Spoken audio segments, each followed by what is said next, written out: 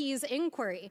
But I also want to point out that Mr. Paoletta is also involved in and very much in bed with the Thomases. In fact, he represented Miss Ginny Thomas, Clarence Thomas's wife, in her involvement in the Stop the Steal before the January 6th committee, and actually also goes on vacation with Mr. Harlan Crow and the Thomases. So this man has quite an interesting roster and participation in this hearing. But the bigger picture here is that Mr. Paoletta's presence is yet another indication of the way in which this hearing and this impeachment inquiry is part of Donald Trump's larger misinformation campaign, just like it was in 2020, where in addition to pressuring and withholding aid to Ukraine, Rudy Giuliani and the Trump Organization, as Mr. Parnas has established, planted the story in the media. And now here we are 4 years later as they've dredged it back up and are planting it back in the media using Congress, using this committee, and using a baseless impeachment supported by Donald Trump's own allies on this committee to push that information out. As members on this committee have trafficked in false evidence that was planted by a Russian operative to the FBI and is now in jail for that. All of this is in the service of propping up the criminal enterprise for which Donald Trump is at the top and has already been twice impeached. Rudy Giuliani and others have been exposed as they continue to traffic in Russian disinformation that not only props up Donald Trump, but it props up Vladimir Putin himself and his goals back in Russia and in Ukraine. So I just want to point out here that once again, as I said when we had a false impeachment hearing a few months ago, that once again we see the time's expired, gentlelady's time's expired, little hands of Donald Trump all over this hearing. And just want to state, you made a mistake and said that Mr. Parnas was a Republican witness. He is very much your witness, not a Republican witness. But I was a Republican for Donald Trump. Mr. Chairman, I do not believe I said that, so we can... Pursuant to the previous order, the chair declares the committee in recess due to votes. Subject to the call of the chair, we will reconvene 10 minutes after the 3 votes.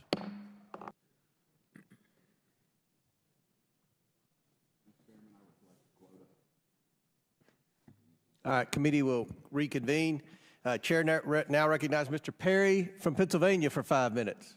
Well, thank you, Mr. Chairman. Mr. Galanis, I'm going to turn my questions to you. I hope I can see you on the screen here shortly. Are you there, Mr. Galanis? There you are. Okay.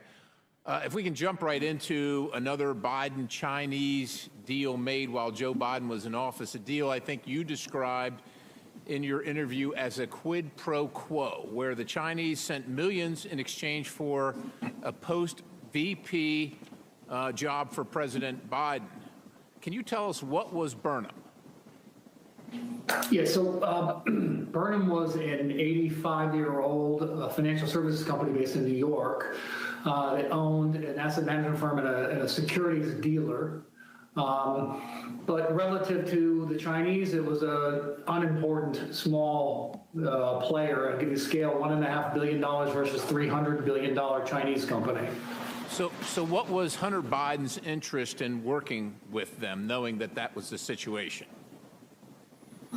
I think Hunter Biden was already working with them through the fund that was created. The BHR, Harvest was the H, and is described in some of Hunter's emails that I had provided to the committee. He described the activity with BHR, meaning the Harvest activity, as one of his only focuses, and his other focus would be the activity between Harvest directly and Burnham directly in a combination. So his stated objective, in his own words, in writing, was those were to be his only focus, his only priority in working with the Chinese on a go-forward basis. Did you also say that he said the interest in working with Burnham was to make billions instead of millions? Is that right? Yeah, I did say that, and that was on the basis of looking to become a much larger company where his equity interest would be worth a lot of money, billions, not millions. And you said the Harvest Fund was a $300 billion Chinese financial services company. Was it likely connected, or was it connected closely to the Chinese Communist Party and the Chinese government? That's my understanding. Okay. And who was Henry Zhao? He's been described to me consistently by Devin and Hunter as the chairman, but he's ostensibly the head of Harvest. I think he's had a couple of different roles over the years, but chairman is the best way to, he was always characterized as chairman and the decision maker for that entity. Right, so he's the chairman of the $300 billion Chinese entity connected to the Chinese government, the Chinese Communist Party, and he was based out of where? Where was his base of operations? In Beijing, China, PRC. And like you said, you heard him referred to occasionally as Chairman Zhao, right? Most of the time it was Chairman Zhao out of a sort of a respect for the chairman, yes. Okay, so now there came to a point where Hunter wanted to bring Henry Zhao, the chairman of Harvest, and their billions of dollars from China into business with Burnham. Is that right? That's correct. That's correct, Congressman. And why would he do that? It was a financial decision. Chinese offered money, and he offered political access. Okay. It was in exchange. Fair enough. It's pretty obvious what Harvest brings, right? $300 billion. But why would Harvest be interested in Burnham versus other financial institutions? I'm sure there are other ones out there, and like you said, it was fairly small. Harvest is $300 billion. Why would they care about this small Burnham? What was the interest for them? I mean, the self-evident answer is the political access, and then sort of underscoring that is there are at least 2 emails produced that talk about exactly that, the influence of what Henry Zhao Hunter had characterized as Henry Zhao's interest in the access vehicle. So that was sort of explicit and in writing. Okay, so Joe Biden was going to sit on the board of a Chinese company connected to the highest levels of the Chinese government, the Chinese Communist Party. Stepping back in your dealings with Hunter, what was the value that Hunter brought to the table? It was the access to the inducement to induce companies like this Harvest Group to participate in Burnham. So it was we'll call it relationship capital that he brought to the table, not financial capital. Relationship capital, economic value to the business. Relationship capital that you described as the Biden lift. What was the Biden lift? Biden lift was simply Hunter's access to his father and his father's power and prestige in influencing the growth of a financial services business, which is largely reliant on its reputation and ability to attract other clients. I'm running out of time here, but it sounds like a quid pro quo to me. Sir, what did Harvest did in fact invest money in Burnham? You called it a material inducement. Can you explain what that means? And do you know how much the Chinese paid? I believe I was out of the picture toward the end of 2015. I believe that they ended up paying $4 million into Burnham. I believe, though, as a result of the legal entanglements that I encountered, that the transactions didn't happen in the way people expected or that they had written about in terms of what the Chinese were expected to do. All right, Mr. Galanis, I just want one last question. I'm going to show you a draft email that you provided to the committee. Mr. Chairman, I yield. Objection on time. Good job. Chair now recognize Ms. Crockett for 1 minute, or 5 minutes. 1 minute. All right. First of all, Mr. Bobulinski, do you know who Elections LLC is? Yeah. Mike. Well, it's not a who. Okay. Well, do you know what it is? Yes, it's a LLC. Okay. And is it the LLC that your attorney works for? I believe so, yes. You believe so. Okay. So at this point in time, I'd ask unanimous consent to enter into the record a document indicating that the law firm representing Tony Bobulinski was paid $10,000 as recently as January of this year by the Save America PAC, which you may recognize as Donald Trump's PAC. Without objection. Thank you. Now, so far in this hearing, it has felt like the worst episode of The Apprentice. I'm sure you're familiar with that show. It seems like my colleagues and maybe you and some others are trying to become the next vice president of the United States of America. You're auditioning or something like that because, Mr. Bobulinski, I know that you take exception to the fact that your credibility has been called into question over and over. But when someone comes to testify under oath, whether it's before this committee, behind closed doors, or in person, then we have to evaluate someone's credibility. And, sir, I definitely have always had issues with your credibility, as I know that you are very well aware of. So let me remind you of what happened behind closed doors. Well, you should ask O'Connor about my credibility. I haven't asked you a question. Okay? You are? When I haven't. So when I ask you a question, that's when you answer. Otherwise, I'm talking. So, excuse me? With my time, because it's my time, I want to be clear that when we were behind closed doors, you called a number of people liars. You called the Wall Street Journal liars. You called Cassidy Hutchinson a liar. You called the FBI a liar. You called Rob Walker a liar. You called James Gilliar a liar. You called Hunter Biden a liar. You called Jim Biden a liar. And just today, you added to your list, you called my colleague, Congressman Mr. Goldman, a liar as well. It seems like, according to you, the only person that's telling the truth is you, and everyone else is lying. But I want to move on to something else. Is that a question? It's not a question. Oh, okay. You'll know when I ask you a question, I promise. Thank you. So the other thing that I want to talk about is the fact that my colleague from the other side of the aisle talked about the company that we keep. And she wanted to go through a list of people that she felt like were bad company because right now the majority has been relying upon the testimony of someone who's currently sitting in federal prison. And we know that your company is the company of somebody who's been found liable of fraud, as well as defamation, as well as sexual assault, and for whatever reason can't pay his bills at this point in time. But I'm going to ask Mr. Parnas, so this is a question to him. Are you aware if Trump had any associates that have been found guilty of anything? Yes, lots of them. Lots of them. Me included. You included. Okay, so when you were called here to testify, you weren't called here to testify for any other reason than to tell the truth. Is that correct? Yes, Congresswoman. Now, we started this whole sham off because of the 1023. And that was debunked by you, was it not? Yes, Congresswoman. Way before we started this impeachment inquiry. And you mentioned a number of times this guy by the name of Rudy Giuliani. Yes. Now, you know, everybody is so stressed about the fact that Hunter ain't here today. But, you know, Hunter came and testified behind closed doors for over 6 hours. And every single one of them, they weren't limited to 5 minutes. They could ask whatever they wanted to. And there's a full transcript of his testimony. So I don't know what else they wanted to do besides the fact that they wanted to put on a show. But let me tell you something. This whole thing is based upon something that Giuliani came up with.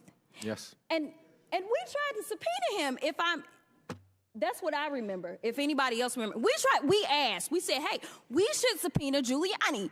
But, you know, kind of like when we were trying to get his cell phone, they shut it down, right? Like, they don't want the facts. But you would agree with me that considering the fact that you were working under Rudy Giuliani at the time that you went over to Ukraine, that he has maybe some valuable information that he could offer this committee as to whether or not there's anything that we should be investigating in the first place. Absolutely, Congresswoman. I wish that this committee would subpoena Rudy Giuliani, put him under oath alongside me to get to the bottom of the truth of what actually happened in Ukraine and to the manipulation that Trump and Giuliani and the team went to do. I agree with you, but somehow it doesn't look like we're going to get there, and I thank you for your time. With that, I'll yield. Time's expired. Chair now recognizes Mr. Biggs from Arizona. Thank you, Mr. Chairman. Mr. Galanis, on May 9th, 2014, you received an email from Devin Archer confirming, or you wrote an email confirming that Ms. Baturina was investing with Burnham Investments, $15 to $20 million. Is that true? Yes, Congressman. And let's talk about the predicate for that. Ms. Baturina is the richest woman in Russia, and you knew her. And were you invited to a party that she attended? Yes, in Brooklyn, yes. Let's have the invitation up, please. And here's a copy of the invitation that you received. Is that right? Don't yet see it, Congressman. I did receive an email invitation, so yes. An email invitation. And did you go to that party? Yes, I did attend that party, yes. And was Hunter Biden at that party? Yes, he was. And we know that he was because we have a confirmation of his calendar, which is the next exhibit. It was noted on there, and he showed up there. And so all of that's true. It's all verified right there. And Yelena Baturina and her then husband, Yuri, they were at the party, right? Correct. With Devin Archer as well? That's correct. And during that party, you guys, Hunter pulled you guys, the people we just named, pulled them away from where the party is, and you go to a separate little area where it's quieter because there were over 100 people at that party. Is that true? That's true, yes. And all of a sudden, Hunter says, okay, I'm going to make a phone call. He makes a phone call, does he not? He does. To whom? He called his father. Then Vice President Joe Biden, who was Vice President at the time. What was said on the call, please? Wait a second. Before you tell us, the reason you know it is because he put it on speakerphone, right? He did. After he said hello, and then he put it on speakerphone. So I was first party to hearing it. And please sum it up. I'm sorry, Congressman, I talked over you. Yeah, please sum up that phone call for us, Mr. Galanis. Okay, it was a relatively short call, but it was he indicated that our friends had come in from out of town. That then the exchanges it testified was related to they were going to proceed. Things were going to proceed. And he said, the vice president had said, "You look after my boy." And it was 5 days after that party that you received word from Devin that Ms. Baturina was in for $15 to $20 million with you guys, right? That's correct. Let's go to a different issue. Let's go to the harvest issue. And I'll just refresh everyone's recollection. When Devin Archer was there, because at that time he had to come in. He came on in, and we had this great conversation with him. I said, hey, did Hunter ever indicate to you that the Chinese anticipated that after his father was out of office, he might join their company with one of their companies as a paid advisor? Mr. Archer says, did he intimate that? I said, did he indicate that to you? Mr. Archer, I don't recall, but potentially. I don't recall, but potentially. And I said, you don't recall, but it's not new to you. The concept is not new to you. Is that what you're saying? He said, no, it's not new to me. Why wasn't it new to him? Why wasn't it new to him? It wasn't new. It's because that was... Yeah, go ahead. It was an explicit discussion amongst us that was an inducement to the Chinese to invest in the Burnham business. That being the VP's position post his position, official position. On a board of advisors, paid board of advisors.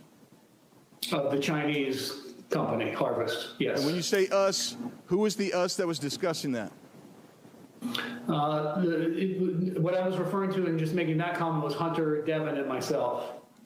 Let's go to something else. There was a broader sort of circulation group about that, and that was reflected in an email from a staff member at Thornton Group who circulated the draft email that also reflected he had a similar conversation and drafted a letter based on that understanding. How long have you been incarcerated, Mr. Galanis? I've been incarcerated for 8 years, Congressman. And you offered to tell the Southern District of New York and SEC about Hunter Biden's company, Rosemont Seneca Bohai, and they rejected your offer, didn't they? On multiple occasions, that's correct. And why do you think they rejected that offer? Time's expired, but please answer the question. Answer the question, Mr. Galanis. All I can tell you is what counsel said to me. Which was?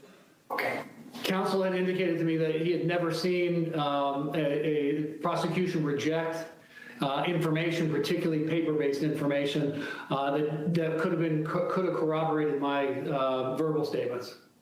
Thank you. My time has expired. Thank you. Very good. Chair recognizes Ms. Bush for 5 minutes.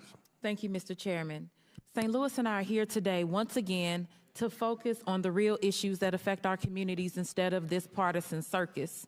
Let me start by saying that influence peddling is absolutely a very serious issue, full stop.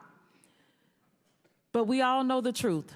Donald Trump is the quintessential influence peddler in chief. Despite this, for well over a year now, House Republicans have spent dozens of hours of precious committee time hearing testimony from nearly 20 witnesses on their baseless and increasingly embarrassing attempts to link President Biden to actions of his family members and implicate him by association. Even after all this time and effort, they haven't been able to muster up any credible links between the president and his son's business dealings. All they have proven is that they will do whatever it takes, including using their razor-thin majority and chairmanships to waste the people's time. Let's let today's hearing be the final nail in the coffin of this sham impeachment investigation. I urge my Republican colleagues to admit that their quest to impeach the president has completely collapsed. They have fallen short, and with each passing deal, they are losing votes and credibility, even within their own conference. It's time for them to move on. But that's not likely to happen because my Republican colleagues don't care about responsible governance or making people's lives better. They don't have an affirmative agenda. They would rather distract us all with these unfounded accusations against the president. So it's no coincidence that under Republican leadership, 2023 marked the most unproductive year in modern history for Congress. Aside from a failed impeachment investigation, an unprecedented 3-week stint without a speaker, and bringing our country to the brink of a catastrophic government shutdown multiple times, Republicans have done absolutely nothing to demonstrate why they deserve to control any chamber of Congress, let alone the White House, for which their cult leader, a twice impeached, 4 times indicted former president, is running to gain influence and control again. They're just grasping at straws, and it'd be comical if it wasn't leading to real harm and real hurt in our communities. The people of our country are the ones paying the price for their failure to actually govern. Instead of wasting all of our time, our hours and hours going down fake rabbit holes and amplifying baseless conspiracies, we could focus on actual policy. We could focus on substance. We could focus on saving and improving the lives of our constituents, not misusing precious time and resources of this committee. What I'd rather focus on is the people who don't have the money and resources to buy influence, the millions of people in our districts who have been harmed by the ongoing refusal of the federal government to take full responsibility for the Manhattan Project waste, and who are still getting sick from exposure to toxic radioactive waste their own government created. It still lingers in communities all across the country, like in St. Louis, Missouri, where proper cleanup still remains undone. I am ranking member on the Subcommittee on Economic Growth, Energy Policy, and Regulatory Affairs. I have repeatedly requested a hearing on Manhattan Project waste and its countless victims. I'm still waiting. We could focus on ending the crisis of gun violence in this country. Every day, 327 people are shot in the United States. Every year, 42,654 people die from gun violence. More children die from guns than anything else in this country. Why are we not acting to protect them? How are we not treating this like the public health emergency that it is? We could focus on improving the lives of incarcerated individuals and weaning ourselves off of the carceral state. A currently incarcerated individual is your star witness today. I applaud your inclusivity, and surely if folks convicted of crimes can testify before Congress, they should be allowed to vote. Why not enfranchise them?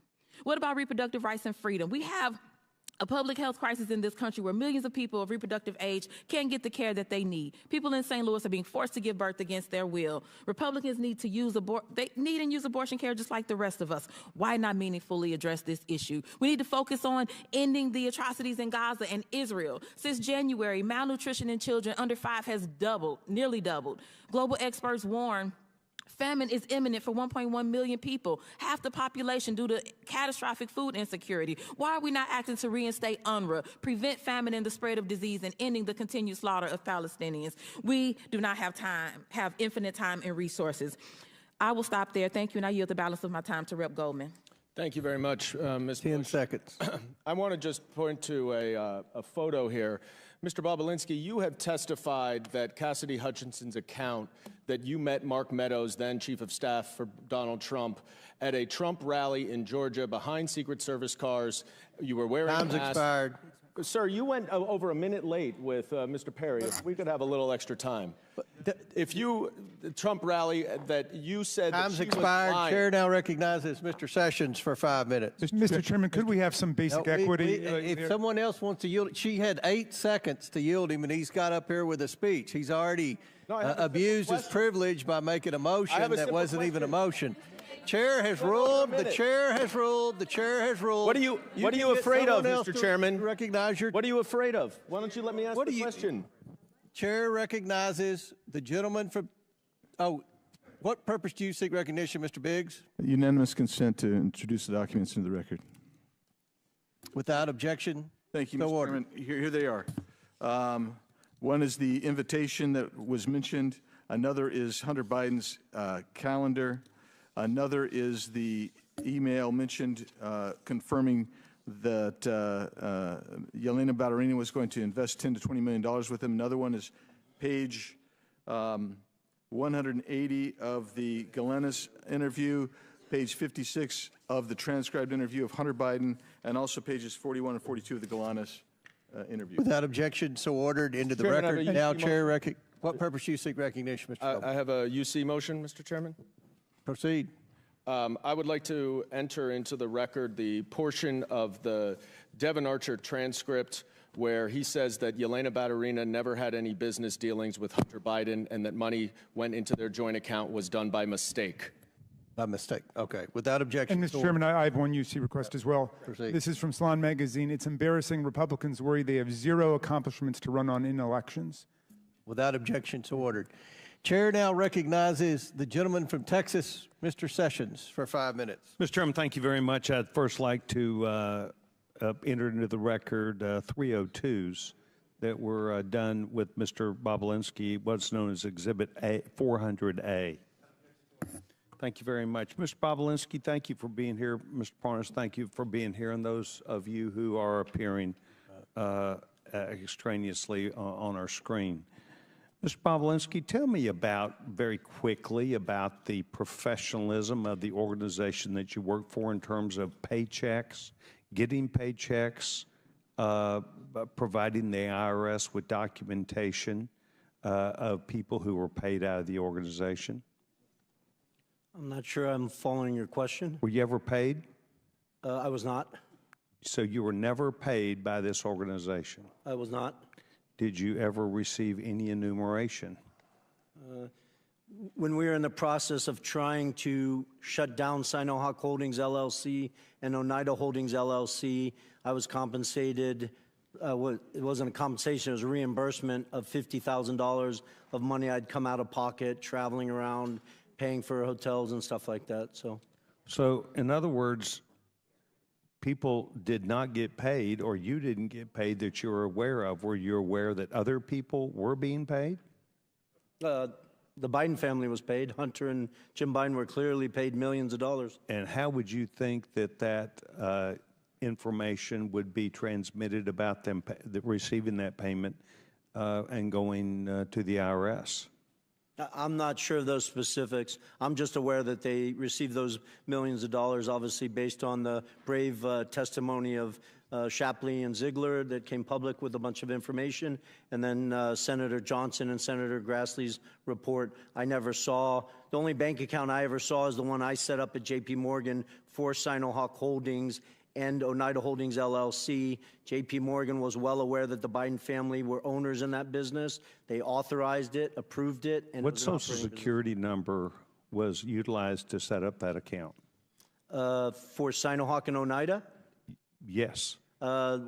We had to represent the owners of the underlying entity, so they were aware that Hudson West 4 owned 50% of Sinohawk Holdings, and they provided their information.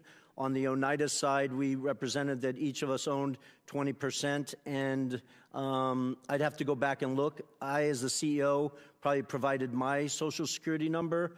I'm not sure if we provided Social Security numbers for all 5 members. And yet excuse me, tax IDs for their LLC. Or tax IDs. And yet you never received money except reimbursement for out-of-pocket expenses that were related to the business. Correct. And imagine that $50,000 I was paid was actually from the legal side of Sinohawk Holdings and the Chinese, while the Bidens had defrauded me and were receiving millions of dollars into their own pockets. Were you aware that they were receiving millions of dollars at the time? I was not. Did you spend time with the Department of Justice on this matter? I did. I had a voluntary interview with the FBI on October 23rd, I believe, 2020. They approached you or you approached them? My lawyers coordinated me. Which is obviously public knowledge, went to the second debate. I flew to D.C. with the intent of sitting in front of Senator Johnson, Senator Grassley, and their committee. And then my lawyers sought counsel, had discussions, and decided it was a better focus of my time to walk voluntarily into the FBI. So where did you do that? In Washington, D.C. Main Justice, Main FBI, or the field office? I believe it was the leading field office. They didn't want to do it in Main Justice for some their reasons. They decided. I would have gone wherever they asked me to go. Did they tell you at the time that you were providing information that if you provided information that was not true and correct, that you could be held liable for that under criminal statute? Yes, of course. I appreciate you asking that question. I was operated as if I misrepresented, misstated, lied, that I was committing criminal offenses, which I take very seriously based on the fact that I was willing to die for this country. And to just correct Ms. Crockett's statement earlier, I didn't accuse the FBI of lying. I stated in my transcribed interview that the FBI made mistakes in their 302. My lawyers never saw that document after my interview until it was made public to the world. And then you attempted to correct that 302. I did. Is that the same 302 known as Exhibit 400A that I have entered in the record today? It is. Do you have any other dispute with that? And have you looked at it, and do you have any other dispute? Well, there's numerous mistakes in it. Okay, thank you very much. Do you have any reason to believe that all of these SAR reports that have come out of banks were all fraud? And gentleman's time's expired, but he asked a question about the SARS report.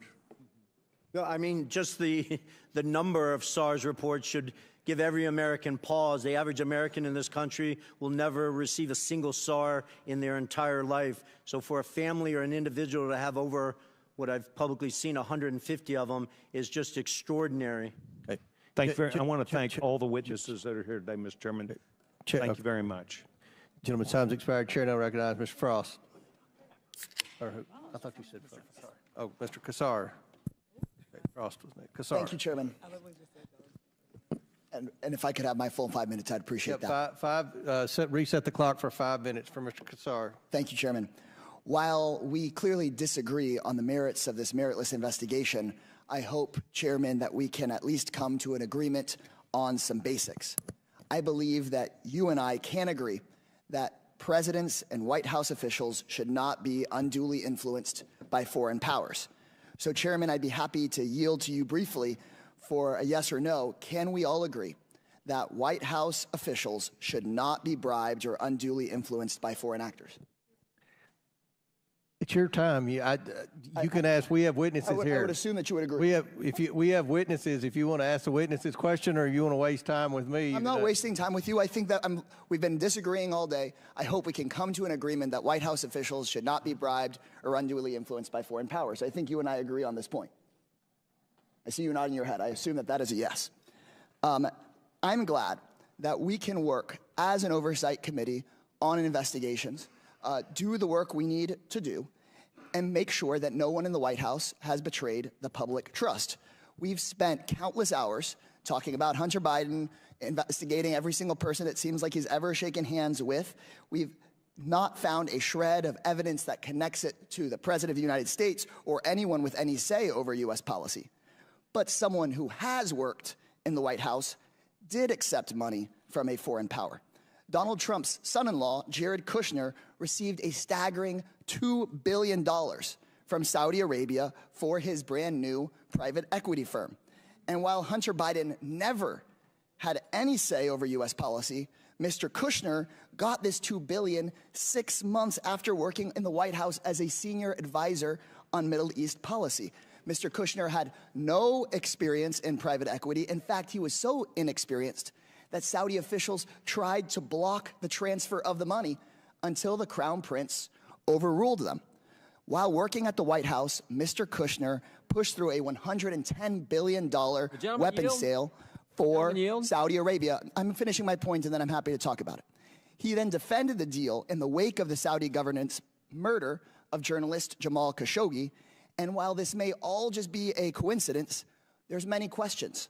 Like, was any of this money passed along to Trump? Was the Saudi money a thank you for a job well done in the White House? Was Jared given this money in exchange for anything else? Or did someone with no experience just have a lucky payday? These are questions we should have answers to. Would the gentleman yield for a second? That the Oversight Committee should look into. But we can just add another question.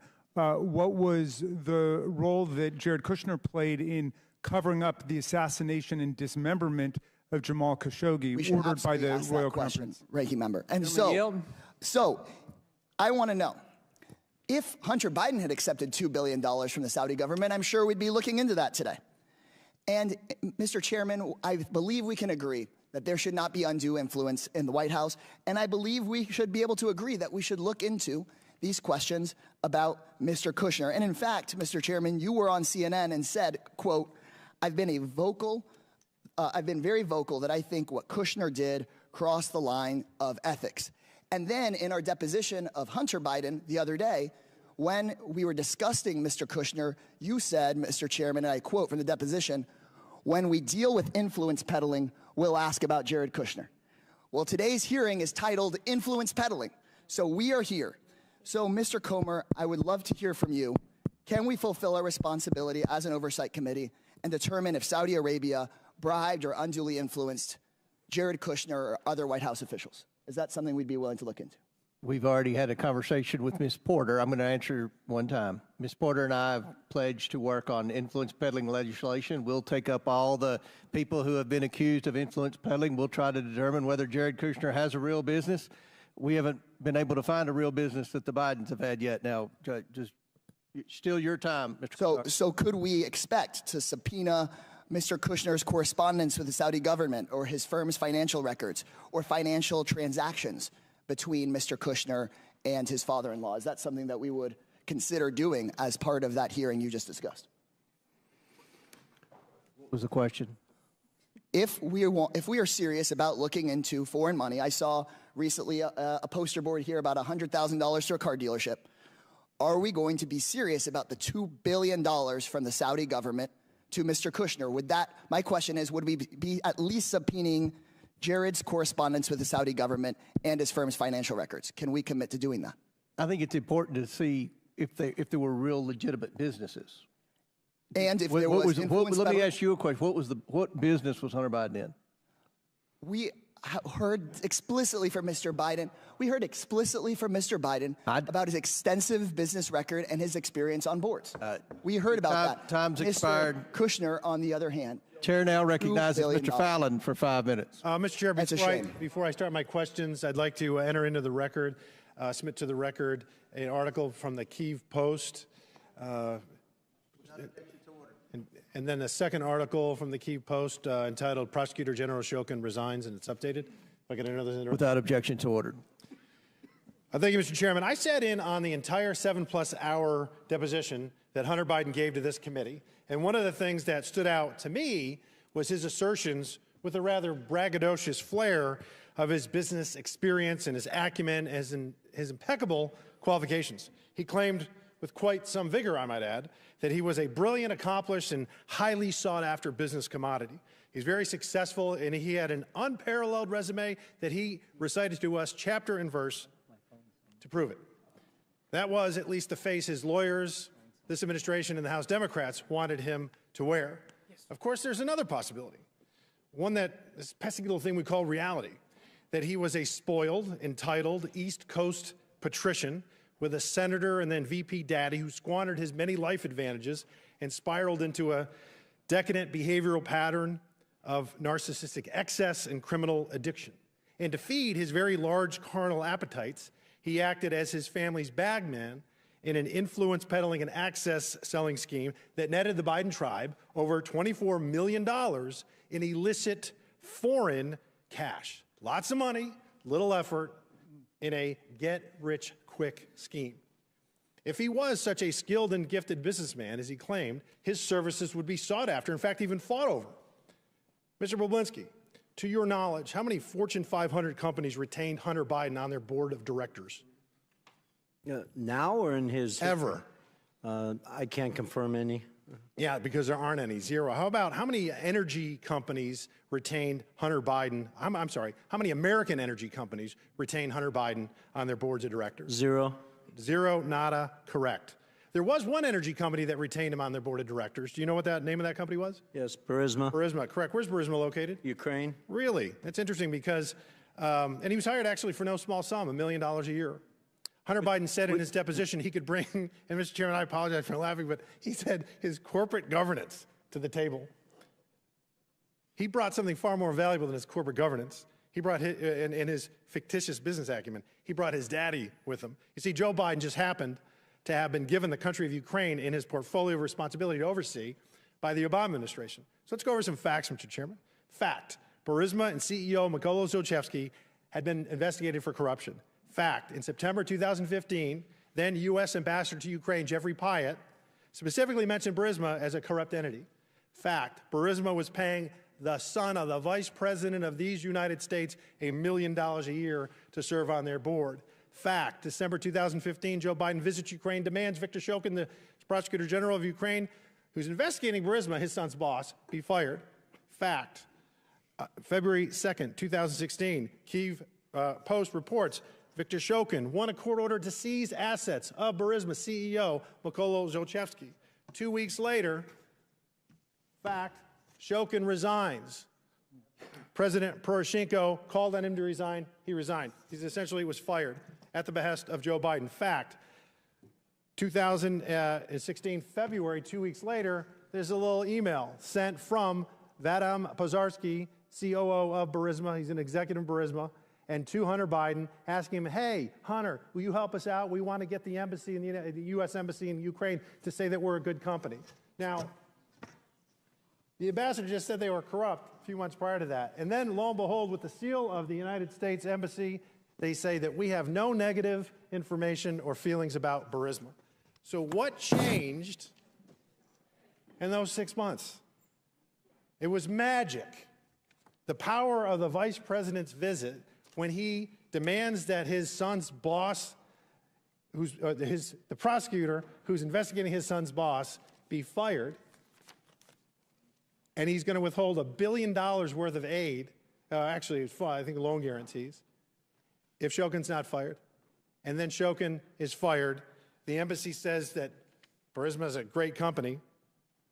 Our Democratic colleagues would have us believe, Mr. Chairman, that that was all magic, that there was no coincidence here. And with that, I yield the balance of my time to Mr. Jordan.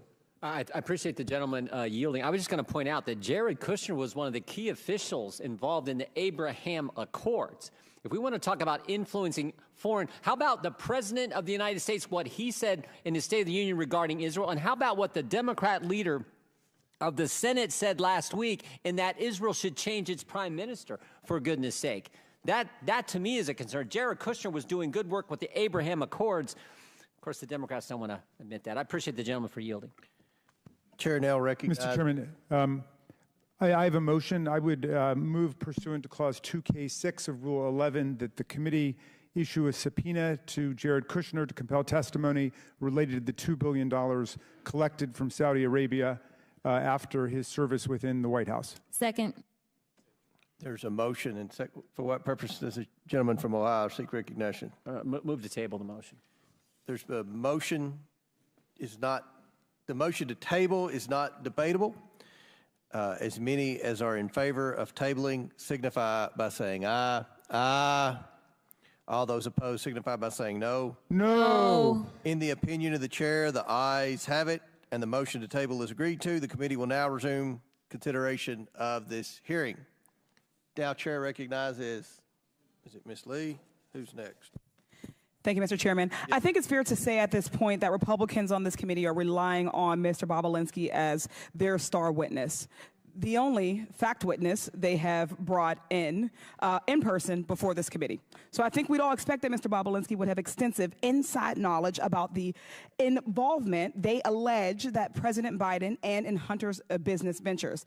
As Mr. Parnas can vouch for, previous impeachment inquiries relied on whistleblowers and witnesses with intimate details of what went on, firsthand accounts of high crimes and misdemeanors.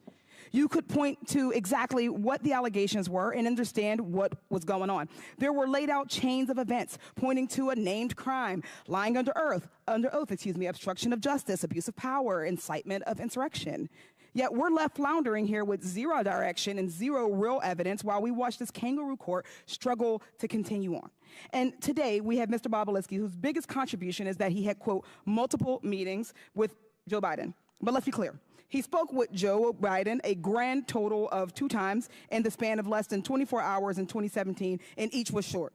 One in public, in the bar of a hotel, and then for a few minutes backstage of the Milken Conference after Biden spoke about the efforts to fight cancer, which took the life of his son, Bo. I think we also need to clarify that while Mr. Bobulinski is all of a sudden today claiming that they talked business, but at no point did he mention this during his deposition under oath with this committee.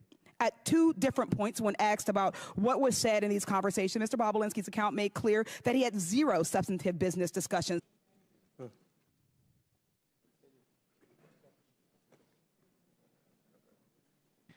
There's decorum from the members. We've asked for that. There's no language that I'm aware of pertaining to a witness. Thank you. So don't make sure we didn't waste any of his time on the opening statement. Mr. Bobulinski, I'm sorry for the disruption. Please continue your opening statement. I think Mr. Raskin used. We'll make sure it's right. We'll make sure. Okay, great. I just want to restate, make sure the American people hear all these facts. Abby Lowell weaponizes letters to Congress to try to smear my name and misstate the cold hard facts in an attempt to save his powerfully connected client and his father. I challenge Mr. Lowell to make those claims on national television so he can be held accountable for his lies. Prior to my successful business career, I was an officer for over 6 years in the United States Navy's elite Naval Nuclear Power Training Command as a decorated master training specialist. I later served as the commander's chief technology officer, where I held a huge security clearance from the Department of Energy and the NSA. When I left Nuclear Power Training Command, I was the #1 ranked direct input officer in the entire command. And then I jumped into the business world and public markets. While I have made a few contributions over the years to Democrats, such as Representative Ro Khanna, I don't see him, but I hope he shows up today. He sits on the Democratic side of the Oversight Committee. I'm not a political person. I come from a family with a long history of distinguished service in our nation's military, including my father, both of my grandfathers, and my brother, all of whom were willing to sacrifice their lives for this great country. My sister serves our military vets for 2 decades at the Veterans Administration. We've lived our life as a family in service to this great country. I hope the American people will pay close attention to this hearing. I also hope they will understand that some members of this committee will engage in absurd attacks and efforts to try to deflect attention from the facts. And I will present today by questioning my integrity and my patriotic duty. You may see me speak passionately at this hearing, but for good reason. Not only was I willing to die for this country, every single male member of my immediate family was willing to die for this country. I want to be crystal clear. From my direct personal experience and what I've subsequently come to learn, it is clear to me that Joe Biden was the brand being sold by the Biden family. His family's foreign influence peddling operation from China to Ukraine and elsewhere sold out to foreign actors who are seeking to gain influence and access to Joe Biden and the United States government. Joe Biden was more than a participant in and a beneficiary of his family's business. He was an active, aware enabler who met with business associates such as myself to further the business, despite being buffered by a complex scheme to maintain plausible deniability. I ask this big question. If there's no evidence of corruption here today, if Joe's conduct and the conduct of his family were fully legal and proper, then why are they so dishonest about it? Not just slight misrepresentations of fact, but deep untruths about the entire corrupt enterprise. Hunter Biden gave his transcribed interview on February 28th and lied throughout his testimony. Here's just one egregious example of Hunter's perjury. He lied to the committee on important details concerning his money demands and threats to CFC in text messages on July 30th and 31st, 2017. He leveraged his father's presence next to him in that infamous text to strong-arm CFC to paying Hunter immediately. Jim Biden also lied extensively throughout his transcribed interview on February 21st and perjured himself. An example of that, on page 100 of his transcript, Jim is asked specifically, do you recall having a meeting with Hunter Biden, Tony Bobulinski, and Joe Biden? Jim's response, absolutely not. The committee was so shocked by his perjury that they asked him the same question multiple times. Each time he denied meeting with me and Joe Biden. After the committee showed him text messages confirming that I met with Joe Biden, Hunter Biden, and Jim Biden at the Beverly Hilton in May 2017, Jim Biden, with a former U.S. attorney lawyer sitting next to him, still denied that meeting took place. Hunter Biden, in his own transcribed interview, confirmed that that meeting took place. Hunter confirmed his uncle perjured himself in front of this committee. I'm simply here to tell the truth to the American people, and I hope each and every one of you, congressmen and women, give me the opportunity to do that instead of focusing on Russia or smearing my family's name or focusing on facts that are irrelevant today. I yield back. Thank you. Mr. Chairman, parliamentary inquiry? Yes. Just 2 points. One is I believe Mr. Bobulinski went over 2 minutes, 14 seconds. I hope the same courtesy will be We will give Mr. Parnas equal time. Thank you. And secondly, I see that we now have a witness appearing remotely, and I thought that witnesses were required to appear in person under the rules adopted by the majority at the beginning of the Congress. And do we have a new practice with respect to that rule? Because I know that members on our side were denied the ability to participate in hearings that were conducted in Florida and Mississippi and Alabama. We wanted to participate by Zoom. So I hope... And I'll answer that. It requires, to be able to testify remotely, requires a letter from me and an approval from the majority leader, which we have. And I'll enter that letter into the record without objection. Thank you, Mr. Chairman. I hope we'll extend the same courtesy to members of this committee when they can't get to a hearing as in Mississippi or Florida. Thank you much. Mr. Chairman, parliamentary inquiry. State your point. Mr. Chairman, Mr. Bobulinski just referred to text messages that I believe he is referring to photos of a BlackBerry. What's your parliamentary inquiry? State your parliamentary inquiry, because we've got a very important hearing here, and we don't have time for stunts. What's your parliamentary inquiry? It's not a stunt. It's I'm simply asking that Mr. Bobulinski. You don't have a parliamentary inquiry. Chair now recognizes Mr. Parnas for equal time. Mr. Chairman, Chair recognizes Mr. Parnas. Does the committee have the text messages that Mr. Bobulinski? Mr. Chairman, we don't have time for games by Democrats today. We have important witnesses here. This is a credible... I'm asking a question about the important You asked for a parliamentary inquiry. You will have 5 minutes whenever Jamie Raskins tells me it's your time to speak. Mr. Parnas, the chair recognizes you for equal time that Mr. Bobulinski had, which was 7 minutes. Thank you. Hello. Honorable members of Congress, Chairman Comer, Ranking Member Raskin, and members of the Oversight Committee. I am humbled and thankful before you to show up before you today. I came to the United States from Odessa, Ukraine in 1976 when it was still the former Soviet Union. My mother and father and sister and I had left the Soviet Union, escaping anti-Semitism and persecution. While in Rome en route to Israel, my sister and I won the most important opportunity that we have ever been given. We won a U.S. green card lottery. My family came here with literally no more than shirts on our back and the hopes of rebuilding our lives in the land of freedom. I say this to you because I love this country. From shortly after my arrest on October 9, 2019 to now, I have been trying to share the irrefutable truth with you. The American people have been lied to by Donald Trump, Rudy Giuliani, and various cohorts of individuals in government and media positions. They created falsehoods to serve their own interests, knowing it would undermine the strength of our nation. From November 2018 to October 2019, I was a key participant and a witness to numerous efforts to prove that Joe and Hunter Biden were linked to corruption in Ukraine. Rudy Giuliani, on behalf of then President Donald Trump, tasked me with a mission to travel the globe, finding dirt on the Bidens so that an array of networks could spread misinformation about them, thus securing the 2020 election for Donald J. Trump.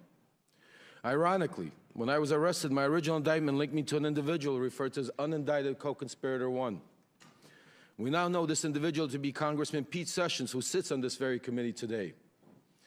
Today, I ask you to consider the following. In nearly a year traveling the world and interviewing officials in different countries, I found precisely zero evidence of the Biden's corruption in Ukraine. No credible source has ever provided proof of criminal activity, not the FBI, CIA, nor the NSA. No respectable Ukrainian official has ever said that the Bidens did anything illegal, including former President Poroshenko and former Prosecutor General Yuri Lutsenko. Even when CEO of Burisma, Mykola Zlochevsky, was offered a deal by Rudy Giuliani in exchange for information on the Bidens, he provided none, because there is none. The only information ever pushed on the Bidens in Ukraine has come from one source, and one source only: Russia and Russian agents. The impeachment proceedings that bring us here now are predicated on false information spread by the Kremlin. Everyone involved knew they were sharing lies. From Trump and Giuliani's shadow diplomacy, through my missions to Ukraine and elsewhere, to members of a viability team, a group convened for the sole purpose of investigating and damaging the Bidens.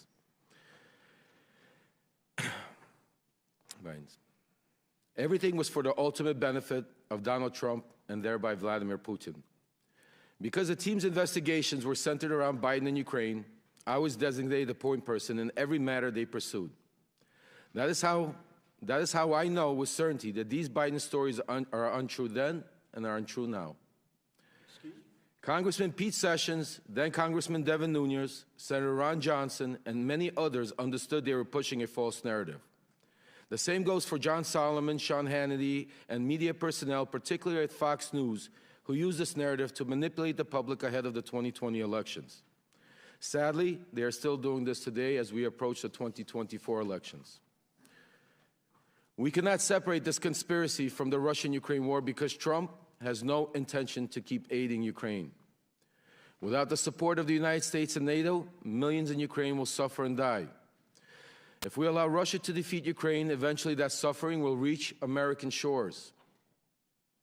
Today, I admit my own wrongdoings. I have been a convicted federal election campaign and fraud crimes and served my sentence. I do not hide that from reality. It is part of my truth. Despite rigorous attempts by those in power to silence me, I will be silenced no longer. Thank you to the committee for allowing me to speak. I look forward to answering any and all of your questions. Thank you. Chair now recognizes Mr. Galanis for his opening statement. Chairman Gomer, Ranking Member Raskin, and members of the committee, my name is Jason Galanis. I was a business partner of Hunter Biden and Devin Archer, among others, during the years of 2014-2015.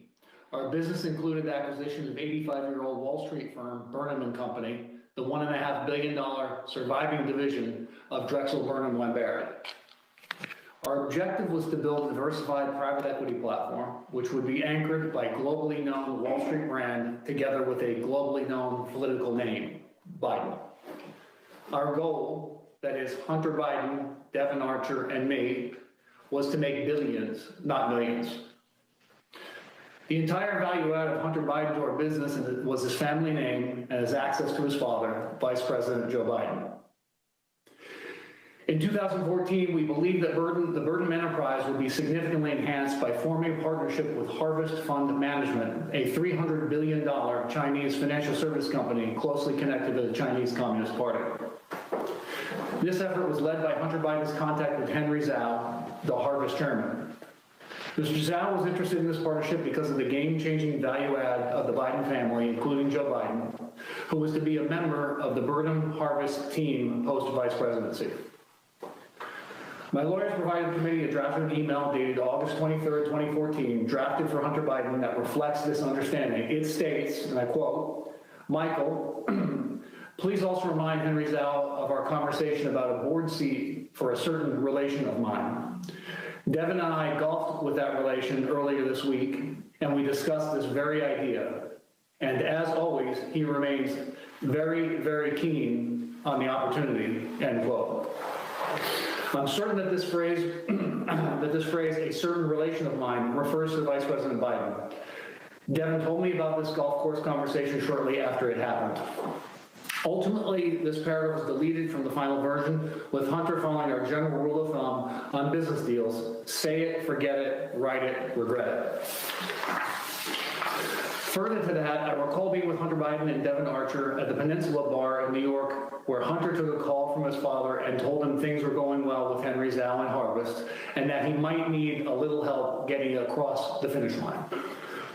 It was not the only time I heard Hunter speak with his father for business reasons. I was present when Hunter called his father on May 4th, 2014 on a cell phone, put it on speaker mode to have him say hello to Yelena Baturina, a Russian oligarch and an investor in Rosemont projects, and her husband, Yuri Luzkov, the former mayor of Moscow. Devin Archer was also there. Hunter said, quote, I'm here with our friends. I told you we're coming to town, and we wanted to say hello.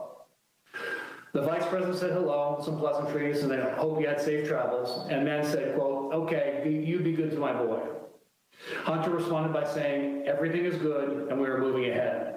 The vice president said something about, quote, being helpful, and Hunter ended the call by saying he was going to call his father later. Before this call, Hunter sat next to Yelena Baturina at a table, and I heard him speaking on business matters generally. A few days after this May 4th party, an email my lawyer provided to this committee shows that Devin had confirmed Ms. Baturina was committed to a, quote, hard order of $10 to $20 million in a Burden investment banking client. In an effort to build this financial platform, I engaged in unlawful conduct. Our companies were entrusted with $11 billion of union pension fund money, whose trust I betrayed. I pleaded guilty. I've had 8 years in federal custody to reflect on my actions. I'm profoundly sorry for committing these crimes. I deserve the lengthy sentence I received. Nevertheless, as I set out more fully in my full statement, I believe the SDNY prosecutors did not indict Hunter Biden on the same deal for political reasons, despite then available documentation that we were partners, were involved in decision-making that involved illegal self-dealing, and all of us had financially benefited from these schemes. In fact, Hunter Biden and Devin Archer's company, Rosemont Seneca Bohai, received $15 million from the tribal bonds fraudulent scheme to be invested in the Burnham Group.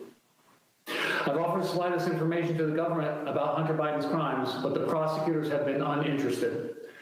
And my request for commutation I filed in DOJ in December 2020 did provide information about Hunter's culpability. The DOJ has retaliated against me and vigorously objected to my being placed in home confinement pursuant to the CARES Act. I applied for home confinement on February 4th, 2023, and I was approved on June 9th. On June 12th, this committee issued a subpoena for Devin Archer, and the BOP reversed my approval on June 13th, with the SDNY prosecutors strongly objecting to my release. I've been appealing this reversal, and with each stage, the BOP reason for my denial has changed. During this period, the period beginning in January 2023, I was sexually assaulted by a member of the prison staff at FPC Pensacola. He persisted in sexually harassing me for many months thereafter. I had hoped to receive home confinement, which would remove me from danger. My judgment was clouded by the shame I felt for not being able to prevent the attacks. I was well aware, as inmates, all inmates are, that the Bureau of Prisons had a horrible record on these matters. I believe my disclosure would have made things worse for me. Unfortunately, the sexual harassment continued until early August, when the prison correctional officer's comments became more threatening. I feared for my safety. I decided to seek counseling from Chaplain Dixon the next day, on August 10, 2023. The chaplain was visibly upset by the events and asked to bring in Warden Salisbury, who quickly opened a PREA investigation, which is a reference to the Prison Rape Elimination Act passed by Congress. After further debriefings, I was immediately escorted to a vehicle and driven by senior staff hours to FPC Montgomery, a separate facility. I'm grateful the committee has opened up an investigation of these matters, and I appreciate Chairman Jordan and Comer and Subcommittee Chairman Biggs signing the letter. I believe I've been a victim of a pattern of retribution by the Department of Justice. I believe I'm putting myself at grave risk within the BOP for providing information on these matters concerning the president and his son. I've been treated professionally at Montgomery. I want to thank Case Manager Coordinator Anthony Barnes and Warden Randy Keys for their help in facilitating access to my attorney prior to this interview. Thank you, Mr. Galanis, and I want to thank all the witnesses again for being here today. We will now begin the questions, and I want to remind members on both sides of the aisle, each member has 5 minutes. I'm going to adhere to that. And hit the gavel. If the question has been asked, then we'll allow the witnesses time to respond. But we are going to try to get in a lot of questions from a lot of members, and I will begin the questioning, followed by Ranking Member Raskins. Again, Mr. Bobulinski, thank you for your service to our country, your military service. Appreciate you being here.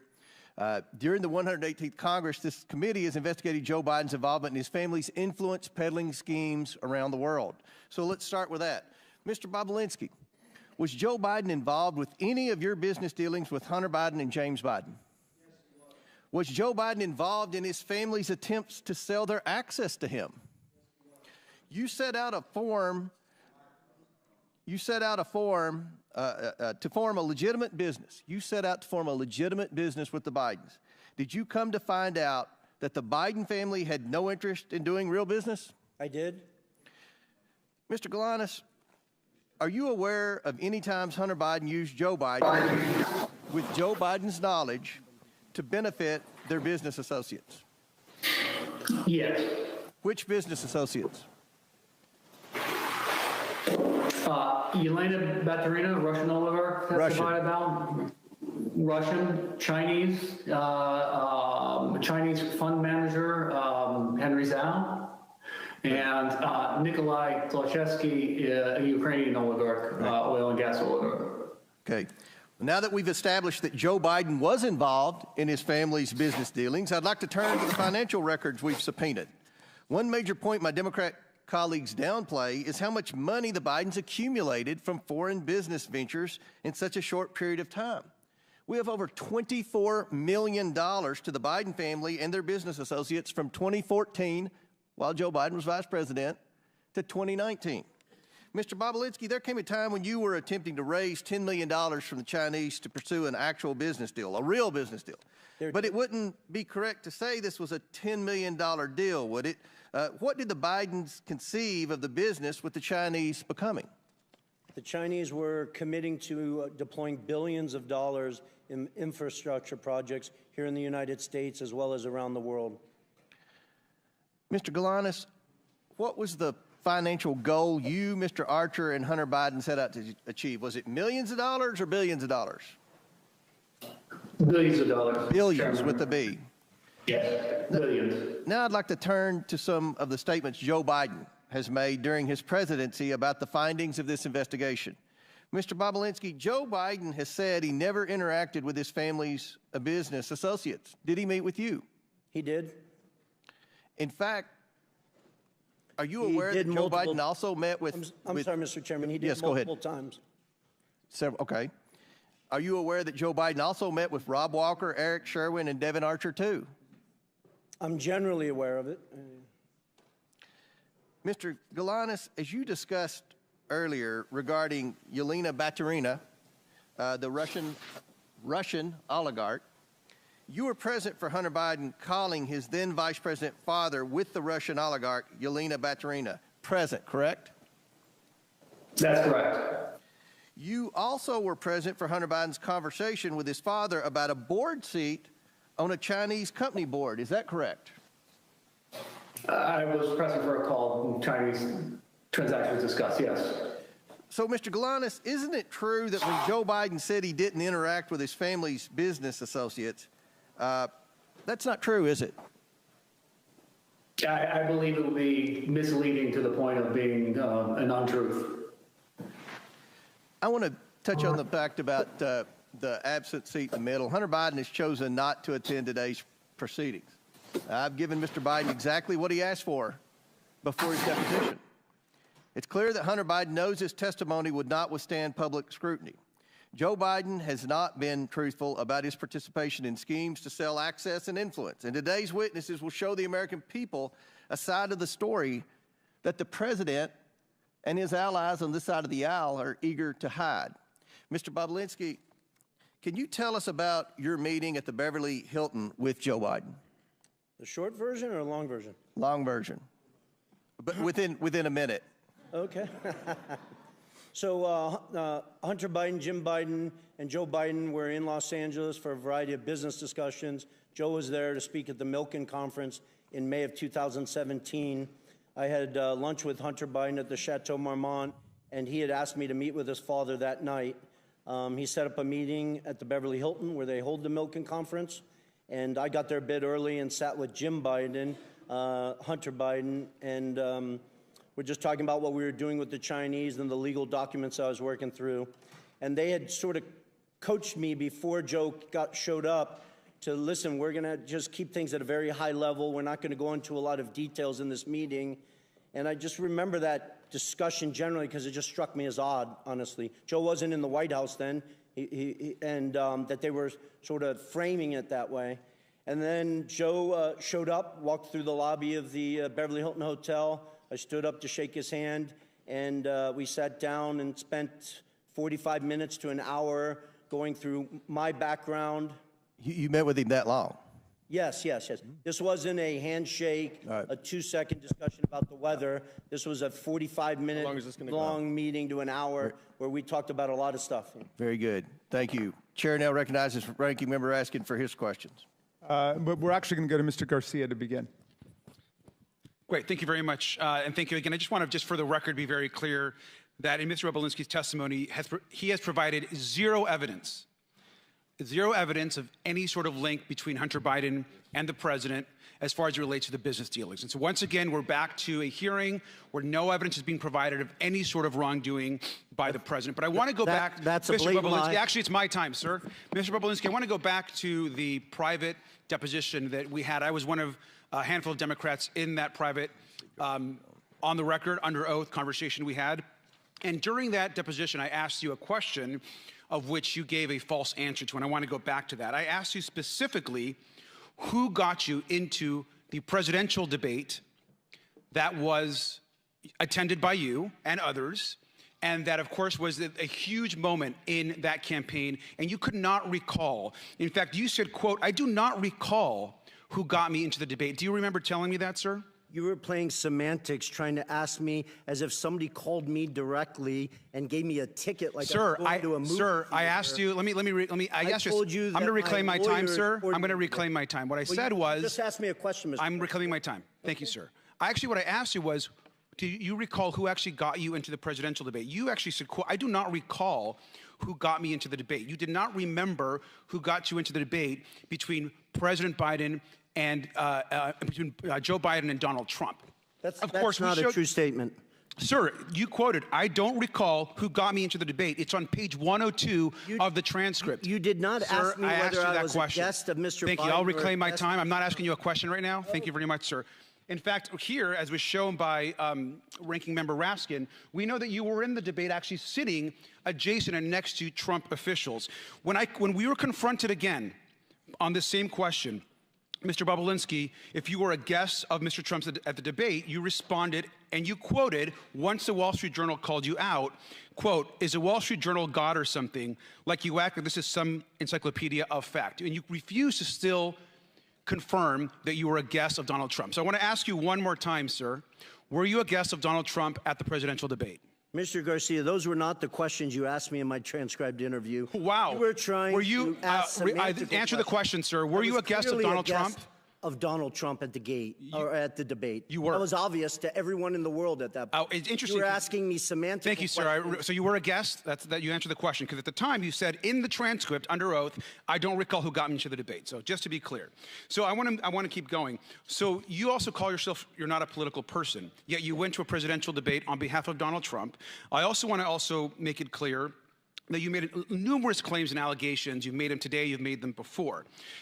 And yet, even though you're not a political person, this is also another photo of you. You actually chose to show up at a press conference for Donald Trump prior to the debate because you're not a political person. Did you show up to a press conference for Donald Trump before the debate? I can't qualify whether it was for Donald Trump. Do you know who invited you? Sir, who invited you to the debate? Donald Trump, you said. Who invited you to the press conference? Who invited me to my lawyers coordinated things, and I showed up at a. Well, sir, I will tell you, it was Jason Miller, who it's been very clear, it's been reported, who actually worked on the part of the Donald Trump campaign. Here you are at a Donald Trump press conference, and you can't remember how you got to the press conference. You refuse to answer how you actually got into the Donald Trump debate with Joe Biden. Do you remember speaking at the press conference? I do very clearly. You do. Do you know who Jason Miller is, sir? I do know of him, yes. Do you know that he was a Trump campaign staffer? Mr. Garcia, you keep asking me semantical questions. You underestimate that I had 3 lawyers around me that were coordinating my travel, where I was going, and stuff well, sir, like that. interesting. So please stop. Well, I'll reclaim my time. Thank you very much. It's interesting, sir, because you show up to a pre-debate press conference. You show up to a presidential debate, both invited to by a person running for the presidency of the United States. You know the stakes are high, yet you have no idea how you got to the press conference. You don't remember how you got to the debate. And here you are speaking at a press conference of which the national media, so how did you get to this press conference? I flew on a plane. Who invited you? Are we going in circles? Sir, who invited you to the press conference? My lawyers told me I was invited to come to Tennessee. At that point, I was trying to get the truth and the facts out to the American people. At that moment in time, if I recall, I believe 80 million people watched that debate. And that was probably the number one. Thank you, sir. I reclaim my time. Well, with that, I think it's very clear for someone that can't remember how I got to a Donald Trump press conference or a Donald Trump debate, you're completely an uncredible witness, sir. Thank you, and I yield back. Gentleman's time has expired. Chair now recognizes Chairman of the House Ways and Means Committee, Jason Smith, for 5 minutes. Thank you, Mr. Chairman. We've previously heard from 2 IRS whistleblowers that Joe Biden was the brand being sold by his family members. One such example of this could be seen in a June 6, 2017 WhatsApp message where Hunter Biden told a business associate that he was not willing to, quote, sign over my family's brand, close quote, or give them, quote, the keys to my family's only asset. Mr. Bobulinski, can you confirm that President Biden is the brand being sold by his family members? Thank you. During his deposition, Hunter Biden repeatedly testified under oath that his father was not involved in his business in any capacity, and that there wasn't even a connection between his father and his businesses. Here is just one example. Quote, I just state for the record one more time, under oath and under penalty of perjury, my father has never been involved in my business. I have never asked my father to be involved in my business. My father has never benefited from my business, and I have never asked anyone or my father to do anything for the benefit of anyone I've ever done business for, close quotes. Yet the Ways and Means Committee released a WhatsApp message that were provided by the IRS whistleblowers showing that Hunter Biden wrote on July 30th, 27, quote, I'm sitting here with my father, and we would like to understand why the commitment made has not been fulfilled. I'm sitting here waiting for the call with my father. Moreover, you testified that Hunter was not shy about his ability to get his father on the phone. And Devin Archer testified that there were multiple instances in which Hunter placed his dad on speakerphone. Mr. Bobulinski, was Hunter Biden telling the truth when he testified under oath that his father was never involved in any of his business dealings? No, he was not. Those are all blatant lies. We continue to hear claims that President Biden was not involved in his family's business dealings and that he did not benefit from illicit business deals. However, IRS Special Agent Joe Ziegler provided documents to the Ways and Means Committee, 327 emails, many of which involve Hunter Biden and Hunter Biden's business associates. Mr. Bobulinski, do you have any personal experience that leads you to believe that Joe Biden was involved with Hunter Biden's business associates and business dealings? Yes, I do. You want to say a few? To outline how Joe was involved? Yeah. Yes, different congressmen and women keep trying to say that there's no evidence and use the word involved, which is a very opaque language. If Joe Biden was not involved in his son's business dealings, why, after flying all the way across the country to the Milken Conference, where there is next to Davos, is probably the biggest conference in the world, why would he take 45 minutes out of his night? It wasn't a 10 a.m. meeting. It was 10:40 in the evening. He's an elderly man, flew all the way across country to sit with me for 45 minutes to an hour to discuss my background, the business we are doing with the Chinese, his family's background. Speaking of the business with the Chinese, in October 2020, Joe Biden asserted that his family had not earned money through business dealings in China. However, IRS whistleblowers shared evidence that the Biden family made at least $1.1 million from their business with China, including $100,000 in payment from CFC, China Energy, and a $1 million payment in exchange for legal services that were never provided to a CFC official, Patrick Ho. Mr. Bobulinski, do you know whether the Biden family made any money from China? They did, millions of dollars, I think approximately 8 to 9 million. The Biden family has made millions of dollars from China, correct? Correct. And you said at least 9 million? Yeah, I think it's actually over 10 million, but I'll leave those details up to you guys. Thank you. I yield back. Gentleman yields back. Chair now recognizes the ranking member. Thank you, Mr. Chairman. Thank you, Mr. Parnas, for being here today. Your involvement with the real Russian hoax about Joe Biden began in 2018 when, as a big donor and a big supporter of Donald Trump's, you were introduced to Rudy Giuliani, and you began working with him to dig up dirt on Joe Biden, Ukraine. If you can just tell us quickly how you got involved in that. Yes, I was a donor at the time. I became doing business with Rudy Giuliani. He got involved in a business I was doing called Fraud Guarantee. And in the midst, we started spending a lot of time together until eventually in November of 2018, he approached me and asked me about my connections in Ukraine. After telling him about people that I knew and things that I heard, at that point, then he wanted me to go to Ukraine to find Viktor Shokin, the prosecutor general.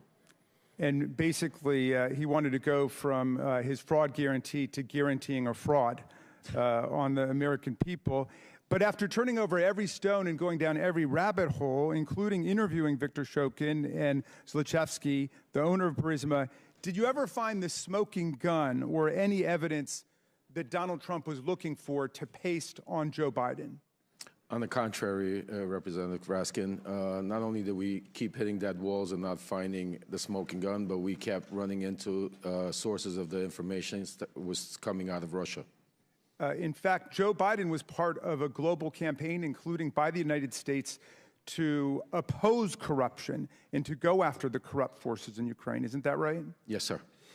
At what point did the campaign to dig up dirt on Biden become a campaign to spread disinformation and lies about Biden? At some point, when we hit a few brick walls, all of a sudden, then I saw the shift between the BLT group, which included John Solomon, the media personality, and Rudy Giuliani and other Trump lawyers, to start trying to push narratives that we had no, that were not validated. We had no way to validate them. Basically, a letter would come over from somebody in Ukraine. I'd hand it over to John Solomon. Next thing you knew, he was on Fox TV 2 hours later with Sean Hannity. At what point did Mr. Giuliani begin working directly with Russian agents and Russian assets, individuals who would later become sanctioned by Donald Trump's own Treasury Department for spreading propaganda and disinformation against Joe Biden? It was sometime in probably around May, June of 2019.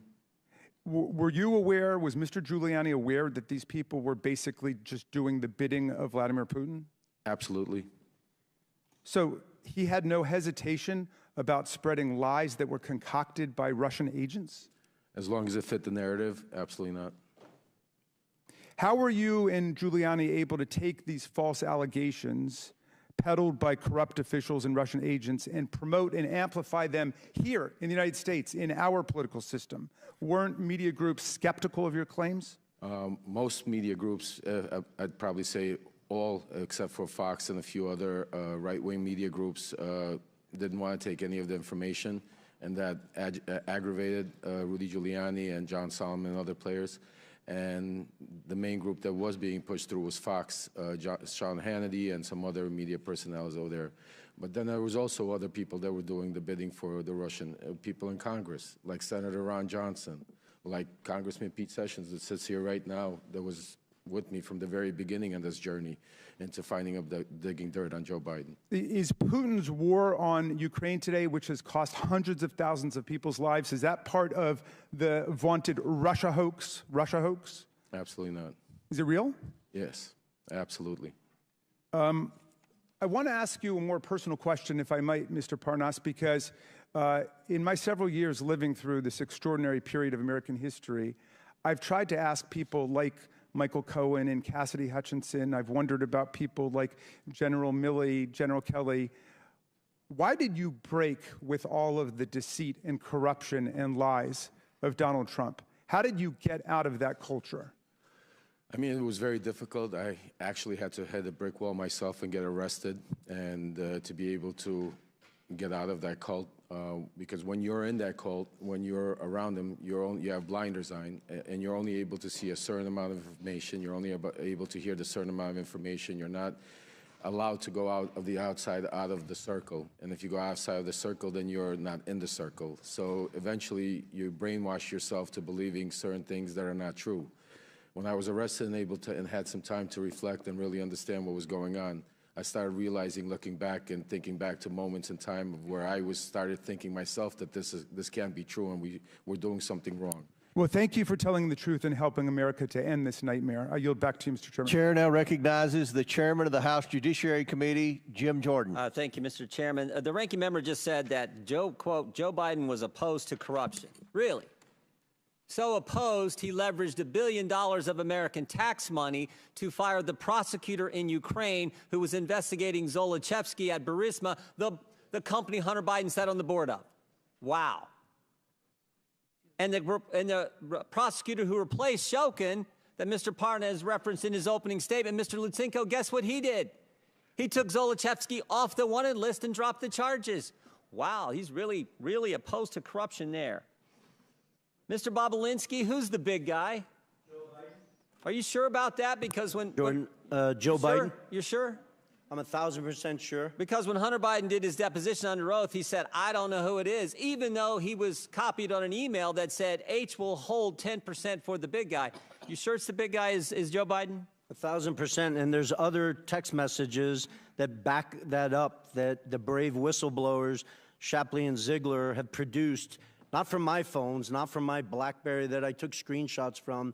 They took them from subpoenas directly from Apple's iCloud that back up the fact that Hunter knew the big guy was Joe Biden. The big guy is the brand. The big guy is the lift. The big guy is the one who showed up at golf outings, who took phone calls and meetings and lunches and dinners with Hunter Biden and his business associates. Is that right? Correct. Mr. Galanis, you referenced in your opening statement, May 4th, 2014, you were at a party at a restaurant in Brooklyn, New York. Can you tell me who else was there? Yeah, it was a birthday party, so there were more than 100 people there, but amongst them was Devin Archer, myself, the host, Alex Kuklarski, Yelena Baturna, her husband, and then Hunter Biden joined. And tell us, I think you referenced a phone call that took place. Tell the committee what happened with that phone call. Who was involved in that phone call? As I testified in my opening statement, it was Yelena Baturna, her husband, myself, Hunter initiating it, Joe Biden on the speakerphone, and Devin Archer. So there was a little pull aside where that group of people you just described were pulled aside, and Hunter Biden called his father's or called the vice president. Is that accurate? That's accurate. And then tell me what was discussed on the call. The discussion I testified was a relatively short discussion, but it was a discussion about their Yelena and Yuri coming to town. That as I testified specifically, they talked about being good to his boy, and it was. Ended. Well, let me ask you this. Mentioning that, Mr. Galanis, let me ask you this. Did you get the impression Joe Biden was expecting the call? Yes, to me it was clearly set up ahead of time. It was an arranged call. So this was arranged, this was coordinated. Hunter Biden calls his father, then vice president, and I think in your deposition he said this, I'm here with our friends that I told you were coming to town. So it's our friends, and I told you this was going to happen, which suggests that it was most definitely coordinated. Is that accurate? That's accurate, yes. And again, can you tell the committee who Miss Baturina is again? A Russian billionaire, wife of the former mayor of Moscow, served for near 20 years as the mayor. She's the wealthiest woman in Russia.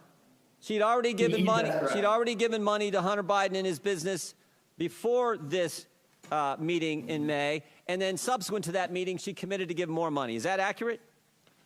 That's accurate. So subsequent to the coordinated call, the arranged call that Hunter Biden had with the Vice President of the United States, the wealthiest woman in Russia commits to give millions of dollars more to Hunter Biden's business. Is that all accurate, Mr. Galanis? That is accurate, yes. And again, this was a pull-aside done at this meeting, and you think, and you know that it was coordinated. Is this what they call access to the brand, access to the Biden lift? Is that what you would describe it as, Mr. Galanis? I don't think there's any doubt that that was the intent of the call and the objective, yes. And it followed the motto. It followed the statement that you all agreed to: say it, forget it, write it, regret it. This wasn't put in writing. This was a phone call on a speaker that was all. There's no writing about this. It was all done that way. That was how the business operated. Is that correct, Mr. Galanis? Yes. I yield back. Gentleman yields back. Chair now recognizes Mr. Lynch from Massachusetts for 5 minutes.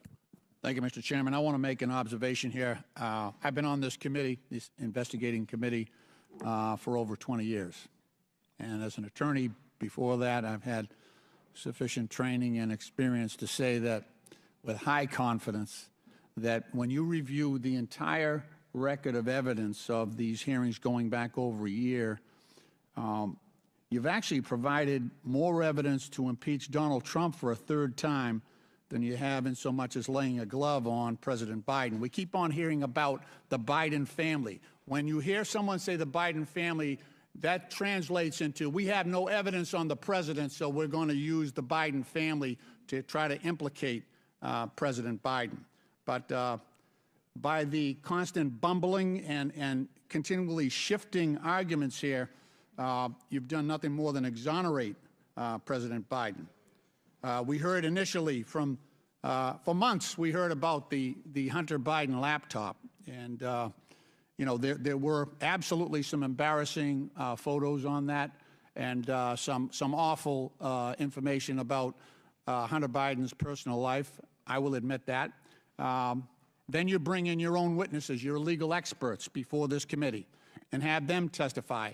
And what they said was amazing. They said there was no evidence to even suggest that there was support for articles of impeachment against the president. That was your legal experts, the Republican legal experts that said that. Then we have statements by Mr. Jordan saying that Mr. Smirnov was the most corroborating witness that the Republicans had, the strongest witness that they had. And, of course, after that, we find out through the Trump-appointed prosecutor that all of the information that Mr. Smirnov had provided was fabricated, false, and submitted by the inducement of Russian agents going after President Biden and trying to undermine our democratic system. And now we come to a point where, since that witness blew up, now we're going to prison, and we're reaching out to witnesses who have been convicted and sentenced to prison for stealing $80 million from the pensions of innocent workers. We can't get any lower at this point. That's your star witness. I want to remind people, he's sitting in prison. That's why he can't be here today. He's sitting in prison for scamming workers' pensions. I mean, how low can you get? Then it's the Republicans' idea that this is the best guy they can get to testify against the president. This is the best guy they can get. A guy sitting in prison who can't even be here. Mr. Parnas, you've talked about your own direct involvement with Mr. Giuliani, and you said that your mission was to dig up dirt on President Biden. Can you talk to us about the coordination between yourself and Mr. Giuliani? Thank you for being here. Thank you, Congressman. So basically, it was a shadow diplomacy run by Trump and Giuliani, where Giuliani was the shadow diplomacy Secretary of State. I was his right hand and basically the point person in Ukraine to not only dig up, validate, search, whatever needed to be done to try to find up some corruption against Joe or Hunter Biden to be able to present. Once I would receive whatever information I received, I would then meet with him, John Solomon, other members of the team like Pete Sessions and Derek Harvey or other people there to discuss what we found. At that point, from there, Giuliani would then go to the White House and share with the president. And that was the line of communication. You said also in your testimony that members of this committee, Republican leadership, should have known before Smirnov was indicted that this information was fabricated about President Biden. Could you talk about that? Congressman Lynch, not that they should have known, they did know. They knew exactly what was going on. They knew that the evidence was not vetted. This information was just coming in from anywhere from left, right field, and it was being pushed straight to the halls of Congress without zero verification of it. Okay, thank you. Mr. Chairman, my time has expired, and I yield back. Gentleman's time's expired. Before I recognize Mr. Palmer, I'd like to enter into the record the testimony of Tony Bobulinski with the committee on February 13th, 2024. It corrects the record of Representative Garcia's, who did not provide your entire testimony. On page 147, you told the committee about your understanding of who invited you to the events referenced by Mr. Garcia. So without objection, I'd like to enter into the record the entire transcribed interview of Tony Bobulinski. And Mr. Chairman, I'd like to enter for the record an article from today's Daily Beast entitled "Texts Reveal More Russia Ties for Key Anti-Biden Witness Bobulinski." Okay, Daily Beast. Without objection. Chair now recognizes Mr. Palmer from Alabama for 5 minutes. Mr. Bobulinski, I have very limited time, and I want to get through a lot of information, so please answer these questions with a yes or no, if you don't mind. You have met Joe Biden, isn't that correct? Correct. In fact, you had a meeting with Joe Biden, isn't that correct? 2 of them. One of those times was before the Milken Conference in Los Angeles, May of 2017. Is that correct? It was during the Milken Conference? You provided a great deal of documentation to this committee. I want to show you some messages between you and Hunter Biden, be on the screen here, in May of 2017 before you first had a meeting with Joe Biden. These are messages between you and Hunter Biden dated May 2nd, 2017. Do you recognize these? I do. At the bottom, Hunter wrote, "Dad, not in now until 11. Let's me and Jim meet at 10 at Beverly Hilton where he's staying." Jim is James Biden, President Biden's brother. Is that correct? Correct. The next set of messages is, if you put those on screen, is between another business associate of Hunter Biden's and you. His name is James. Do you recognize it? I do.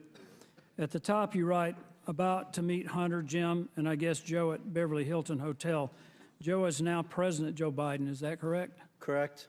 This chat between you and Joe Biden, Jim Biden, Joe Biden's brother, you write to Jim, "Great to meet you and spend some time together. Please thank Joe for this time. It was great to talk. Thanks, Tony B." You met with Joe Biden, Hunter Biden, and Jim Biden the night before the Milken Conference in 2017. Is that correct? I did, and Jim Biden perjured himself by trying to deny that Thank meeting. you, Mr. Bobulinski. That was at the Beverly Hilton, correct? Correct. You can provide more details around that meeting. What was the purpose of that meeting? I didn't ask for the meeting, so I wish Hunter Biden was sitting next to me and he could under oath describe it. But the only reason why I was meeting with Joe Biden and the only reason why I was there is because I was the CEO of the enterprise that they were putting together with the Chinese company CFC. So can you give me a little more detail about what was discussed in the meeting? Well, as I said earlier, before Joe Biden showed up, Hunter and Jim Biden coached me, said a sort of outline that we wouldn't go into a lot of details. So through the 45 to 60-minute meeting I had with Joe Biden, I think it was about 10:40 p.m. after he flew across country, we talked about my background, my family's military background, the different business ventures I'd done around the world, the family I worked with. Joe spent time talking about his family, some of the tragedies that they had lived through. And at a high level, Hunter actually introduced me to Joe because before Joe came and sat down with us, Hunter said, "Hey, give me 5 to 10 minutes. I need to read my father in on it." So when you're referencing Joe and Hunter's father, you're referencing President Joe Biden. I am. Correct. These 4 images, well, in this message you sent to James again, you said you spent more time with Joe and Jim this morning, and to be factually correct, that's President Joe Biden and James Biden, his brother. Also saw them last night, including Hunter. These 4 images show a pretty clear record of your meeting with Joe Biden in May of 2017, Mr. Bobulinski. Hunter Biden, during his transcribed interview, testified that the meeting did in fact take place. And after being asked, did Mr. Bobulinski meet with your father during the trip, Hunter stated he met with him in the lobby of the hotel. When asked who attended the meeting, Hunter replied, "My uncle and myself." But when asked whether the meeting at the Beverly Hilton between Joe Biden, Jim Biden, Hunter Biden, and Tony Bobulinski took place, Jim Biden testified, "Absolutely not." These stories don't match up.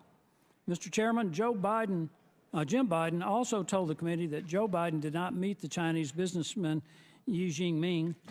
Rob Walker, by known as a friendly witness committee, said the opposite. So, Mr. Chairman, it appears to me that there are material inconsistencies between the witnesses' testimony.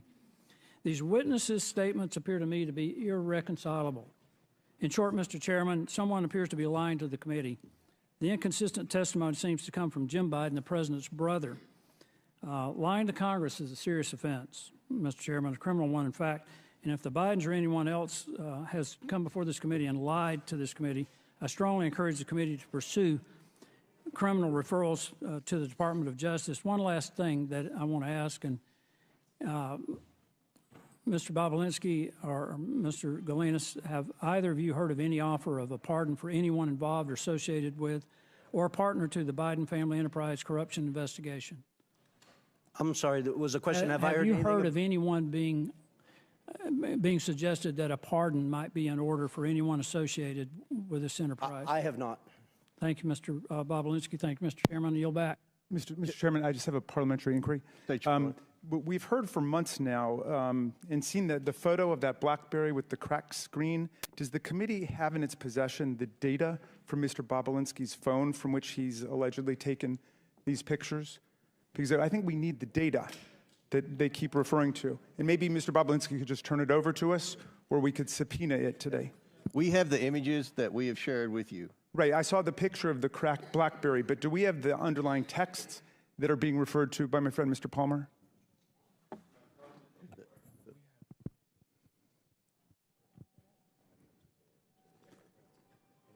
Mr. Bobulinski previously said he'd be happy to turn over his phones. We have pictures of all the text message screenshots that we've provided with everyone on the committee. Okay. And all right, well, of course, he's just given us, obviously, the ones he's selected. I'm wondering whether we could get all of those texts, and I would move that the committee subpoena Mr. Bobulinski's BlackBerry phone on which messages with Hunter Biden and the Oneida Holdings partners are saved. He stated that he's willing to provide it to the committee, so it should be rather simple. Mr. Chairman.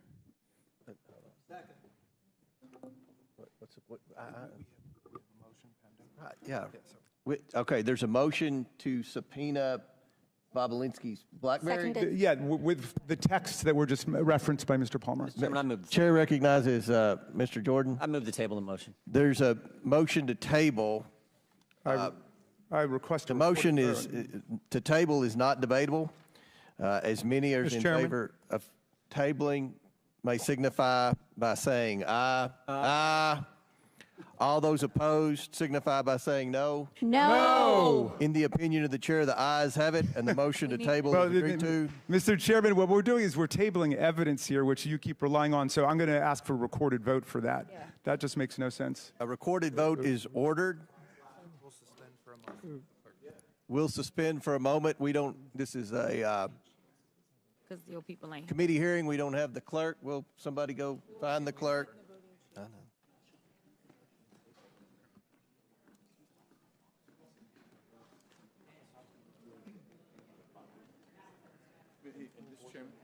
He said it. Did he say under oath? In the. Did he say? Mr. Speaker, Mr. Chairman, Mr. Minority Leader, do you think it's possible that the witness would voluntarily just give it? But I had understood actually that Mr. Bobulinski had volunteered when he was asked about this. It would simplify things if he would just turn it over the BlackBerry. Well, he did very clearly say he's happy to turn over his BlackBerry to the committee. We then asked for it at the deposition. He didn't. We've asked the majority to ask for Mr. Goldman, you're out of order. We're in suspension here waiting for the clerk to come so we can take the vote that your side of the aisle requested. You can't make this stuff up. You can't.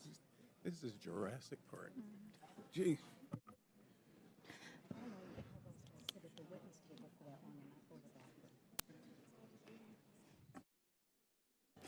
Mr. Ranking Member. Mr. Ranking Member. Yes. I solely want to underscore the importance of I'm this. sorry, gentlelady's out of order. You can come back here and talk to him if you want.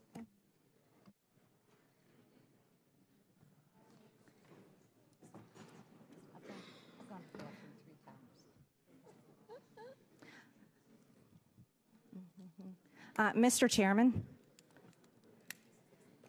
Mr. Chairman. Yes. We don't even have.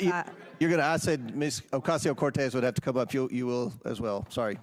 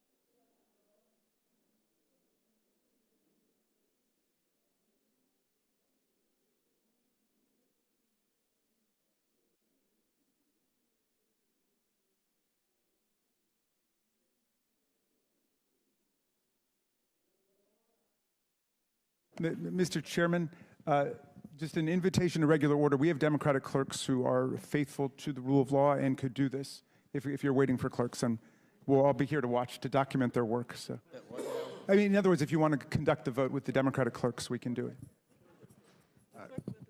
Well, a recorded vote is ordered. The clerk will call the roll. Mr. Jordan. Mr. Jordan votes yes.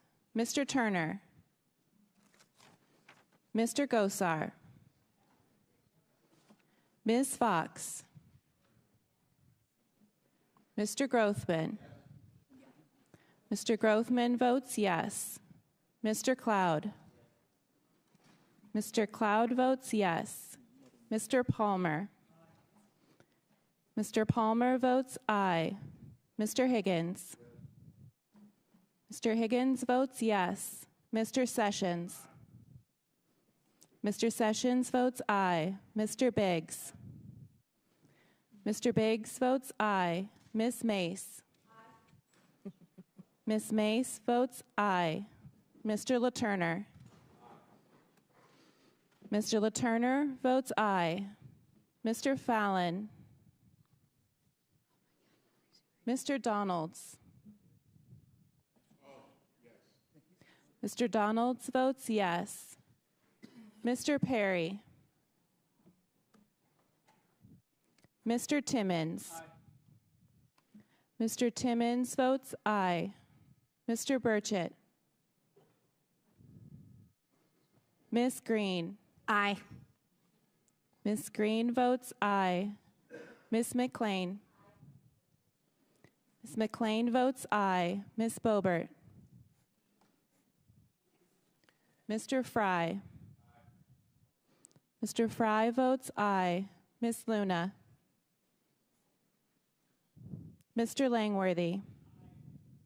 Mr. Langworthy votes aye. Mr. Burleson. Mr. Waltz. Mr. Waltz votes aye. Mr. Raskin. No. Mr. Raskin votes no. Ms. Norton. Mr. Lynch. No. Mr. Lynch votes no. Mr. Connolly. Nay. Mr. Connolly votes nay. Mr. Krishnamurthy. No. Mr. Krishnamurthy votes no. Mr. Khanna. Mr. Mfume. No. Mr. Mfume votes no. Ms. Ocasio-Cortez. Nay. Ms. Ocasio-Cortez votes nay. Ms. Porter. Ms. Bush. Ms. Brown. Ms. Stansbury. Mr. Garcia. Mr. Garcia votes no. Mr. Frost. Ms. Lee. Ms. Lee votes no. Mr. Kassar. Mr. Kassar votes no. Ms. Crockett. No. Ms. Crockett votes no. Mr. Goldman. No. Mr. Goldman votes no. Mr. Moskowitz. Mr. Moskowitz votes no. Ms. Tlaib. Ms. Tlaib votes no. Ms. Presley. Ms. Presley votes no. Mr. Chairman. I vote yes. And how is Mr. Burleson recorded? Mr. Chairman votes yes. Mr. Burleson is not recorded. Mr. Burleson votes yes. How is Ms. Boebert recorded? Ms. Boebert is not recorded. Ms. Boebert votes aye. How is Mr. Turner recorded? Mr. Turner is not recorded. Mr. Turner votes aye. How is Mr. Frost recorded? Mr. Frost is not recorded. Mr. Frost votes no. Porter. How is Mr. Fallon recorded? Mr. Fallon is not recorded. Mr. Fallon votes aye. How is Ms. Porter recorded? Ms. Porter is not recorded. No. Ms. Porter votes no. Will the clerk tally the report?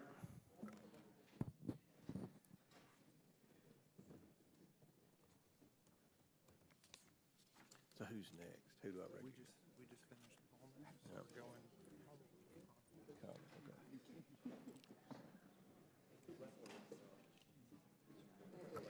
Mr. Chairman, on this vote, the ayes are 21, the nays are 16. The ayes have it. The motion passes. Chair now recognizes Mr. Connolly for 5 minutes. Thank you, Mr. Chairman. Mr. Bobulinski, in your deposition, you were asked about taking a picture of your phone, and you said, and I quote, "I still have that phone. I could put that phone on this table right here, and every person in this room could look at that individual text and validate that it's a legitimate text and the date and time stamp on it." Are you willing to provide the committee voluntarily with the BlackBerry referenced and that phone? I'm willing to sit in a room with both the chairman and the ranking member with my phone and their staff, and we can go through each and every text message. As I said in my interview, I had a forensics expert plug into my BlackBerry, somebody who's done extensive work for the FBI for over 10 years with an interest of pulling all the data off that phone so I could provide it to the committee. Unfortunately, they were using Cellbrite software, which is the software that the FBI uses, and they were unable to pull the data off the phone. Okay. So I am more than willing to sit in a room with the Mr. Chairman and the ranking member and their staffs with that BlackBerry fully charged, and we can go through each and every message if Well, that's helpful. that's some progress, and I appreciate that, but you can understand, I'm sure, why the committee wants to look at prima facie evidence on its own. Well, I can't, Excuse me, sir. Excuse me, sir. That I This haven't is, cooperated. Mr. Bobulinski, this is my time. You can understand why we would want to look at evidence raw and unvarnished so that we can make our own determination. But thank you for your willingness to cooperate, at least at that level. Mr. Parnas, you observed back in 2023 in a letter you sent to Chairman Comer that there were flagrant examples of Giuliani interfering in Ukrainian politics, unquote. Why would Giuliani be interfering in another country's politics? I mean, Giuliani would do and say whatever he needed for the purpose of getting the information he wanted to secure Donald Trump 2020 election. So just a prime example of one of the things he did, he had a close relationship with then a boxer, Vladimir Klitschko, who was then the mayor in Ukraine. When the new president came over, there was rumors about maybe him not staying in office as mayor of Ukraine. Klitschko flew to New York, met with Rudy Giuliani, and then on a meeting that we had with Andrei Yermak in Spain that was relevant, had to do with President Zelensky announcing an investigation into Joe and Hunter Biden. At that meeting, he also brought up the Klitschko situation and basically told Yermak that if Zelensky got rid of Klitschko, President Trump and the American people would be very upset about that because we love him and he needs to be in there. So was Giuliani just doing this as a rogue on his own because he was a patriotic American who loved Donald Trump, or had somebody encouraged him to engage in this kind of political interference in another country? I mean, I think he was encouraged by Donald Trump. Personally? Personally, yes. That's your testimony? Yes, sir. Thank you. In your letter, you also said that Mr. Giuliani was to, quote, deliver a precise message in very strict words, unquote, with respect to the administration of the then newly installed president of Ukraine, President Zelensky. What did you understand a very strict message, or a message of very strict words, construed, and what was that message that you delivered that was in very strict words? Yes, Congressman.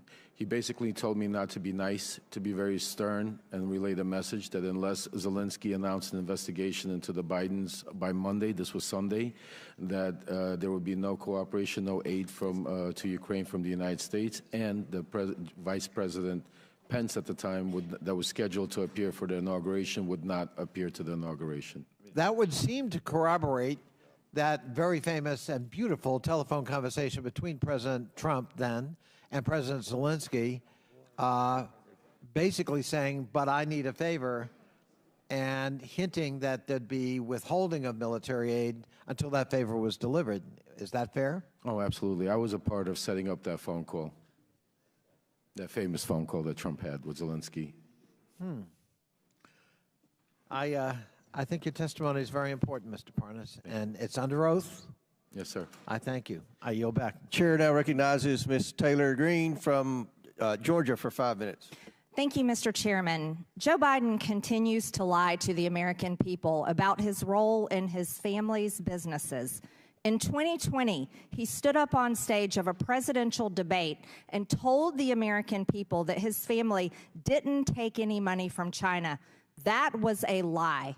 Not only was it a lie, he knew it was a lie. He knew it because he met with his son Hunter Biden's Chinese business associates.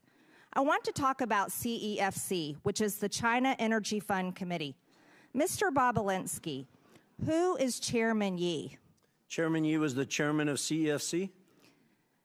Thank you. Jim Biden told the FBI and IRS that Chairman Yi was the protege of Xi Jinping, the leader of China and the Chinese Communist Party. Mr. Bobulinski, Rob Walker told this committee that Joe Biden met Chairman Yi. Are you aware of that? Yes or no? I am now. I wasn't at the time. And Joe Biden also met with you, is that right? Yes, he did. Twice. Who is Director Zhang? Director Zhang was the number 2 at CEFC. The executive director of CEFC, the number 2?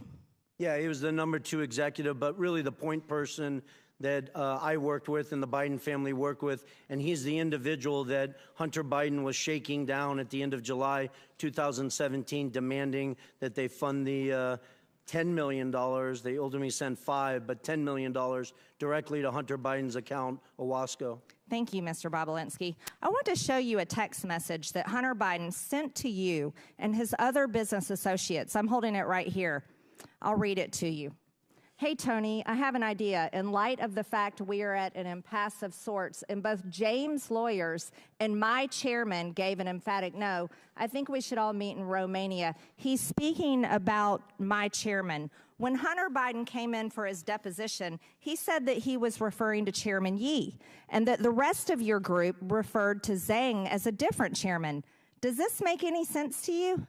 That's a lie. I never heard Director Zhang referenced as chairman, and I had direct communications with Director Zhang over WeChat, met him in Romania, met him in Moscow, met him around the world in New York, trying to develop this business, and he was never referred to as the chairman, first of all. Second of all, that makes absolutely no sense in the context of this message because we are discussing Oneida Holdings, LLC. Thank you. So he was not the chairman, just to clarify. Yes, correct. Or no? Okay. So I want to show you another text. When he said his chairman, he was talking about his dad. This is from Rob Walker. It didn't seem to make much sense to Rob Walker either. So he said that when Hunter, he said this to you, when Hunter was talking about his chairman, he was talking about his dad. When Rob Walker came in to give his transcribed interview to the committee, he basically said, well, Hunter was high or confused or mad. And Rob Walker said that he was just trying to calm things down between you and Hunter. But that doesn't really answer the question about who Hunter Biden is talking about. Hunter Biden lied to this committee. So here, clearly, he says, Rob Walker's saying he's talking about his dad. So I want to be very clear. We've established that Zhang is not the chairman, obviously. Is that correct? Yes or no? Correct. Let me show you another message. This message doesn't call Zhang Chairman Zhang, does it? It just says the Chinese want to do business with the Bidens. As a matter of fact, it says, both coming to be my partner, to be partners with the Bidens, with an S. He, Zhang, is implied, has implied that the number 1 has made it clear and available to him. Who is the number 1? The number 1 is Xi Jinping. Xi Jinping, the president of China? Yes or no? The leader of the Communist Party, the CCP? Yes. Is the number 1? Yes, that's the number 1 that Hunter was referencing in that message. Now, let's be very clear. This was in 2017, but I would like to make it known for this committee that Joe Biden told the press in 2016, as a matter of fact, I quote, "Yeah, I am. I am going to run in 2020." He told the press in 2016 that he was running for president of the United States in 2020. So here is the Bidens doing business in China in 2017 when everybody knew he was planning to be president of the United States. Do you see that to be a serious problem, Mr. Bobulinski? I do, and I wish this committee would thoroughly investigate it and focus on all the evidence that the SDNY has on CFC. They had FISA warrants, so they were recording conversations, and I wish they disclose all that data and fact to this committee. Thank you, Mr. Bobulinski. I yield, Mr. Chairman. Gentlelady yields back. Chair now recognizes Mr. Krishnamurti for 5 minutes.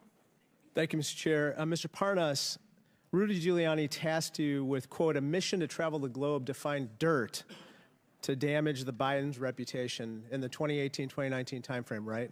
Correct, yes. And this was in an effort to secure Trump's re-election as president in 2020, right? Correct, yes. And by dirt, you mean evidence of wrongdoing or criminality, right? Yes, sir. And in your travels, you found, quote, precisely zero proof of the Biden's criminality, right? Correct. And there was no evidence of the Biden's corruption in Ukraine because, as you said, there truly was none, right? Correct, yes, sir. Now, interestingly, you have looked for dirt around the world about the Bidens and specifically Joe Biden in particular, and you say the FBI, CIA, NSA have all failed to produce any evidence of criminal wrongdoing, right? Correct. Not only that, but former Ukrainian President Petro Poroshenko stated, quote, there's not a single word of truth to these allegations about Joe Biden, right? Absolutely, yes, sir. Now, there's a guy named Yuri Lutsenko, who's the former prosecutor general of Ukraine, and he also, quote, confirmed that nothing ties the Bidens to criminal activity in Ukraine, right? Correct. And then there's another prosecutor general named Viktor Shokin, who also said he conceded, quote, that he had no evidence that either Joe or Hunter Biden had ever interfered with Ukrainian law, right? Yes, sir. And the reason you know this is because you talked to each of these people, right? Yes, sir. And your job was to try to dig up dirt or manufacture dirt, right? Yes, sir. And yet we have conducted months of hearings, and because there's been no evidence of wrongdoing, you've called this whole impeachment inquiry a, quote, wild goose chase, right? Yes, sir. Now, interestingly, we've heard from the other side that, quote, the real quid pro quo wasn't Donald Trump. It was Joe Biden when he tried to hold up foreign aid when he was vice president in exchange for firing the federal prosecutor in Ukraine that was investigating the corruption from his son. Now, you, again, looked for evidence to support this claim. There is no evidence, correct? Correct. That was false. In fact, firing the prosecutor would make it more likely that they would go after the company in question, Burisma, not less, right? Well, the ironic part is the reason why majority of the world and Ukraine and the Obama administration wanted to get rid of Viktor Shokin because he was corrupt, not because he was investigating Burisma, because he was stalling investigations for UK that was looking into a $23 million they wanted to get out from Zlochevsky, and Shokin stalled that investigation. So it was the logic is just the opposite of what the majority claims is to be the case, namely that they say that somehow Joe Biden was out to fire the prosecutor to reduce the chances of a prosecution of Burisma. But actually in firing that prosecutor, he increased the chances of prosecuting Burisma, right? Absolutely correct, yes.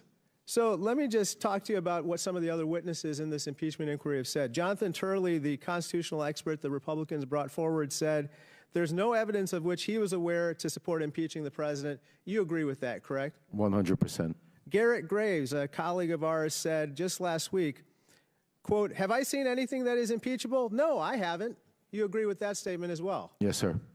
Last year, our Republican colleague Ken Buck, who's about to retire, said that evidence of wrongdoing by President Biden, quote, doesn't exist right now. It doesn't exist now. It didn't exist then, right? That's exactly true, sir. Sir, how many times have you met Donald Trump? Well over 10 times, I'd say. I'd have to count, but lots of times. Is there anything that you'd like to relate to us about your conversations with Donald Trump that would bear on the conduct of these proceedings? I mean, Donald Trump was aware of everything that was going on that day in the Red Room when we were in the White House. After Rudy bringing Donald Trump up to speed on that I could go out to Ukraine and get Viktor Shokin, Donald Trump approached me, shook my hand, said, "Thank you for all that you're doing. Keep up the good work," patted me on the back, took pictures, and I was off to Ukraine. To meet with Viktor Shokin? To find Viktor Shokin, to bring him back here to meet with Lindsey Graham. Got it. Thank you so much. I yield back. Thank you. Chair now recognizes Mr. Cloud from Texas for 5 minutes. Thank you, Chairman. Now, we have heard time after time Joe Biden, say that he had no knowledge whatsoever about the business dealings, and that changed. He had never allegedly had any conversation with Hunter. Then they moved the ball to say that, well, he didn't have any business dealings, he wasn't involved, didn't have any financial contribution. Since then, we've uncovered about 20 shell companies, and we have bank records that bring light to that. And while we can't cover all 20 shell companies in 5 minutes, I wanted to focus on one, and that is Rosemont Seneca Bohai. Rosemont Seneca Bohai is interesting, and Devin Archer had testified, and he said this in his testimony. He said that this entity, quote, was used as a common entity, owned 50-50 on a handshake deal between Devin and Hunter splitting these shares. Actually, that was your words, Mr. Galanis. Do you stand by those words? Yes, I do. And Devin Archer agreed with that. He said Hunter was a corporate secretary of RSB and had a handshake 50-50 ownership deal. Is that correct? That's correct, yes. And primarily this company was set up to initially as a place to hold equity from the equity stake of Bohai Harvest. Is that correct? What I was told by the partners at the time, it was set up to do that and invest in other businesses. I think Devin Archer subsequently testified to that effect, and it included monies that were paid from the bond fraud, $15 million that was wired to that RSB account as well. Yeah. So it conducted multiple transactions as you depicted in that diagram. And even if this were legal and there was no impropriety here, it's very concerning because this company set up to basically compete against America's energy interests at the behest of CCP. Then we have other flows into Rosemont Seneca Bohai from Burisma. We all know about Hunter's $1 million salary that he received for sitting on the board and providing no actual function there. And so we have $1 million salary going through Rosemont Seneca to Hunter Biden. And then this is interesting. We have a meeting with Kazakhstani Kens Rekashev. And what gets me here is the $300 at the end of the $142,300 that goes into this. And then the next day went to a Porsche dealership for a car for Hunter Biden. Now, what's interesting about all this, of course, is that each of these not only flowed money through the shell companies to Hunter Biden, but each of them also involved important meetings with, of course, President Biden. And so on December 4th, we have coffee with Jonathan Lee, who was one of the members who started Bohai Harvest. And he was connected with the CCP. They were having trouble getting licensed to work because, of course, the CCP has to get permission for that, until Hunter flew over on Air Force Two with Vice President Joe Biden at the time. They met with Jonathan Lee. Hunter introduced him. Joe ended up writing a letter of recommendation to Jonathan Lee's daughter to get into college. And then we see that this relationship continues to be formed. Of course, in the Ukraine, we know that April 16, 2015, Joe Biden had dinner with a Burisma official at Cafe Milano. Seemed to be a popular spot because Joe Biden also had dinner with Kens Rekashev there. All in flow to going here.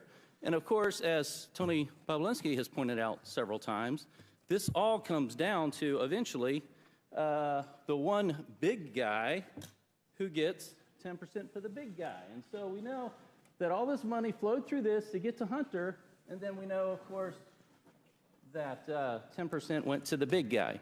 So, Mr. Bobulinski, does this general pattern of Hunter offering foreign access to Joe Biden, Hunter gets paid, and then Joe gets a share of that, is that basically what the general practice across many of these shell companies were? Congressman, as I outlined, the big guy is clearly Joe Biden. The details of some of those transactions I was not involved in, but that's clearly how they operated. But that's the pattern that we've seen over. And Mr. Galanis, you said at the beginning that Hunter didn't really provide any sort of intellectual propriety asset value or anything of the sort, that his entire value was the brand. Is that correct? How did you state that?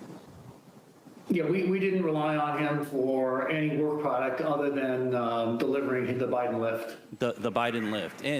And one more question for you, Mr. Galanis. Did you offer to provide information on Hunter Biden and Devon Archer back in 2016 to prosecutors and the SEC, and what happened there? Yes, through counsel, I had offered to provide information specifically on that to the SDNY. And I subsequently also did the same thing to the Securities and Exchange Commission, which was interested in and subsequently was told to quash that interest. I understood that to be an order from the Southern District of New York to quash the SEC information. Thank you. Chairman, I yield back. Gentlemen's time's expired. Chair now recognizes Mr. Goldman for 5 minutes.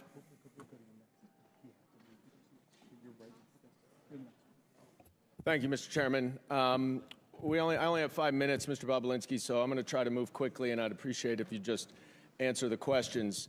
You testified that Joe Biden was involved in your business venture related to Oneida Holdings and Hunter Biden. So I want to drill down on the crux of what your testimony is. Oneida Holdings is the business venture that you are referring to, correct? When I'm referring to what?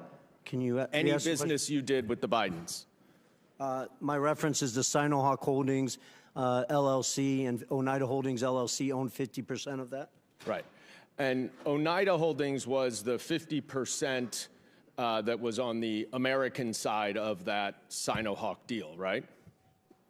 It was the 50% that was the Biden side of it. Some of the, James Gilliar is not an American, so. Sorry, fair enough. And it was a joint partnership memorialized in an incorporating document, correct? And it had equal shares divided among 5 partners. Is that right?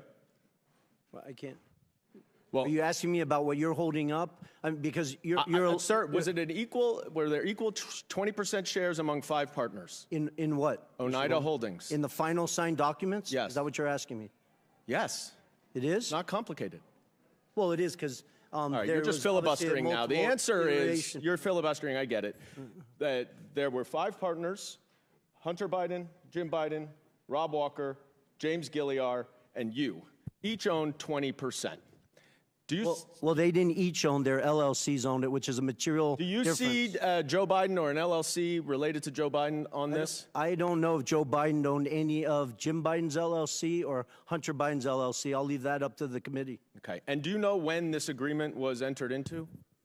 The poster board that you're holding up, or the actual legal document that was signed? The agreement, sir. The agreement.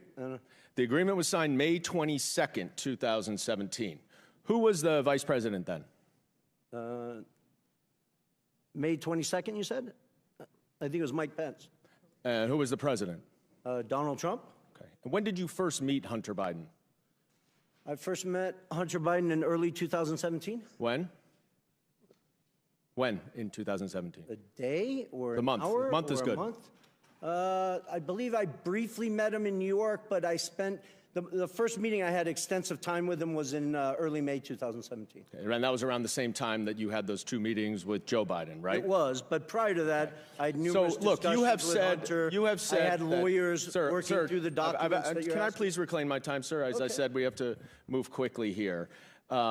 Unfortunately, in your testimony earlier today, one of my colleagues asked you about that meeting at the bar, 45 minutes to 60 minutes.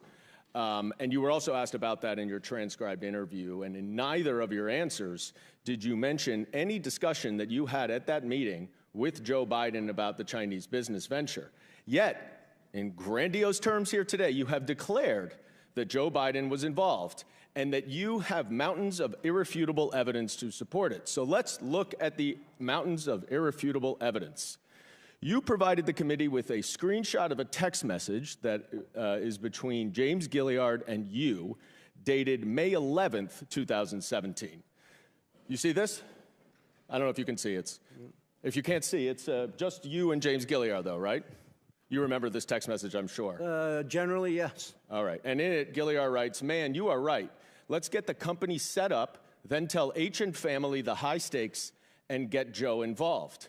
And 2 days later, Mr. Gilliard sent an email to you, CCing Rob Walker and Hunter Biden, in which he suggested a division of the company and included a proposal of, quote, 10% held by H for the big guy, question mark. You remember that, right? The infamous email with the big guy? Yes, Yeah. I do. Did anyone ever respond to that email? Yes, they did, numerous times. Sorry. Hunter Biden himself did. Excuse me. You're right. Well, no, I think that's important because Hunter Biden has claimed that he didn't respond to it, and he responded to it, I believe, You're just going to times. filibuster. I reclaim my time that's running out, but I will say no one responded to the big guy reference for 10. Thank you for making my point. They didn't have to respond because they all knew the big guy was Joe Biden. I reclaim my time. Mr. Chairman, please control the witness. I would like to get a little extra time, Mr. Chairman, because I want to read what Mr. Gilliard said to the Wall Street Journal. Quote, "I would like to clear up any speculation that former Vice President was involved with the 2017 discussions about our potential business structure. I am unaware of any involvement at any time of the former Vice President. The activity in question never delivered and project revenue. 9 days later, the agreement without Joe Biden was signed. You and James Gilliard wanted Joe Biden involved, and that is why Hunter Biden dumped you and did the business on his own." That's a blatant lie, Mr. Goldman. You know better. Chairman's time's expired. Chair now recognizes Mr. Higgins from Louisiana for 5 minutes. Thank you, Mr. Chairman. Mr. Bobulinski, thank you for being here today, and we appreciate the candor of your responses, sir, which is reflective of the way you handled yourself in private testimony and deposition. So I thank you for communicating truthfully to the American people today.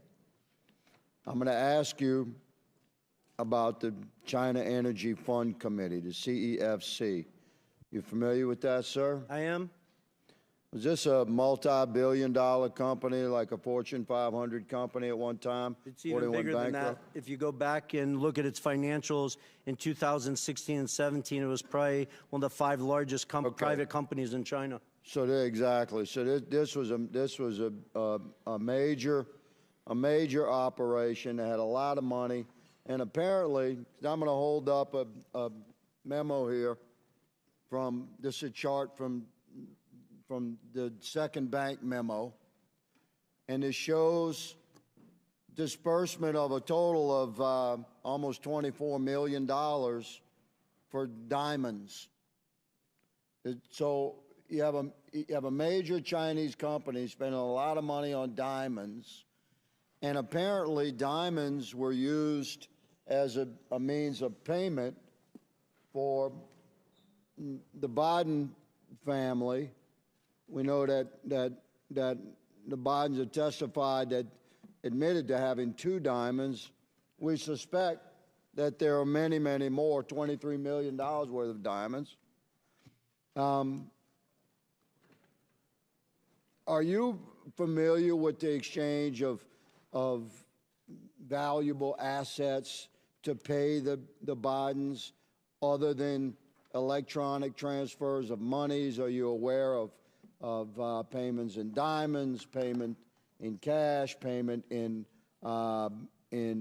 board memberships, et cetera? Am I generally aware of it, Yes, or was sir. I involved? Yeah, I read Jim Biden's and Hunter Biden's transcript multiple times. Jim Biden in that transcript references 2 diamonds that were given to Hunter Biden.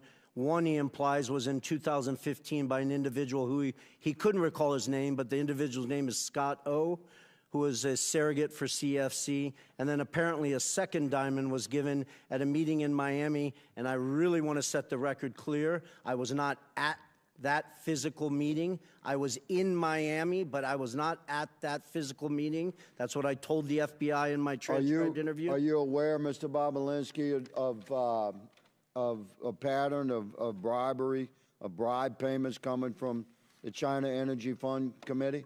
I appreciate that question. I wish everyone on this committee would read the 1,200 pages of testimony in an 8-day trial in the SDNY where Mr. Goldman used to work while the actual trial was going on, that accused numerous executives, ultimately Patrick Ho, of corruption, bribing, leaving shoeboxes of cash to a variety of political figures in Africa. Exactly. So, Mr. Bobulinski, from your perch within the Biden family operations and their interactions with major businesses in China in the exchange of millions of dollars that are known. We've tracked them through bank records, through suspicious activity reports, through emails, through communications that this committee has documented.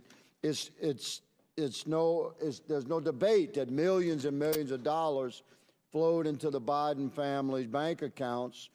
But the existence of other forms of payment is fascinating because diamonds are untraceable. We really don't know how many diamonds the Bidens received, do we?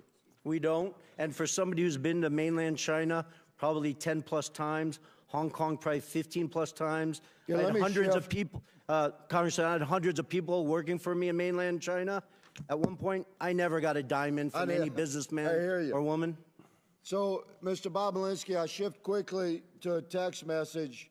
Are you familiar with this? It's from a gentleman named James. Generally, yes. Yes, says, don't mention Joe being involved. It's only when you're face to face. I know you know that, but they are paranoid. And there's a response saying, okay, they should be paranoid about things. And then there's a response saying, for real.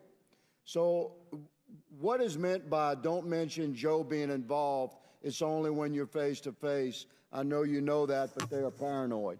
Well, I think it outlines how the Bidens operated, not specifically just with CFC. You have Galanis here testifying and numerous other witnesses that have given you tremendous amount of evidence that outline they worked to obfuscate it, create layers of obstruction. That's the reason why Rob Walker was getting sent millions of dollars instead of Hunter Biden directly. That's the reason why Devin Archer was receiving millions of dollars instead of going to Hunter directly. You guys have a mountain of evidence that stacks high and answers that question on how they obfuscated. They lived in a world of plausible deniability.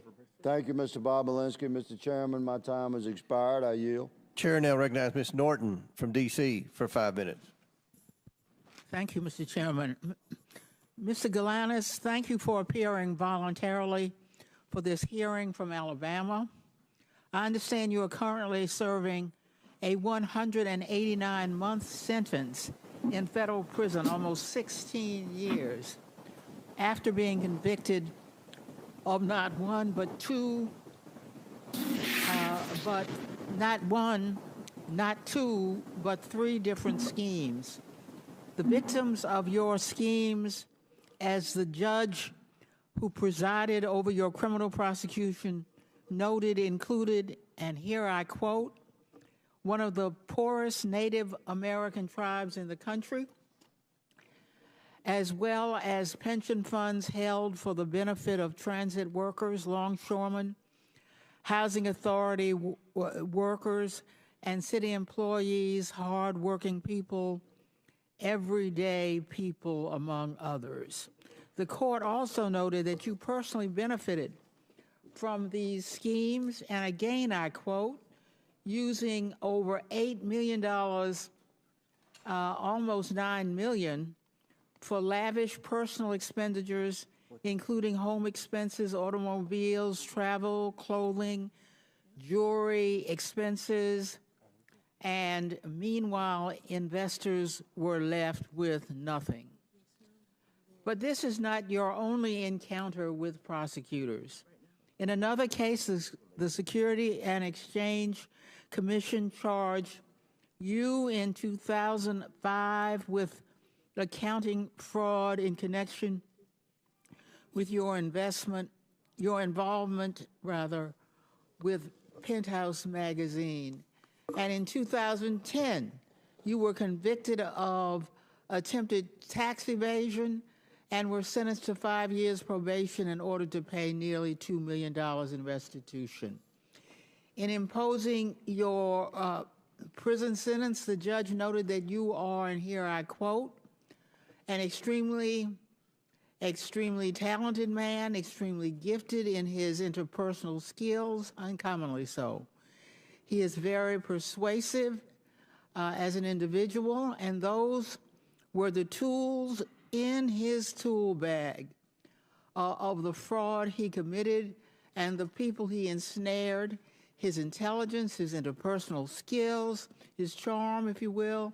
And this is something that is not unseen in people who are commonly referred to as con artists. Another judge who presided over your case referred to you as, quote, a skillful con artist. A skillful con artist, that is who my Republican colleagues are relying on to carry their water in this sham impeachment inquiry after their last star witness, the author of the infamous FBI Form 1023, was indicted for lying and outed as a likely Republican agent. It is time we put an end to this pathetic and desperate inquiry. I yield my remaining time to Ranking Member Raskin. Ms. Norton, thank you very much. So for more than a year now, we've heard innuendo, rumors, propaganda, big lies, but no facts, no evidence that could reasonably support the finding of impeachable high crimes and misdemeanors against President Biden. In our first real impeachment hearing, the majority invited several expert witnesses who came together, and their witnesses agreed with that there was nothing that remotely approached the level of proof needed to support a finding of high crimes and misdemeanors that one would impeach a president for. And now we come back again today, and the majority has two witnesses. One, the designated con man as determined by two different federal courts, not without talent, but someone who deploys his talent towards the purposes of exploiting Native American Indian tribes, pensioners, and other innocent investors. And then Mr. Bobulinski, who offers a lot of rhetoric and a lot of hot air, but absolutely no facts that could indict the President of the United States for high crimes and misdemeanors, impeachable offenses against the Republic, the kinds of offenses which James Madison said are great attacks on the Republic itself, great affronts to our Republican form of government. And nobody on their side can even tell us what is the impeachable high crime and misdemeanor, which suggests that they are moving in the direction of criminal referrals, and they should start by looking at their own witnesses. I yield back to you, Mr. Chairman. And I'd like to remind the ranking member and Ms. Norton, the witness, Mr. Galanis, was partners with Hunter Biden. That's why he's here. We have their partners. You could have invited partners, but you invited this guy. Yeah, Donald Trump's partner, Mr. Parnas, who was working with Donald Trump and Rudy Giuliani. Rudy Giuliani's partner. Okay, yeah. All right. Chair recognizes Mr. Groffman. Yeah, we got a variety of things I'd like to go through, but first, Mr. Lynch complained about Mr. Galanis testifying from prison. So I'd like to ask unanimous consent to enter into the record the Department of Justice's own press release announcing the sentencing of the Democrats' witness, led Parnas to 20 months in prison for, among other things, making false statements. Without objection on Donald Trump's partner. Thank you. Now, Mr. Chairman, you know, we had originally hoped that we'd see a few more witnesses here today. They're not here, but I would like to run a brief tape because I showed up today hoping I'd be asking these witnesses a little bit more about this tape. I know that you know, there's some mystery, or some people feel it's still ambiguous as to how this prosecutor was fired in Ukraine, and I wonder if this tape could do a little bit more to shed light on why that prosecutor was fired and why we want Hunter Biden and Mr. Archer here today.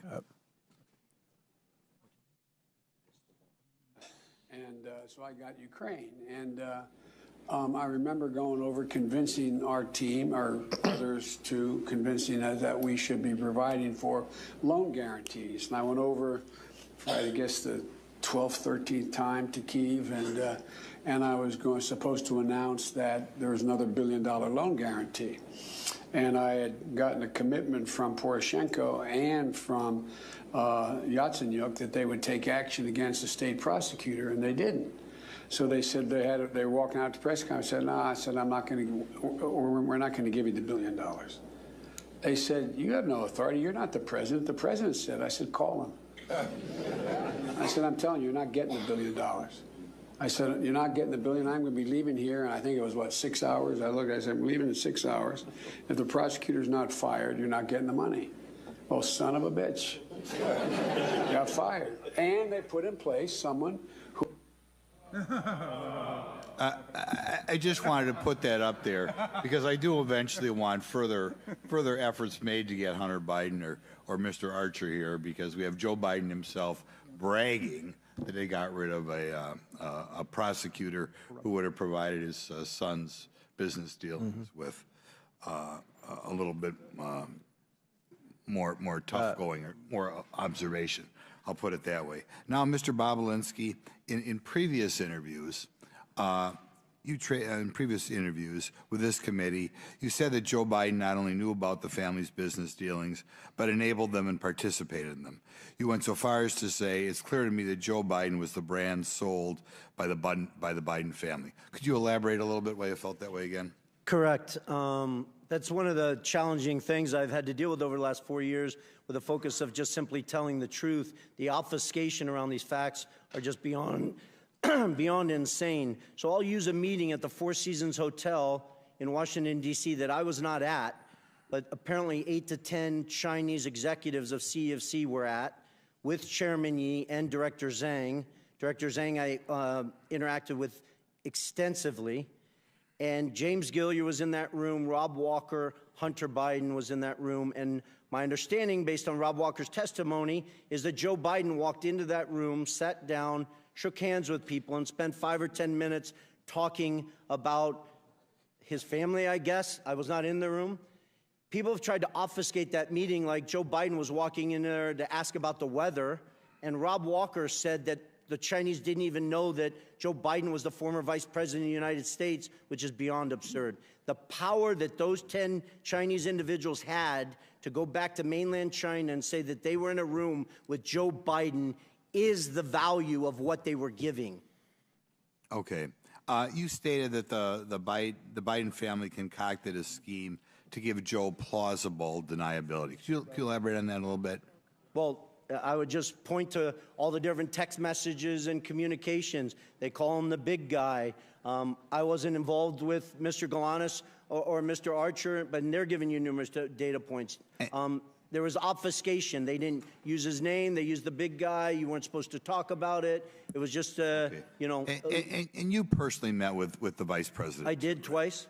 Okay, and it was obvious. Did he say anything that indicates that you wanted him to help his son, that sort of thing? Well, he thanked me for helping his son and his brother and asked me to keep an eye on them as I walked him out to his car after he gave his speech on the second meeting of the Milken Conference. Okay, just one other follow-up, and this is kind of maybe a vague question, but I'd like to know it. One of the things that disturbs me about that is the interaction with the Chinese, or that's what we're dealing with today, but obviously other countries as well, that apparently in their own mind, the way you deal with the United States is the way you deal with say, a corrupt city council or something like that. In other words, you know, you give them money and you get what you want. Do you want to comment on that, or did you hear any stories about that, or did you hear stories that they were surprised how easy it was to buy the U.S. government?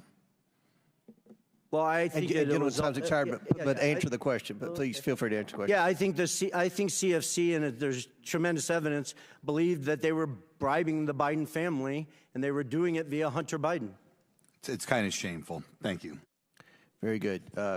Chair now recognizes Mr. Khanna for 5 minutes. Thank you, Mr. Chairman. Mr. Parnas, can you tell me about your meetings with Dmitry Firtash and why you believe the Trump campaign used his services?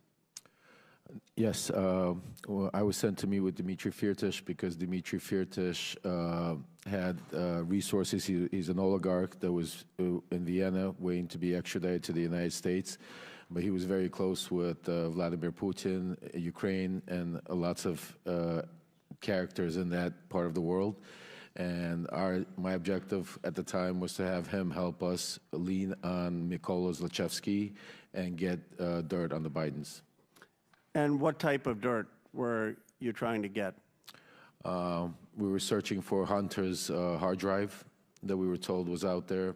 We were searching for bank records to validate certain bank records that was given to me, Hunter's personal bank records that was given to me by John Solomon that he said he got from the FBI to validate certain payments that were going for car purchases. But the objective was to try to find a link from any of the payments that would go into Joe Biden's account. And who told you to get this dirt? Well, who told me? Rudy Giuliani. Anyone else that you remember? John Solomon. I mean, everybody that was part of the team. I mean, did Bill Barr know that you were involved in getting this dirt? Absolutely. Bill Barr was notified of our investigation from the day he took office. Did you ever have a conversation with Bill Barr of being lenient towards Dmitry in his role, in Bill Barr's role as Attorney General? I personally did not, but I was witness to Victoria Tunzing and Joe DeGeneva having a conversation with Bill Barr about Dmitry Firtash. What did they say to Bill Barr? Basically, they were telling him that the charges were false and that he needs to drop the charges and basically end the case. And why did they tell him to drop the charges on this Russian oligarch? Because Dmitry Firtash was going to help us getting dirt on the Bidens or whatever else the Trump campaign needed. So my understanding is you have the Trump campaign telling you to talk to a Russian oligarch to get dirt on the President of the United States for political reasons, and then someone from the Trump campaign is talking to the Attorney General to drop the charges because this foreign national is helping get dirt on a political candidate? Absolutely. Did Bill Barr indicate any willingness to drop the charges? After a meeting that Victoria Tunzing and Joe DeGeneva had with DOJ, they came back and informed me that we're going to Vienna because to tell Dmitry Firtash everything's going to be okay. Do you know if Bill Barr in any way told you to say that? I was not privy to in that meeting, no. Do you have any evidence that Bill Barr would have indicated to signal to Dmitry that the charges would be dropped? Only from conversations from Rudy Giuliani or Victoria Tunzing. And what did they say about what Bill Barr said? They basically told me that this would be taken care of as long as Firtash played ball, and that's the message they relayed to me to tell Firtash. And they said that Bill Barr was conveying that to them directly? Yes, after meetings. There were several meetings. One, there was a private meeting at where Rudy Giuliani went and bumped into actually Bill Barr at the Trump International Hotel, and he used that as a moment to take him aside, speak to him. And then there were certain official meetings through official channels where Victoria Tunzing met with him. So, yes. Do you know anything, if anything was done with the charges?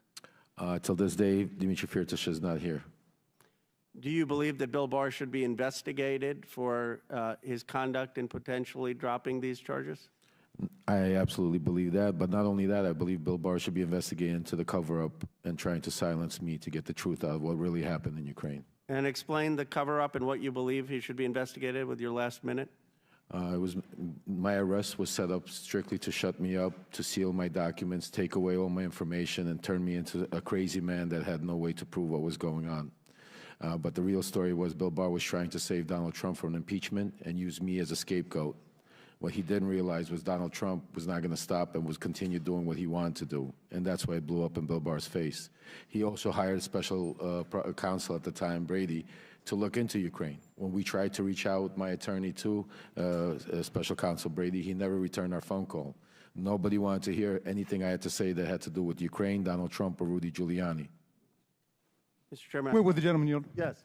Thank you. Mr. Parnas, I just want to say you have stuck to the facts today. We don't hear bombast and rhetoric from you, but you're telling a true story, and you've conducted yourself with great purpose and great dignity, and I know your son is here with you today, and I hope he and the rest of your family are proud of what you're doing for America. Yield back. Thank you.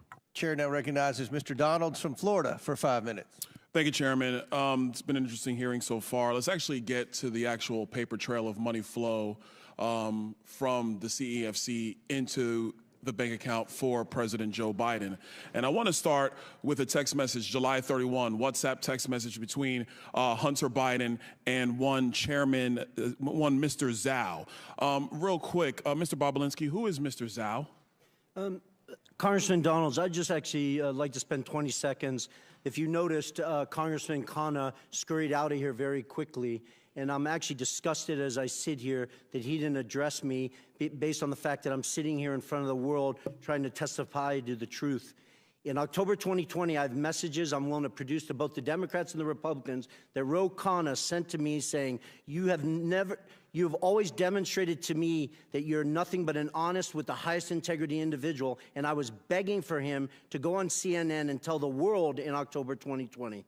I have extensive emails with Congressman Ro Khanna in 2021 and 2022 where I begged him and his staff to sit down with me and look at my BlackBerry phones that the Democrats are so focused on, to hire forensics experts and go through all of the factual information I had. So the fact that he did not even address me and then scurried out of here is disgusting to me. All right. Sorry, Mr. Donalds. I'll answer your question now. All right, so we're gonna have to come off of that because now we're at 3 minutes, 30 seconds. Yep. Mr. Chairman, for the record, I want to submit into the record two different WhatsApp text messages. One, July 31, between Hunter Biden and Mr. Zhao of CEFC, which stipulates that Hunter Biden wants to be able to move on from and get the contract resolved, get the deal resolved, and that Mr. Zhao responds and says, yes, the CEFC is willing to cooperate with the family. On August 31, there's another exchange, this time August 3rd, 2017, between Hunter Biden and Mr. Ganwei Dong. And in this message, they're talking about the stipulations of the arrangement between the Biden family and CEFC. I want to submit both WhatsApp text messages for the record, Mr. Chairman. Without objection to order. Okay, now to the money flow, because this is where the rubber meets the road. On August 3rd, they actually stipulate through WhatsApp text messages the exact stipulations of the deal. On August 4th, $100,000 is wired into Owasco PC from CEFC infrastructure. Mr. Chairman, I want to submit for the record a portion of the bank statement for the time period August 3rd of 2017 to August 31, 2017, stipulating $100,000 going from CEFC into the bank account of Hunter Biden through Owasco PC. Without objection to order. On August 8th, 4 days later, $5 million is then transferred from the Northern International Capital account of $5 million to Hudson West III. Hudson West III is a bank account controlled by Hunter Biden and Mr. Ganwei, a.k.a. Kevin Dong, who is a CEFC associate. That money comes from the Northern International Capital bank account that is tied to the CCP. Mr. Chairman, I want to submit for the record the bank statement demonstrating that transfer. Without objection to order. Okay, moving on. On August 8th, the same time period, there is a wire transfer of $400,000 to Owasco PC from the Hudson West III bank account. That $400,000, Mr. Chairman, I have the transfer records in the bank accounts from the August time period. I want to submit that for the record. Without objection to order. Now, here's where the fun stuff comes in, everybody, and I got a minute to do it, so we're going to get this done. On August 14, there is $150,000 that is transferred from Owasco PC, which is controlled by Hunter Biden, to Lion Hall Group, which is controlled by James Biden.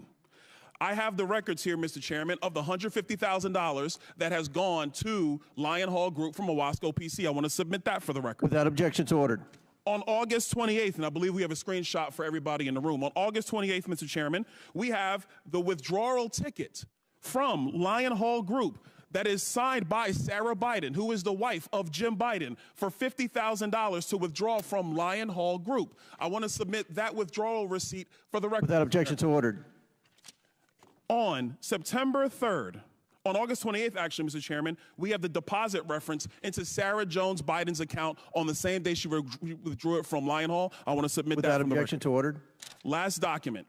On September 3rd, 2007, from Sarah Biden's own personal account, there is a check that is written to Joseph Robinette Biden, Jr., the President of the United States today, for $40,000, signed loan repayment. A loan repayment, by the way, that Joe Biden's own personal accountant, Mr. Eric Schwerin, has no record for. I want to submit that for the record, Mr. Chairman. Without objection, so ordered. To the members of the committee, it is clear that the source of this money came from CEFC, and that CEFC is a company that is directly linked to the CCP and actually the chairman of the CCP, the chairman of the Chinese Communist Party, Chairman Xi Jinping. With that, I yield. Very good. Mr. Chairman, I've got a UC request, if that's okay. Go ahead. First, White House for sale, the staff report of the minority side, which details the CEFC's business interactions with Donald Trump. They own a $5.5 million unit in Trump World Tower and others. And then the Department of Justice press release announcing the sentencing of Jason Galanis in federal court to a term of 189 months in prison, ordering him to pay restitution of more than $80 million for 3 criminal fraud conspiracies against a Native American tribe, pension funds, and other investors. Without objection, so ordered. Chair now recognizes Mr. Bafume for 5 minutes. Mr. Chairman, thank you. I'm sitting here and imagining what I would be thinking if I were not here, but rather somewhere around the country watching the Congress of the United States, and in this case, this committee, for 15 months hold these hearings on Hunter Biden and come up with not one impeachable offense in all that time. 15 months. Over 10,000 documents and more, as you can see today as a result of that. This is a do-nothing Congress. And we should be doing the jobs that we were sent here to do, which is not to have investigation hearing after investigation hearing over and over and over again, and then run to our favorite TV outlet to give interviews afterwards. We were sent here to get a job done. Taxpayers are looking at all of us. Meanwhile, Americans, black, white, Asian, Latino, Native American, and their families are wondering what the hell is going on. Is this another investigation hearing in this 15 months that has yielded nothing at all? It's the do-nothing Congress. You thought Harry Truman said it in 1948. Anybody can say it today. Look at what we've done in 15 months. Virtually nothing. Nothing at all. Senior citizens sit in their homes and watch C-SPAN or some other outlet carry this. Some of them sitting in nursing homes, all of them worried about losing their Social Security. They're on fixed incomes, and they expect the Congress to use its time and its energy to deal with things that affect them directly.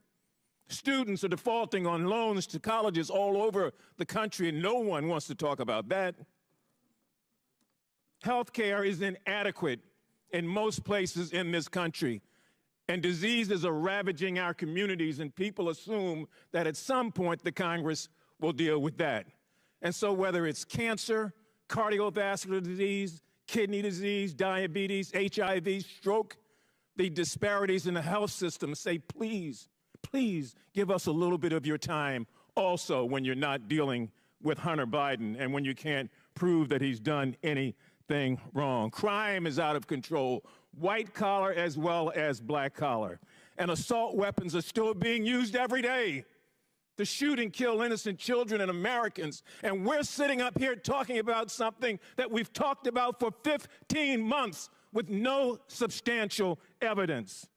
Can't get humanitarian aid to Palestine. Can't get military aid to the Ukraine. Children are looking and wondering what the hell is going on. Is that what politics are about? So we are doing a disservice. I know I'm supposed to be asking questions, and Mr. Parnas, I may have one or two for you, but I am so outraged at a do-nothing Congress, just pointing the finger over and over again, and people are hurting, looking for real help. Can't deal with immigration because Donald Trump calls up and kills the immigration bill, and yet people say that's the major issue, is it? I haven't seen the sort of attention that we thought we were putting to that or anything else. And so this particular hearing will probably be followed by another hearing and another hearing and another hearing until this Congress expires in January of next year. And we haven't done a damn thing to move the ball forward, except make accusations. Life is too short. Now, maybe some of you have a guarantee you're going to be around forever, but I don't. I came to this body first in 1987. I worked under Ronald Reagan and the first Bush and Bill Clinton and Donald Trump and now Joe Biden. This Congress is not doing anything. It's not like the previous Congresses, trust me. That's why people have such a low esteem of those of us who say, well, I'm Congressman so-and-so. People on the street don't buy that. They don't see the action. So I'm done. I know I've exhausted my time. Mr. Parnas, a couple of quick questions, and I'll let you go. Is it your understanding that Rudy Giuliani worked for an individual identified by the Trump administration as a Russian agent? Yes. Do you know what these Russian line actors were trying to do? Quickly. Push a conspiracy theory about the Bidens. Did you warn Rudy Giuliani? Yes, I did. And what was his response, succinctly?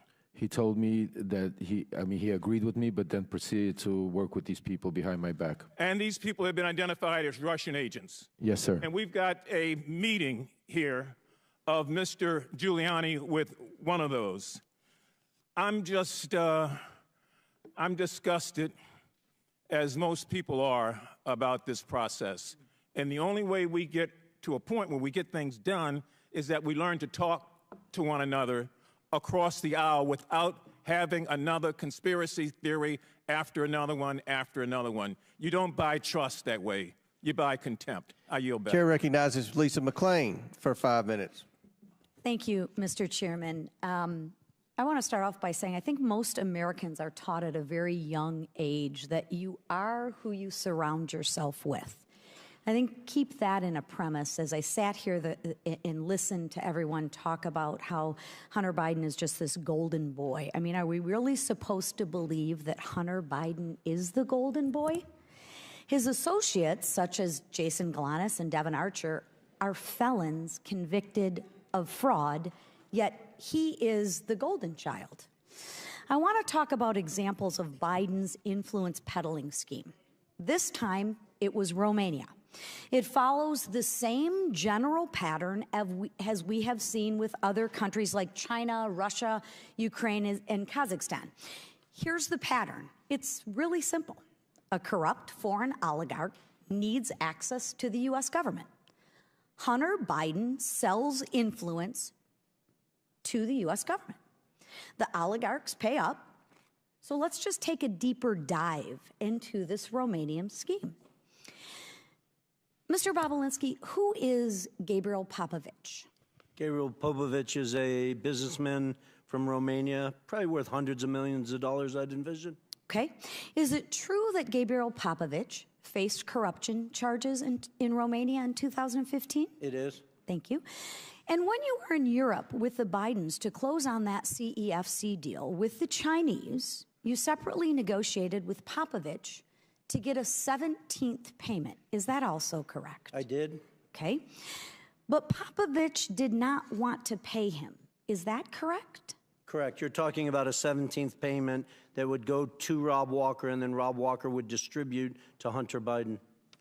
That is correct. And is it because Hunter Biden had failed in the work he was engaged by Popovich to do, which was to get the corruption charges dismissed by the Romanian authorities? Isn't that correct? Well, it's two things, that they had failed to do that, but also that Joe Biden had left the White House at that point. Okay, so there's a dot.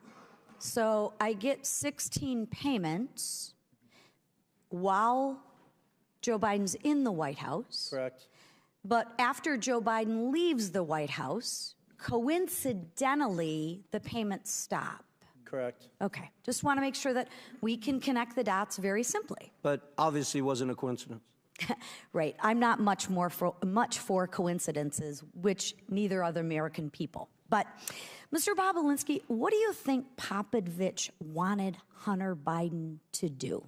I don't have to think, because Gabriel told me personally he expected, and didn't want the details, he expected Hunter Biden, Rob Walker and James Gillier to do whatever was necessary to impact his case in Romania. How do you know that? Because Gabriel Povich told me that. From his mouth? Yes. Okay, so there's another dot that we can connect. Would that be a conspiracy theory? That's not a conspiracy theory. Okay, thank you. I would encourage you to interview Gabriel Povich. Thank you. Lastly, after claiming he wanted a public hearing, Hunter Biden decided to skip today. Why do you think he skipped the hearing today? Is that a rhetorical or serious? Well, I don't think he wanted to sit next to me because obviously I've emphatically stated he perjured himself in his transcribed interview with the committee, as did his uncle, Jim Biden. And for every fact he claims or wants to say I was high on drugs or obfuscate, I can show a document, a text message, a recording that is confirmed that he's lying. Well, let's not let the facts get in the way of a good story, right? Here are the facts. Highly disappointing that he's not here, though. I would agree. I would agree. Here are the facts. Hunter Biden was engaged by a foreign principal, Gabriel Popovich. It is well known that Hunter Biden met with the ambassador to Romania, Hans Klem, in November of 2015. Hunter Biden was not registered under FARA. He stopped getting paid as soon as his father leaves office until you got Popovich to send Hunter Biden one more payment. Seriously, what services was Hunter Biden providing to the Romanian oligarchs for millions of dollars? We've yet to hear it. As far as the committee knows, Hunter Biden was never registered under the Foreign Agents Registration Act. If the Department of Justice applied the same standards it did in the Paul Manafort case, Hunter would be in more trouble than he is already in. Mr. Chairman, there are real FARA issues here that we need to continue to look at. And with that, I thank you for being here, and I thank you, Mr. Chairman. Absolutely. Thank you. Good job. Chair now recognizes Ms. Ocasio-Cortez from New York. Thank you, Mr. Chair. Mr. Bobulinski, I heard your opening statement. It's submitted to the record, part of our proceedings. I have a quick question. Simple.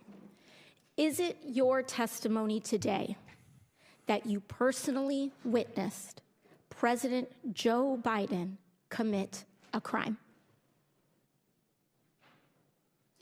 I believe the fact that he was sitting with me while I was putting together a business deal. Did you witness the president commit a crime? Is it your testimony today? Yes. And what crime have you witnessed? How much time do I have to go through it? It is simple. You name the crime. Did you watch him steal something? Corruption statutes, RICO and conspiracy. What is it? What is the crime, sir? Specifically. You asked me to answer the question. I answered the question. No. RICO, you're obviously not familiar with. Corruption statutes. Excuse me, sir. RICO is not a crime. It is a category. What is the crime? It's a category of crimes that you're then charged You under have charges. a long 100 You list have of charges. Sir, please want me to name the exact statute under RICO? Yes. Well, it's funny. In this committee room, everyone's not here. There's over 18 all right, sir, I reclaim my lawyers time. that went to law school. I reclaim my time. You guys okay, to thank define you, the sir. I statute reclaim my under time. RICO. Clearly, what we are seeing here today is a continuation of the 15-month saga of the Republican majority lost in the desert. Impeachment 101. The majority party, or whomever is raising impeachment, must accuse the president of a high crime, a specific high crime or misdemeanor. I would like to submit to the record HRES 918, the House resolution to open this impeachment inquiry. Without objection to order. This resolution does not outline a high crime or misdemeanor. It's not here. Now, when we compare the chairman's opening from his previous opening, he's talking about Ukraine and Burisma and all of this. This entire inquiry is based on a blockbuster piece of information that was in a classified SCIF room. And inside that room was a document alleging President Biden directly of a $10 million bribery scheme, a $10 million bribery scheme, extremely serious. What happened? What happened a month ago, Mr. Chairman? That document, the FBI arrested the person who offered those allegations for falsifying his testimony to the FBI. This entire impeachment inquiry is based on an actual, provable individual who has lied. Now, responsible leadership would withdraw an inquiry based on that. Withdraw it. Instead, what we are seeing is that this committee was warned about the falsehoods of these allegations long before that, warned by Trump's Secretary of State Mike Pompeo, and yet they proceeded anyway. The chairman proceeded anyway. This committee was warned by Rudy Giuliani associate right here, Lev Parnas, after that document about the falsehoods of this. Then held hearings where your own expert witnesses said that there was no grounds for impeachment, and you proceeded anyway. And finally, as if none of this was enough, the FBI arrested the individual who was the source of the entire, to quote the chairman, heart of the matter, to launch this impeachment inquiry, and proceeded anyway. At this point, the story is not the fact that the basis of this impeachment inquiry is wrong. The story is why it's proceeding anyway. Why is this committee proceeding based on false charges? And by the way, no charges. I have yet to hear in the chairman's opening the allegation that they are specifically charging the President of the United States with. I'm hearing about Biden family. I'm hearing about this and that. I am not hearing the specific allegation by this committee. What is it? It's not here, and that is the problem. The story is when this committee knew that they were working with falsified evidence. That's the story. And with that, I yield back. Gentlelady yields back. Chair now recognizes Ms. Mace from South Carolina for 5 minutes. Thank you, Mr. Chairman. On March 1st, 2024, Joe Biden stated he did not interact with Hunter or Jim Biden business associates. Mr. Chairman, I'd like to ask unanimous consent to enter into a record New York Post article. Biden insists he did not interact with his Without objection to order. We're going to go fast here. I have strictly yes or no questions. On that note, the New York Post article, Joe Biden also said, read the record of every single witness. So I did. I first read Devin Archer's deposition, and he interacted with Joe Biden. Then I read the transcripts of Wab Walker, Eric Schwerin, George Burgess, Kevin Morris, Tony Bobulinski, and Jason Galanis. And every single one of them interacted with Joe Biden. And that's just the people we interviewed. Mr. Galanis, my first questions are for you. Did Hunter Biden call Joe Biden with Elena Badarina on the line on May 4th, 2014, yes or no? Yes. In that call, did Hunter Biden state on this call with Joe Biden that everything is good and we're moving forward? Yes, he did. Okay, on the same call, did Joe Biden in the call was saying, okay, then you be good to my boy? Yes, he said that as well. Okay, did Badarina agree to put $20 million into one of Hunter Biden's business projects days later after this phone call? Yes. Okay, did Hunter Biden ever take a call from Joe Biden while at the Peninsula Bar in New York? I'm sorry, I didn't hear them. Did Hunter Biden ever take a call from Joe Biden while at the Peninsula Bar in New York? Yes, he did. During this call, did Hunter Biden update Joe Biden on progress in landing a business partnership with Harvest Fund Management? Yes. Okay. Was Harvest a $300 billion Chinese financial services company closely tied to the Chinese Communist Party? Yes, it was. Okay. Is Hunter Biden involved with Harvest? Hunter Biden is involved in Harvest in two ways: through BHR, which is a fund. Yes or no? Was Hunter Biden involved with Harvest? Yes or no? Yes. Okay. As part of the deal, extensive emails to that effect. As part of the deal, did Hunter Biden want the company to reserve a board seat for Joe Biden? Yes. Okay. Did Henry Zhao, a Chinese businessman, want assurances Joe Biden would join the board? Yes or no? Yes, he did. Okay, did He's Hunter expressed Biden... that in emails as well. Okay, thank you. And Did Hunter Biden draft an email stating, please also remind Henry Zhao of our conversation about a board seat for a certain relation of mine. Devin and I golfed with that relation earlier this week, and we discussed this very idea again. And as always, he remains very, very keen on the opportunity.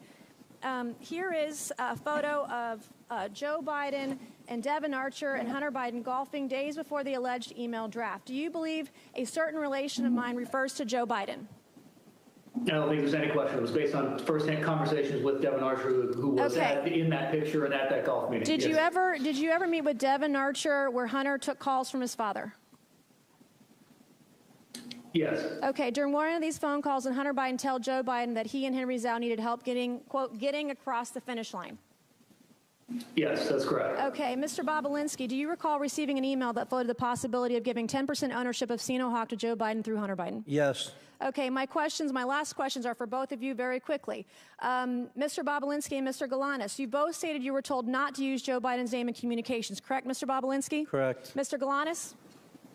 Yes. Okay. Did Joe Biden participate in phone conversations and meetings with Hunter Biden, his business associates, and foreign interests, yes or no?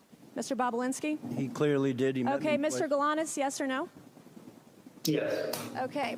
In Hunter Biden's deposition, he said he did not involve his father in his business. Did Hunter Biden lie under oath, yes or no? Mr. Bobulinski? Yes. Mr. Galanis?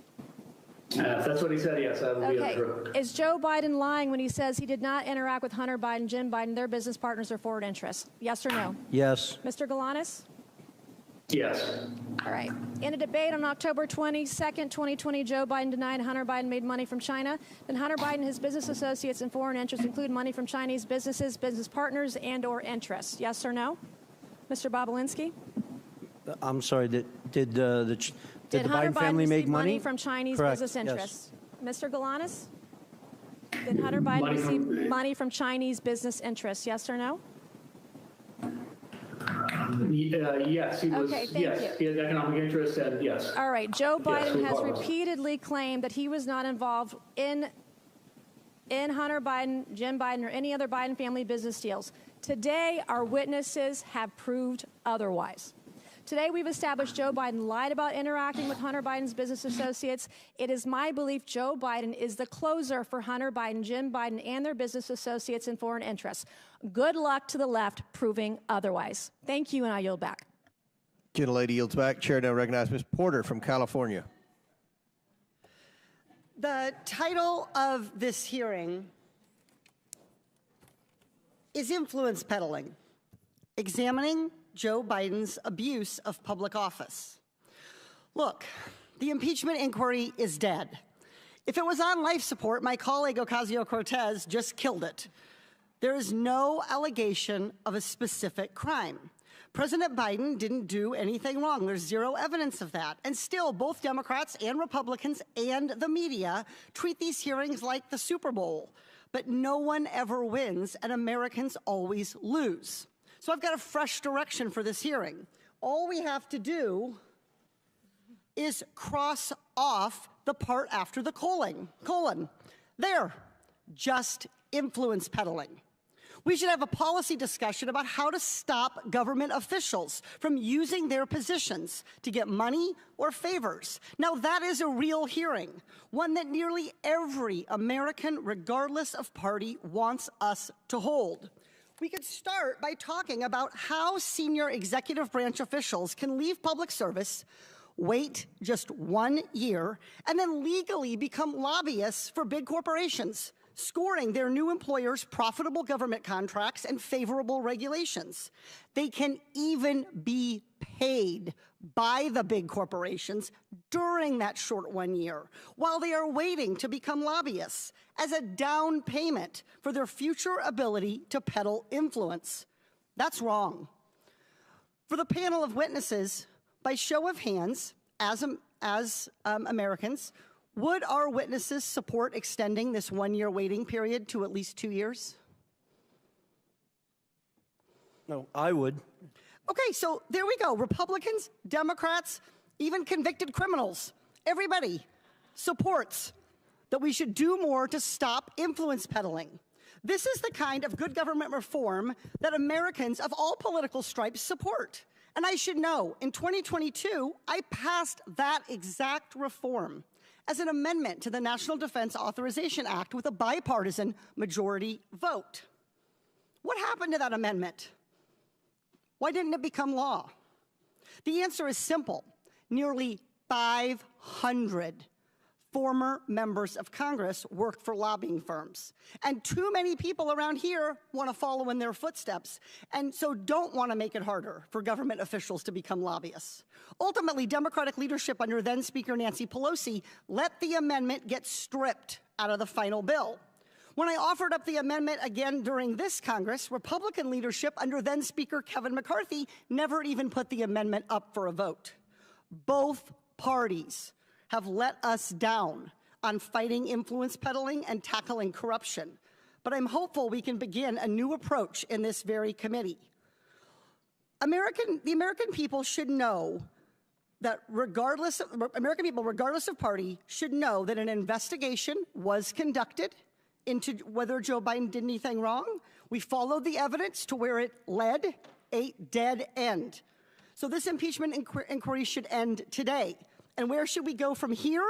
We should stop partisan attacks on each other and address the real problem, that the American people believe that the rules that prevent corruption are way too weak.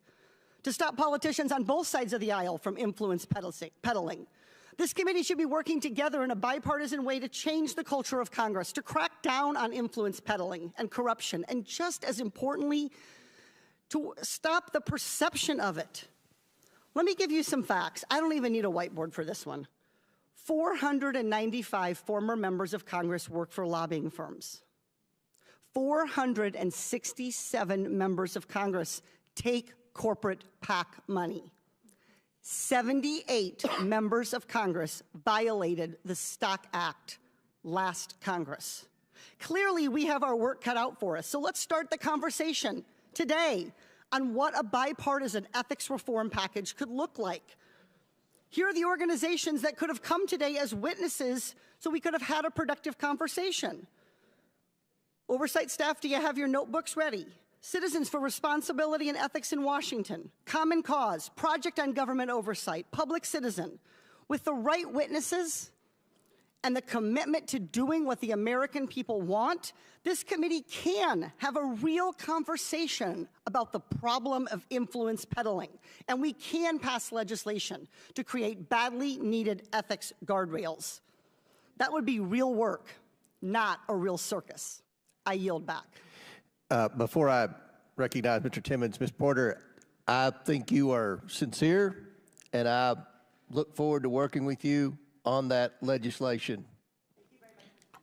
Chairman, can we take a 5-minute break? I need to go to the bathroom. Let us get one more, and then we'll do that. Chair recognizes Mr. Timmons for 5 minutes, then we'll take a break because we have votes coming up anyway. Thank you, Mr. Chairman. At our hearing last July, I laid out the scheme that the Bidens concocted to sell the Biden brand, netting almost $30 million for various members of the Biden family. This scheme was repeated with various clients in Kazakhstan, China, Romania, Russia, and Ukraine. I'm going to spend my time on just one instance, Ukraine, specifically involving Burisma, which netted Hunter over $3 million during a 3-year period. And to clarify the criminal offenses being alleged, for Hunter Biden, it is conspiracy to commit bribery, 18 U.S.C. Section 201 B, 2A, and C. And for Joe Biden, it's conspiracy to commit extortion under color of official right, 18 U.S.C. Section 1951 B2. And if you want a refresher on those, just look up Senator Menendez and his wife's indictment. So let's start with this. Foreign client has a problem. I've got an email here from Vadim Pozharsky, the Secretary of Burisma. And he is advocating that Hunter Biden intervene with high-level U.S. officials to facilitate meetings and communications expressing their positive opinion of Zlochevsky, the president of Burisma, to the Ukrainian president, chief of staff, prosecutor general, with the ultimate purpose to close down any cases against Zlochevsky in Ukraine. This is dated November 2nd. Now, keep in mind, and again, foreign client has a problem. Zlochevsky is being investigated by Viktor Shokin, the Inspector General of Ukraine, and he needs help, the Biden brand. So here we got bank records galore of Hunter Biden receiving, prior to this email, over $1 million. After this email, $2 million. You'll find out in a second he really earned his fee. So again, client pays a Biden $3 million. Next, what happens? What happens? This is great. 11 days later, we have the U.S. Embassy in Ukraine announcing that Vice President Biden is traveling to Ukraine on December 7th. Oh, interesting. Vice President Biden travels to the country. Here we got a great photo of him touching down. They're very proud of themselves. So Vice President Biden leverages U.S. policy to achieve a favorable outcome for the client. We've all seen the video. He brags about leveraging U.S. foreign loan guarantees to get the Ukrainian government to fire Viktor Shokin to end the investigation. Again, we've got the email from Podarsky saying that we need to leverage you, who have not provided value yet for your $1 million in service, Hunter. He brings in the big guy. Biden leverages U.S. influence, withholds $1 billion in loan guarantee to fire Shokin. So if that's not enough, we got the victory lap here. We got an email just a few months later saying, whoa, we won in less than a year. You brought us in, so take a victory lap. So look, I mean, this is straightforward. This is straightforward. Pay to play. It is bribery. Hunter Biden was paid $3 million at the lowest point in his life. He testified in the deposition that he was drug addicted, that he's never been to Ukraine. Yet he's paid $3 million to get his father to go to solve his client's problem. That is the scheme. Mr. Bobulinski, does this sound like the scheme that you've seen the Biden family do? I wasn't involved in Ukraine, but the facts surrounding this are very similar to CFC and Romania. Thank you for that. So this is the thing. If Hunter Biden were here, we would be able to ask him some questions, maybe clear this up. But he's not. He's not here. And what's interesting is that just yesterday, Peter Navarro reported to federal prison in Miami for 4 months for not showing up in front of the January 6th committee. And I want to point out to everybody that the January 6th committee was procedurally defective under House rules. It was procedurally defective because the minority leader did not get to appoint members to that committee. The United States House of Representatives Oversight and Accountability Committee is a procedurally perfect committee. And we have authority to subpoena Hunter Biden, and he has to show up. He has to answer these questions, and he has to tell the world that his father didn't leverage U.S. foreign policy so he would get $3 million. This is no different than what Senator Menendez did. And look, the American people are not buying this nonsense y'all are selling. We have to restore, we must restore their faith in our institutions. And we have to stop this ridiculous two-tiered system of justice where the Department of Justice persecutes President Trump and hides Hunter Biden behind every corner. I mean, this is not the United States of America that the American people deserve, and we have to get our country back on track. With that, Mr. Chairman, I yield back. Mr. Chairman, parliamentary inquiry. Did the committee subpoena Hunter Biden today? Chair recognizes, pursuant to the previous order and at the request of the minority witness, the chair declares the committee in recess for 10 minutes. Then we're going to come back in here, and then we may have to recess again for votes. Thank you, Mr. Chairman. Today's hearing is another unfortunate attempt by my Republican colleagues to muddy the water in an election year with no proof, no evidence, no wrongdoing at all by President Biden. The American people are tired of this charade. As I said before, my Republican colleagues simply grasp at straws that do not exist. While House Democrats in the Biden-Harris administration work to cut costs of prescription drugs, expand student loan forgiveness, and mitigate the threat of gun violence, Republican members of Congress continue to chase after Russian disinformation campaigns from the 2020 election, which have been thoroughly debunked again and again. And as usual, in this committee, we know who is in charge. It is the bondless, broke bluffer, twice impeached, 4 times indicted, insurrection initiator, election denying, self-declared dictator on day one, and puppet for Putin. The one who wants to terminate the Constitution and defund the FBI. The one who romanticized exchanging of love letters with North Korean dictator Kim Jong-un. The one who just last week embraced autocrat Orban of Hungary to discuss their diabolical plans to destroy our democracy. The one who proposed a policy to ban Muslims from this country. The one who just this week said any Jewish person who votes for a Democrat hates their religion and Israel. The one who called neo-Nazis carrying tiki torches chanting Jews will not replace us, good people. The one who referred to African nations as, I quote, shithole countries. The one who called NFL players, the majority whom are black, sons of bitches for taking a knee in protest of the ever-present racial inequality and police brutality that continues to pervade our justice system. The one who called Mexicans rapists and promised to build a wall and have them pay for it, and in case you missed it, it didn't happen. The one who told women of color from born in the United States, elected to Congress and serving on this very committee, to go back to their own countries. The one who bragged about grabbing women by their private parts. The one who confused his rape victim, whom he claimed was not his type, for his very own ex-wife. The one who is an admitted and committed adulterer who attempted to pay off a porn star for her silence. The one who has publicly mocked people with disabilities. The one who dodged the draft and referred to prisoners of war as losers, the very people who pay a high price so we could enjoy the freedoms that far too many of us take for granted. The one who boasted about being able to stand in the middle of Fifth Avenue to shoot someone and not lose votes. The one who promoted political and physical violence multiple times,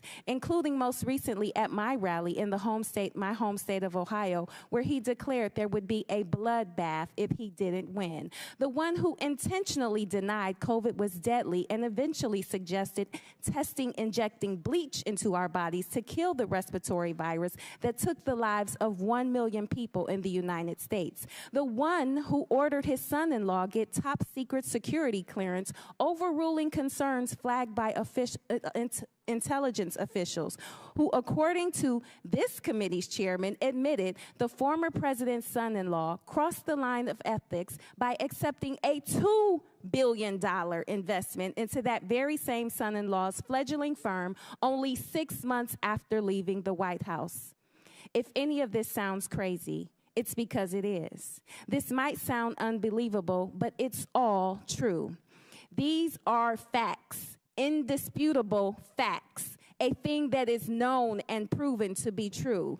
This may be a foreign concept to some of my colleagues, but for those of us who still have a relationship with the truth, please know this is not an exhaustive list of inappropriate, unethical, and questionable behavior by the maniacal manipulator of Mar-a-Lago, because I could go on, but I only have 5 minutes. Yet here we are again, trying to make sense out of nonsense. I would humbly, respectfully ask my Republican colleagues on this committee to stop falling over yourselves to win the approval of one, because millions of people are depending on you to defend our delicate democracy. And with that, I yield the remainder of my time to Chair now. The ranking member. 7 seconds. Oh, I don't know that there's much time left, but thank you for that eloquent and compressed recitation of some of what we've lived with over the last few years. Chair recognizes Mr. LaTurner from Kansas for 5 minutes. Mr. Bobulinski, I want to talk about May of 2017. To be clear, Hunter Biden was doing business with CEFC while his dad was VP. Are you aware of that now? Yes. Rob Walker told us that during his transcribed interview before the committee. But I want to talk to you about your meeting with Joe Biden, Hunter Biden, and Jim Biden in May of 2017. Other members are going to bring up the meeting you had with Joe Biden at the Beverly Hilton the night before the Milken Conference, but I want to talk about the next day when you went as Joe Biden's guest to the Milken Conference. So, you watched Joe Biden deliver a speech that day. Then you had a follow-up conversation with Joe Biden. Isn't that correct? Correct. What did Joe Biden tell you during that conversation? Well, as I've already publicly shared, I was brought backstage by his team because he had just given his keynote, and we just exchanged pleasantries, and then I walked him out to his car, and he specifically thanked me for the work I was doing with his son and his brother and asked me to keep an eye on them. And my understanding is, Mr. Bobulinski, that after Joe Biden had left, you went across the street to the Peninsula Hotel and had a long conversation with his brother, Jim Biden. Isn't that correct? I did. It's my understanding that you asked him how the Biden family does the business that they do, while Joe Biden is such a prominent political figure. What was Jim Biden's response to you? Correct. I was actually concerned and asking from a position of concern, and Jim Biden's response to me was plausible deniability. Plausible deniability. And by that you mean Joe Biden would be kept in the loop, but you weren't supposed to talk about it, especially in writing. Mr. Galanis, during your transcribed interview with the committees, you said a very interesting phrase. Say it, forget it, write it, regret it. Does this sound familiar? Is this consistent with your understanding of how the Bidens do business, Mr. Galanis?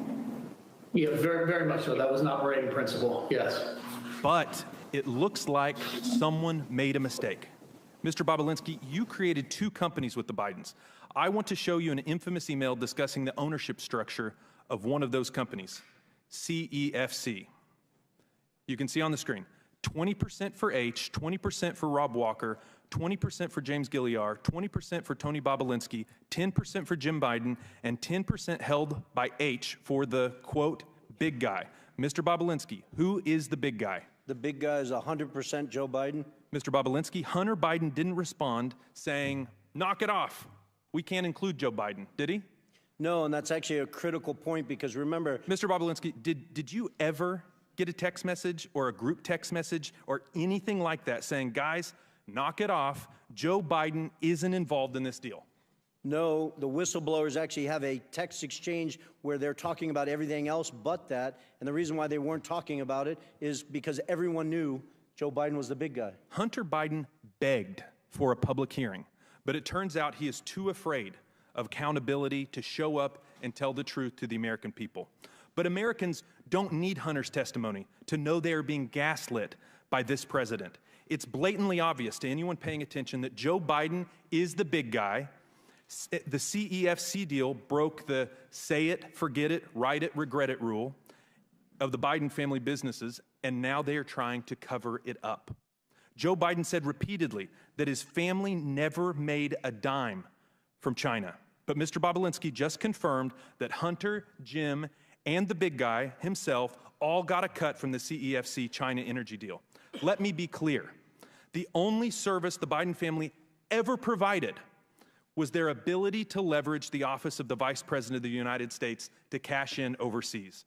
My Democrat colleagues are going to try and tell you that Joe Biden wasn't on the final ownership structure agreement, but isn't it true?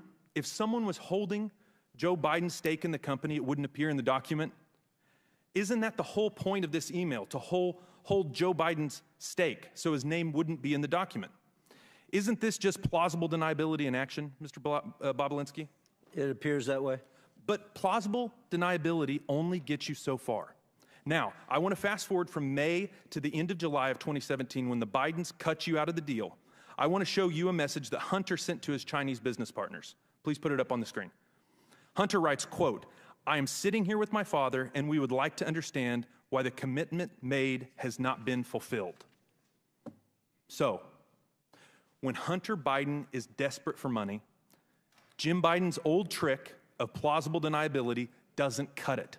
And when desperate times call for desperate measures, Hunter Biden let the cat out of the bag, said the quiet part out loud, and gave the game away by calling on his father to help him shake down his Chinese business partners for the money.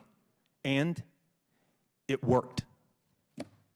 Mr. Chairman, I yield back. Mr. Chairman, just point of inquiry. What was the last image we saw that you put up? Where did that come from? I just want to authenticate that.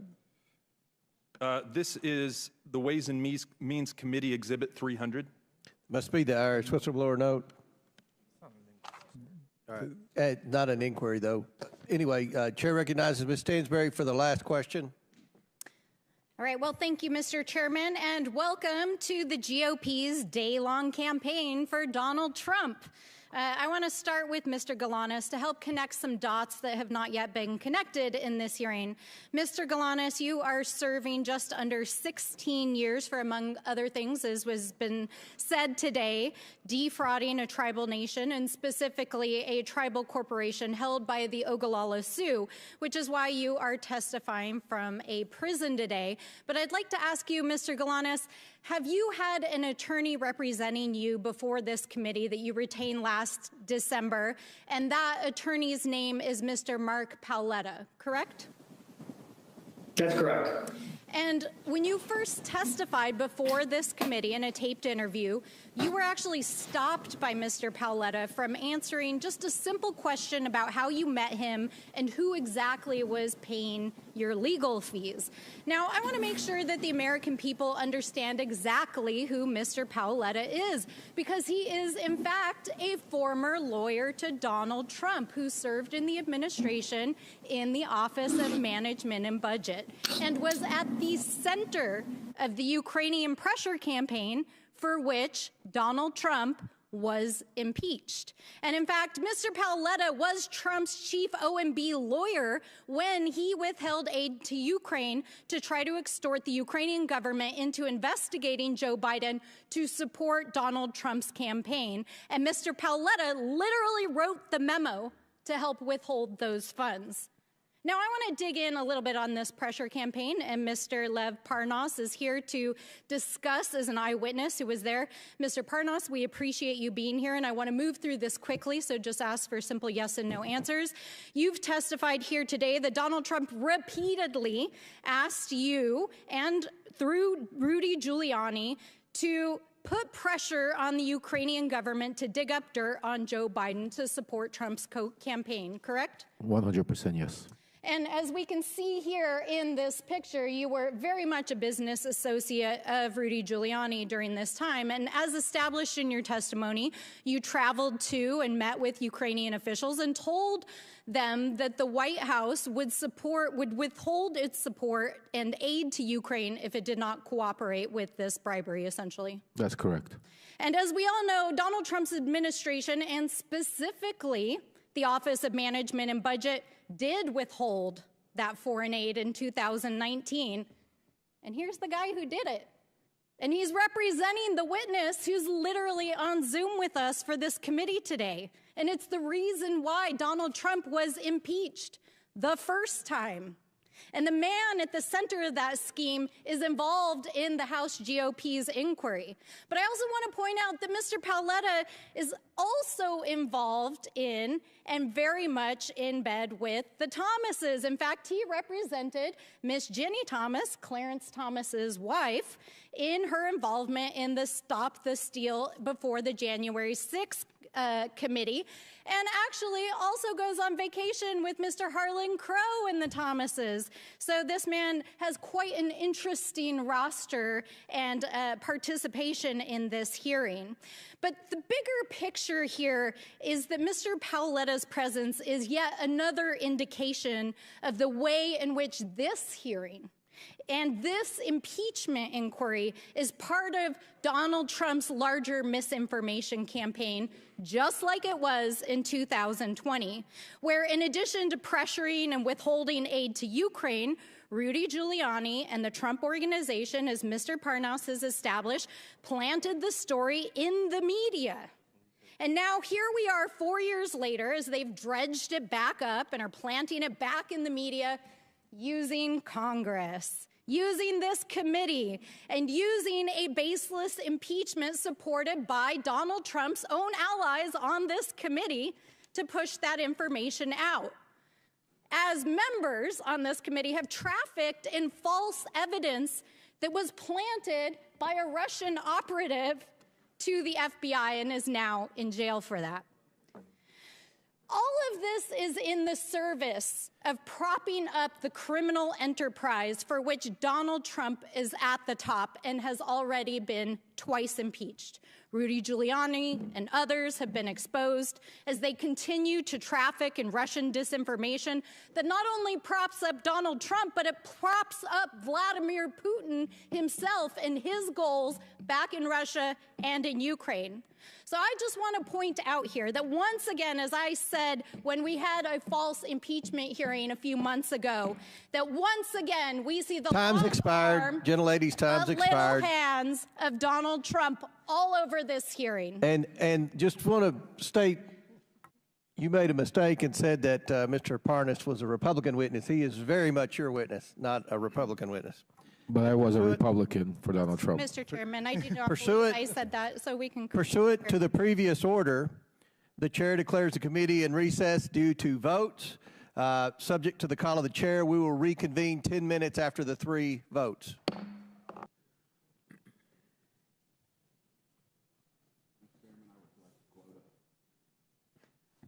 All right, committee will reconvene. Chair now recognizes Mr. Perry from Pennsylvania for 5 minutes. Well, thank you, Mr. Chairman. Mr. Galanis, I'm going to turn my questions to you. I hope I can see you on the screen here shortly. Are you there, Mr. Galanis? There you are. Okay. If we can jump right into another Biden-Chinese deal made while Joe Biden was in office, a deal I think you described in your interview as a quid pro quo, where the Chinese sent millions in exchange for a post-VP job for President Biden. Can you tell us what was Burnham? Yeah, so Burnham was an 85-year-old financial services company based in New York that owned an asset management firm and a securities dealer. But relative to the Chinese, it was an unimportant, small player. I'll give you scale, $1.5 billion versus $300 billion Chinese company. So what was Hunter Biden's interest in working with them, knowing that that was the situation? I think Hunter Biden was already working with them through the fund that was created. The BHR, Harvest was the H, and is described in some of Hunter's emails that I had provided to the committee. He described the activity with BHR, meaning the Harvest activity, as one of his only focuses, and his other focus would be the activity between Harvest directly and Burnham directly in a combination. So his stated objective, in his own words, in writing, was those were to be his only focus, his only priority in working with the Chinese on a go-forward basis. Did you also say that he said the interest in working with Burnham was to make billions instead of millions? Is that right? Yeah, I did say that, and that was on the basis of looking to become a much larger company where his equity interest would be worth a lot of money, billions, not millions. And you said the Harvest Fund was a $300 billion Chinese financial services company. Was it likely connected, or was it connected closely to the Chinese Communist Party and the Chinese government? That's my understanding. Okay. And who was Henry Zhao? He's been described to me consistently by Devin and Hunter as the chairman, but he's essentially the head of Harvest. I think he's had a couple of different roles over the years, but chairman is the best way to, he was always characterized as chairman and the decision maker for that entity. Right, so he's the chairman of the $300 billion Chinese entity connected to the Chinese government, the Chinese Communist Party, and he was based out of where? Where was his base of operations? In Beijing, China, PRC. And like you said, you heard him referred to occasionally as Chairman Zhao, right? Most of the time it was Chairman Zhao out of a sort of a respect for the chairman, yes. Okay, so now there came to a point where Hunter wanted to bring Henry Zhao, the chairman of Harvest, and their billions of dollars from China into business with Burnham. Is that right? That's correct. That's correct, Congressman. And why would he do that?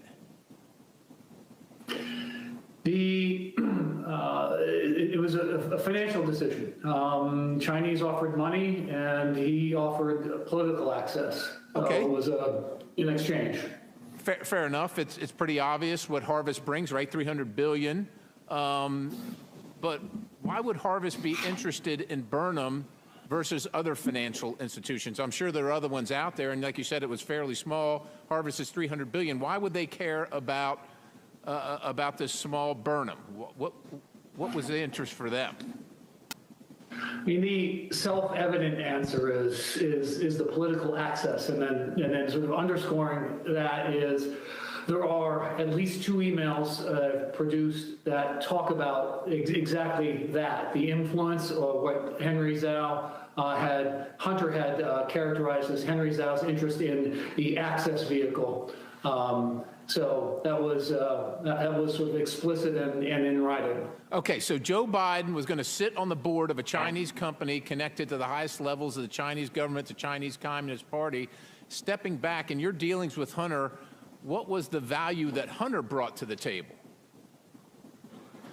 It was the access to the inducement to induce companies like this Harvest Group to participate in Burnham. So it was we'll call it relationship capital that he brought to the table, not financial capital. Relationship capital, economic value to the business. Relationship capital that you described as the Biden lift. What was the Biden lift? Biden lift was simply Hunter's access to his father and his father's power and prestige in influencing the growth of a financial services business, which is largely reliant on its reputation and ability to attract other clients. I'm running out of time here, but it sounds like a quid pro quo to me. Sir, what did Harvest did in fact invest money in Burnham? You called it a material inducement. Can you explain what that means? And do you know how much the Chinese paid?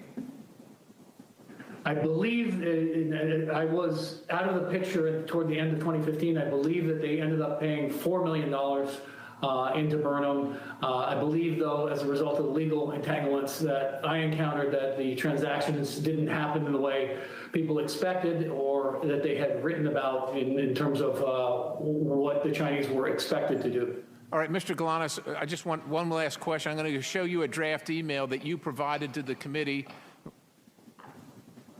Mr. Chairman, I yield. Objection on time. Good job. Chair now recognize Ms. Crockett for 1 minute, or 5 minutes. 1 minute. All right. First of all, Mr. Bobulinski, do you know who Elections LLC is? Yeah. Mike. Well, it's not a who. Okay. Well, do you know what it is? Yes, it's a LLC. Okay. And is it the LLC that your attorney works for? I believe so, yes. You believe so. Okay. So at this point in time, I'd ask unanimous consent to enter into the record a document indicating that the law firm representing Tony Bobulinski was paid $10,000 as recently as January of this year by the Save America PAC, which you may recognize as Donald Trump's PAC.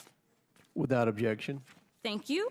Now, so far in this hearing, it has felt like the worst episode of The Apprentice. I'm sure you're familiar with that show. It seems like my colleagues and maybe you and some others are trying to become the next vice president of the United States of America. You're auditioning or something like that because, Mr. Bobulinski, I know that you take exception to the fact that your credibility has been called into question over and over. But when someone comes to testify under oath, whether it's before this committee, behind closed doors, or in person, then we have to evaluate someone's credibility. And, sir, I definitely have always had issues with your credibility, as I know that you are very well aware of. So let me remind you of what happened behind closed doors. Well, you should ask O'Connor about my credibility. I haven't asked you a question. Okay? You are? When I haven't. So when I ask you a question, that's when you answer. Otherwise, I'm talking.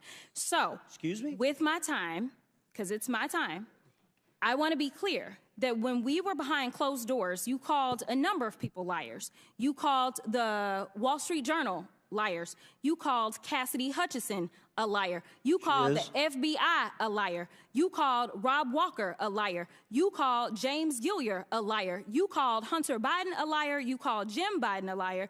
And just today, you added to your list, you called my colleague, Congressman Mr. Goldman, a liar as well. It seems like, according to you, the only person that's telling the truth is you and everyone else is lying. But I want to move on to something else. Is that a question? It's not a question. Oh, okay. You'll know when I ask you a question, I promise. Thank you. So the other thing that I want to talk about is the fact that my colleague from the other side of the aisle talked about the company that we keep. And she wanted to go through a list of people that she felt like were bad company, because right now the majority has been relying upon the testimony of someone who's currently sitting in federal prison. And we know that your company is the company of somebody who's been found liable of fraud, as well as defamation, as well as sexual assault, and for whatever reason can't pay his bills at this point in time. But I'm going to ask Mr. Parnas, so this is a question to him. Are you aware if Trump had any associates that have been found guilty of anything? Yes, lots of them. Lots of them. Me included. You included. Okay, so when you were called here to testify, you weren't called here to testify for any other reason than to tell the truth. Is that correct? Yes, Congresswoman. Now, we started this whole sham off because of the 1023, and that was debunked by you, was it not? Yes, Congresswoman. Way before we started this impeachment inquiry. And you mentioned a number of times this guy by the name of Rudy Giuliani. Yes. Now, you know, everybody is so stressed about the fact that Hunter ain't here today. But, you know, Hunter came and testified behind closed doors for over 6 hours.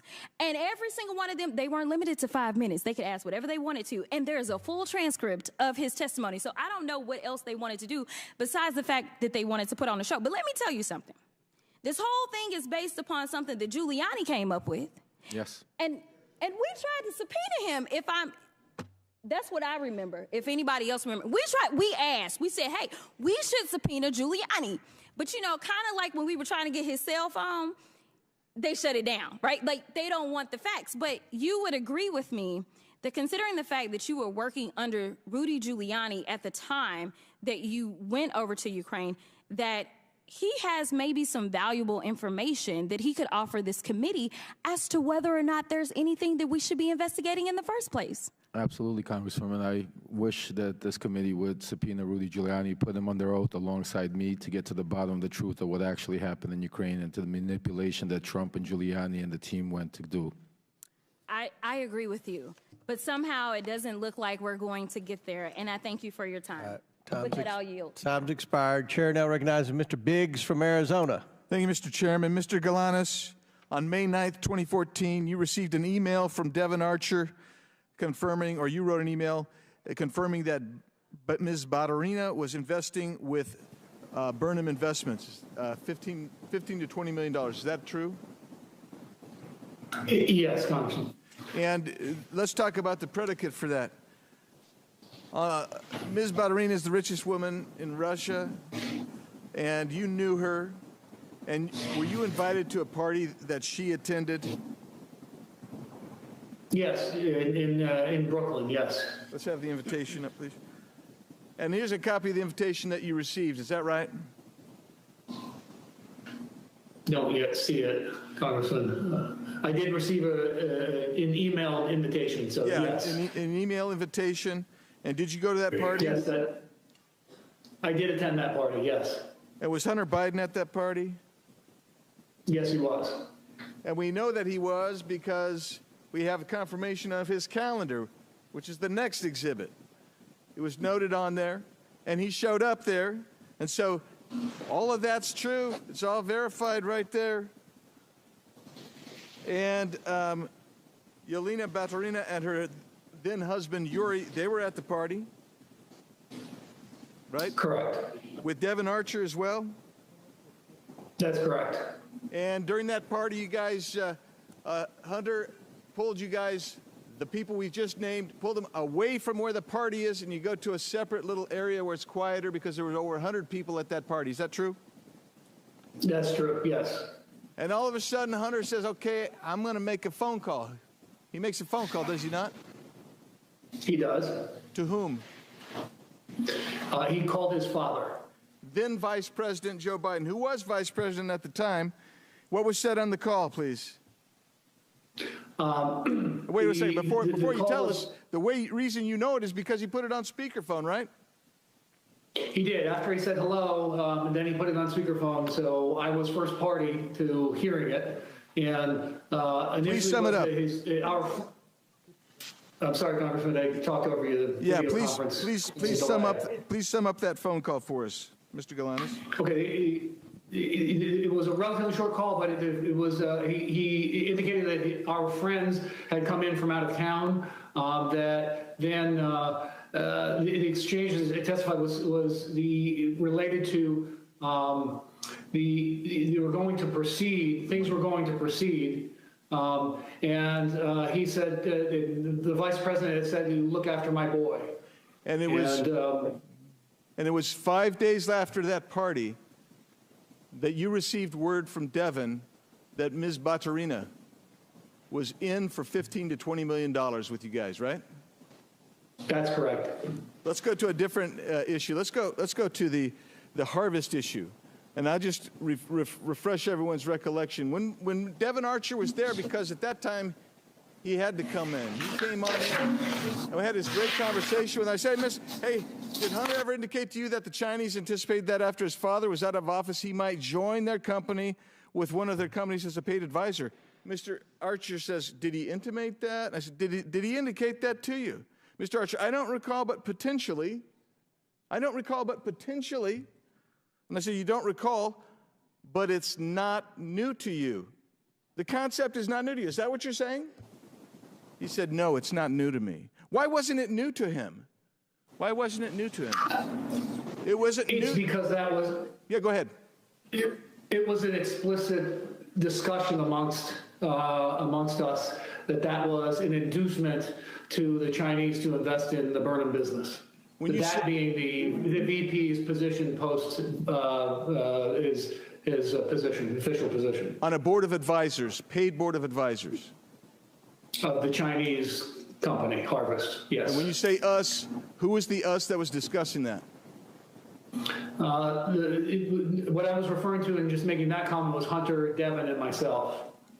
Let's go to something else. There was a broader sort of circulation group about that, and that was reflected in an email from a staff member at Thornton Group who circulated the draft email that also reflected he had a similar conversation and drafted a letter based on that understanding. How long have you been incarcerated, Mr. Galanis? I've been incarcerated for 8 years, Congressman. And you offered to tell the Southern District of New York and SEC about Hunter Biden's company, Rosemont Seneca Bohai, and they rejected your offer, didn't they? On multiple occasions, that's correct. And why do you think they rejected that offer? Chairman, I think he's over. Time's expired, but please answer the question. Answer the question, Mr. Galanis. All I can tell you is what counsel said to me. Which was?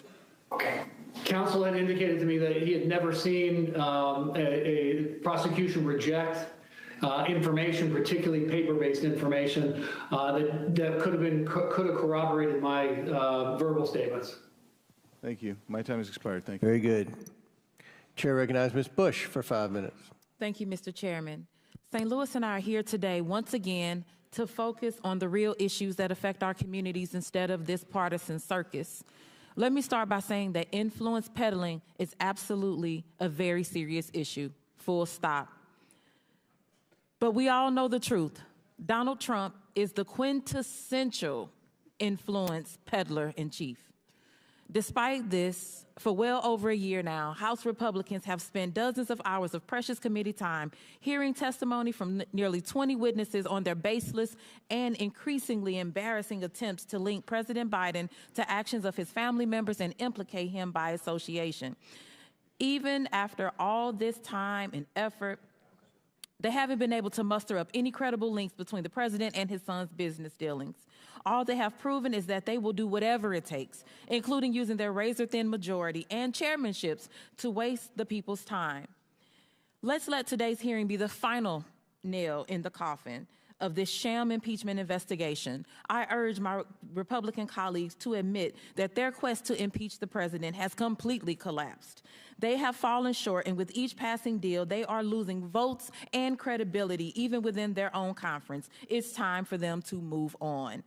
But that's not likely to happen, because my Republican colleagues don't care about responsible governance or making people's lives better. They don't have an affirmative agenda. They would rather distract us all with these unfounded accusations against the president. So it's no coincidence that under Republican leadership, 2023 marked the most unproductive year in modern history for Congress. Aside from a failed impeachment investigation, an unprecedented 3-week stint without a speaker, and bringing our country to the brink of a catastrophic government shutdown multiple times, Republicans have done absolutely nothing to demonstrate why they deserve to control any chamber of Congress, let alone the White House, for which their cult leader, a twice impeached, 4 times indicted former president, is running to gain influence and control again. They're just grasping at straws, and it'd be comical if it wasn't leading to real harm and real hurt in our communities. The people of our country are the ones paying the price for their failure to actually govern. Instead of wasting all of our time, our hours and hours going down fake rabbit holes and amplifying baseless conspiracies, we could focus on actual policy. We could focus on substance. We could focus on saving and improving the lives of our constituents, not misusing precious time and resources of this committee. What I'd rather focus on is the people who don't have the money and resources to buy influence, the millions of people in our districts who have been harmed by the ongoing refusal of the federal government to take full responsibility for the Manhattan Project waste, and who are still getting sick from exposure to toxic radioactive waste their own government created.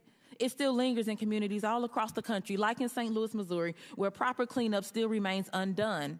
I am ranking member on the Subcommittee on Economic Growth, Energy Policy, and Regulatory Affairs. I have repeatedly requested a hearing on Manhattan Project waste and its countless victims. I'm still waiting. We could focus on ending the crisis of gun violence in this country. Every day, 327 people are shot in the United States. Every year, 42,654 people die from gun violence. More children die from guns than anything else in this country. Why are we not acting to protect them? How are we not treating this like the public health emergency that it is? We could focus on improving the lives of incarcerated individuals and weaning ourselves off of the carceral state.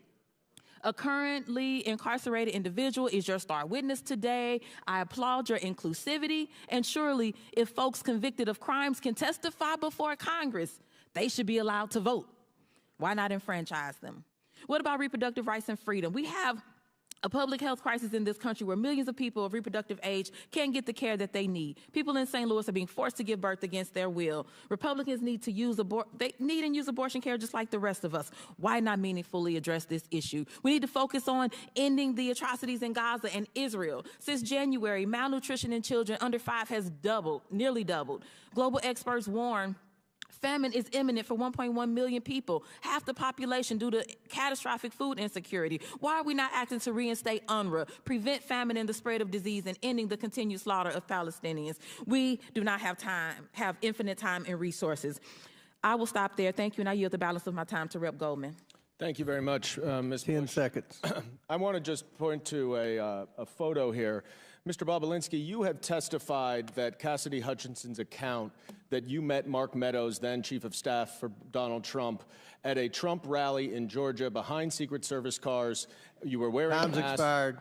Sir, you went over a minute late with Mr. Perry. If we could have a little extra time. If you, the Trump rally that you said Time's that she expired. was lying. Chair now recognizes Mr. Sessions for 5 minutes. Mr. Chairman, could we have some basic equity? If someone else wants to yield, she had 8 seconds to yield him, and he's got up here with a speech. He's already abused his privilege by making a motion that wasn't even a motion. Chair has ruled. The chair has ruled. The chair has ruled. What are you afraid of, Mr. Chairman? Recognize your. What are you afraid of? Why don't you let me ask the question? Chair recognizes the gentleman from. Oh, what purpose do you seek recognition, Mr. Biggs? Unanimous consent to introduce the documents into the record. Without objection. Thank you, Mr. Chairman. Here they are. One is the invitation that was mentioned. Another is Hunter Biden's calendar. Another is the email mentioned confirming that Yelena Baturina was going to invest $10 to $20 million with him. Another one is page 180 of the Galanis interview, page 56 of the transcribed interview of Hunter Biden, and also pages 41 and 42 of the Galanis interview. Without objection, so ordered into the Chairman, record. Now, Chair, what purpose do you seek recognition, Mr. President? I have a UC motion, Mr. Chairman. Proceed. I would like to enter into the record the portion of the Devin Archer transcript where he says that Yelena Baturina never had any business dealings with Hunter Biden and that money went into their joint account was done by mistake. By mistake. Okay. Without objection. And Mr. Chairman, I have one UC request as well. Proceed. This is from Salon Magazine. It's embarrassing. Republicans worry they have zero accomplishments to run on in elections. Without objection, so ordered. Chair now recognizes the gentleman from Texas, Mr. Sessions, for 5 minutes. Mr. Chairman, thank you very much. I'd first like to enter into the record 302s that were done with Mr. Bobulinski, what's known as Exhibit 400A. Thank you very much. Mr. Bobulinski, thank you for being here. Mr. Parnas, thank you for being here. And those of you who are appearing extraneously on our screen. Mr. Bobulinski, tell me very quickly about the professionalism of the organization that you work for in terms of paychecks, getting paychecks, providing the IRS with documentation of people who were paid out of the organization. I'm not sure I'm following your question. Were you ever paid? I was not. So you were never paid by this organization? I was not. Did you ever receive any enumeration? When we were in the process of trying to shut down Sinohawk Holdings LLC and Oneida Holdings LLC, I was compensated. It wasn't a compensation, it was a reimbursement of $50,000 of money I'd come out of pocket, traveling around, paying for hotels and stuff like that. So in other words, people did not get paid, or you didn't get paid that you're aware of. Were you aware that other people were being paid? The Biden family was paid. Hunter and Jim Biden were clearly paid millions of dollars. And how would you think that information would be transmitted about them receiving that payment and going to the IRS? I'm not sure of those specifics. I'm just aware that they received those millions of dollars, obviously based on the brave testimony of Shapley and Ziegler that came public with a bunch of information, and then Senator Johnson and Senator Grassley's report. I never saw. The only bank account I ever saw is the one I set up at J.P. Morgan for Sinohawk Holdings and Oneida Holdings LLC. J.P. Morgan was well aware that the Biden family were owners in that business. They authorized it, approved it. And what Social Security number was utilized to set up that account? For Sinohawk and Oneida? Yes. We had to represent the owners of the underlying entity, so they were aware that Hudson West 4 owned 50% of Sinohawk Holdings, and they provided their information. On the Oneida side, we represented that each of us owned 20%, and I'd have to go back and look. I, as the CEO, probably provided my Social Security number. I'm not sure if we provided Social Security numbers for all 5 members. And yet excuse me, tax IDs for their LLC. Or tax IDs, and yet you never received money except reimbursement for out-of-pocket expenses that were related to the business. Correct, and imagine that $50,000 I was paid was actually from the legal side of Sinohawk Holdings and the Chinese, while the Bidens had defrauded me and were receiving millions of dollars into their own pockets. Were you aware that they were receiving millions of dollars at the time? I was not. Did you spend time with the Department of Justice on this matter? I did. I had a voluntary interview with the FBI on October 23rd, I believe, 2020. They approached you or you approached them? My lawyers coordinated me. Which is obviously public knowledge, went to the second debate. I flew to D.C. with the intent of sitting in front of Senator Johnson, Senator Grassley, and their committee. And then my lawyers sought counsel, had discussions, and decided it was a better focus of my time to walk voluntarily into the FBI. So where did you do that? In Washington, D.C. Main Justice, Main FBI, or the field office? I believe it was the leading field office. They didn't want to do it in Main Justice for some their reasons. They decided. I would have gone wherever they asked me to go. Did they tell you at the time that you were providing information that if you provided information that was not true and correct, that you could be held liable for that under criminal statute? Yeah, yes, of course. I appreciate you asking that question. I was operated as if I misrepresented, misstated, lied, that I was committing criminal offenses, which I take very seriously based on the fact that I was willing to die for this country. And to just correct Ms. Crockett's statement earlier, I didn't accuse the FBI of lying. I stated in my transcribed interview that the FBI made mistakes in their 302. My lawyers never saw that document after my interview until it was made public to the world. And then you attempted to correct that 302. I did. Is that the same 302 known as Exhibit 400A that I have entered in the record today? It is. Do you have any other dispute with that? And have you looked at it, and do you have any other dispute? Well, there's numerous mistakes in it. Okay, thank you very much. Do you have any reason to believe that all of these SAR reports that have come out of banks were all fraud? Gentleman's time's expired, but he asked a question about the SARS reports. No, I mean, just the number of SARS reports should give every American pause. The average American in this country will never receive a single SAR in their entire life. So for a family or an individual to have over what I've publicly seen, 150 of them, is just extraordinary. Okay. I want to thank all the witnesses that are here today, Mr. Chairman. Thank you very much. Gentleman's time's expired. Chair now recognizes Mr. Frost. Or who? I thought you said Frost. Oh, Mr. Kassar. Okay, Frost was next. Kassar. Thank you, Chairman. And if I could have my full 5 minutes, I'd appreciate that. Reset the clock for 5 minutes for Mr. Kassar. Thank you, Chairman. While we clearly disagree on the merits of this meritless investigation, I hope, Chairman, that we can at least come to an agreement on some basics. I believe that you and I can agree that presidents and White House officials should not be unduly influenced by foreign powers. So, Chairman, I'd be happy to yield to you briefly for a yes or no. Can we all agree that White House officials should not be bribed or unduly influenced by foreign actors? It's your time. You can ask. We have witnesses here. I would assume that you would agree. We have witnesses. If you want to ask the witnesses question, or you want to waste time with me, I'm not wasting time with you. I think that we've been disagreeing all day. I hope we can come to an agreement that White House officials should not be bribed or unduly influenced by foreign powers. I think you and I agree on this point. I see you nodding your head. I assume that that is a yes. I'm glad that we can work as an oversight committee on investigations.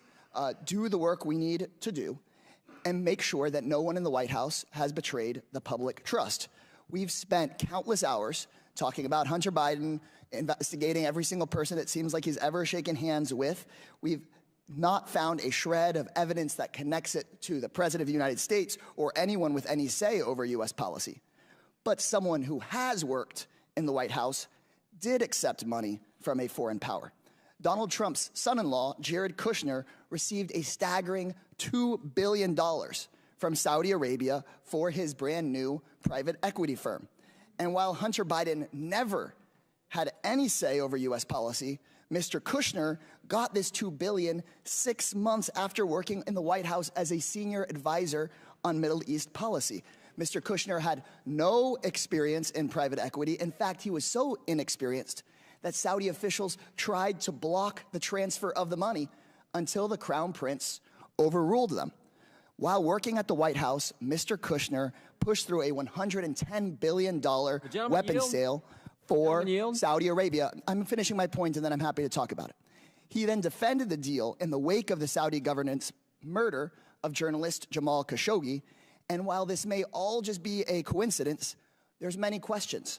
Like, was any of this money passed along to Trump? Was the Saudi money a thank you for a job well done in the White House? Was Jared given this money in exchange for anything else? Or did someone with no experience just have a lucky payday?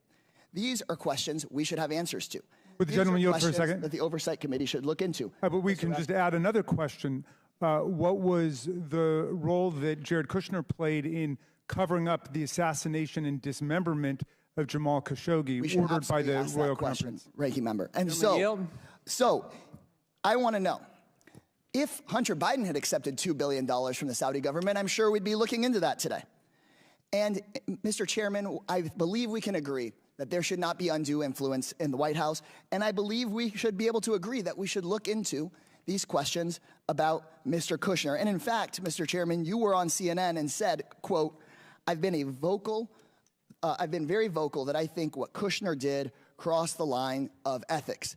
And then in our deposition of Hunter Biden the other day, when we were discussing Mr. Kushner, you said, Mr. Chairman, and I quote from the deposition, when we deal with influence peddling, we'll ask about Jared Kushner. Well, today's hearing is titled Influence Peddling. So we are here. So, Mr. Comer, I would love to hear from you. Can we fulfill our responsibility as an oversight committee and determine if Saudi Arabia bribed or unduly influenced Jared Kushner or other White House officials? Is that something we'd be willing to look into? We've already had a conversation with Ms. Porter. I'm going to answer one time. Ms. Porter and I have pledged to work on influence peddling legislation. We'll take up all the people who have been accused of influence peddling. We'll try to determine whether Jared Kushner has a real business. We haven't been able to find a real business that the Bidens have had yet. Now, just still your time, Mr. So could we expect to subpoena Mr. Kushner's correspondence with the Saudi government or his firm's financial records or financial transactions between Mr. Kushner and his father-in-law? Is that something that we would consider doing as part of that hearing you just discussed? What was the question? If we are serious about looking into foreign money, I saw recently a poster board here about $100,000 to a car dealership. Are we going to be serious about the $2 billion from the Saudi government to Mr. Kushner? My question is, would we be at least subpoenaing Jared's correspondence with the Saudi government and his firm's financial records? Can we commit to doing that? I think it's important to see if there were real legitimate businesses. And if there was influence let me ask you a question. What business was Hunter Biden in? We heard explicitly from Mr. Biden. We heard explicitly from Mr. Biden about his extensive business record and his experience on boards.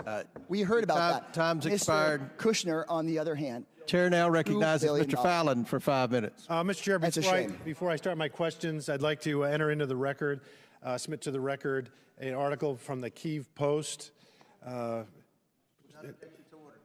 and then a second article from the Kyiv Post entitled Prosecutor General Shokin Resigns, and it's updated. If I get another without objection to order. Thank you, Mr. Chairman. I sat in on the entire 7+ hour deposition that Hunter Biden gave to this committee. And one of the things that stood out to me was his assertions with a rather braggadocious flair of his business experience and his acumen and his impeccable qualifications. He claimed with quite some vigor, I might add, that he was a brilliant, accomplished, and highly sought-after business commodity. He's very successful, and he had an unparalleled resume that he recited to us chapter and verse to prove it. That was at least the face his lawyers, this administration, and the House Democrats wanted him to wear. Of course, there's another possibility, one that this pesky little thing we call reality, that he was a spoiled, entitled East Coast patrician with a senator and then VP daddy who squandered his many life advantages and spiraled into a decadent behavioral pattern of narcissistic excess and criminal addiction. And to feed his very large carnal appetites, he acted as his family's bagman in an influence peddling and access selling scheme that netted the Biden tribe over $24 million in illicit foreign cash. Lots of money, little effort in a get-rich-quick scheme. If he was such a skilled and gifted businessman, as he claimed, his services would be sought after, in fact, even fought over. Mr. Bobulinski, to your knowledge, how many Fortune 500 companies retained Hunter Biden on their board of directors? Now or in his ever? I can't confirm any. Yeah, because there aren't any. Zero. How about how many energy companies retained Hunter Biden? I'm sorry. How many American energy companies retained Hunter Biden on their boards of directors? Zero. Zero. Nada. Correct. There was one energy company that retained him on their board of directors. Do you know what that name of that company was? Yes, Burisma. Burisma. Correct. Where's Burisma located? Ukraine. Really? That's interesting because, and he was hired actually for no small sum, $1 million a year. Hunter Biden said in his deposition he could bring, and Mr. Chairman, I apologize for laughing, but he said his corporate governance to the table.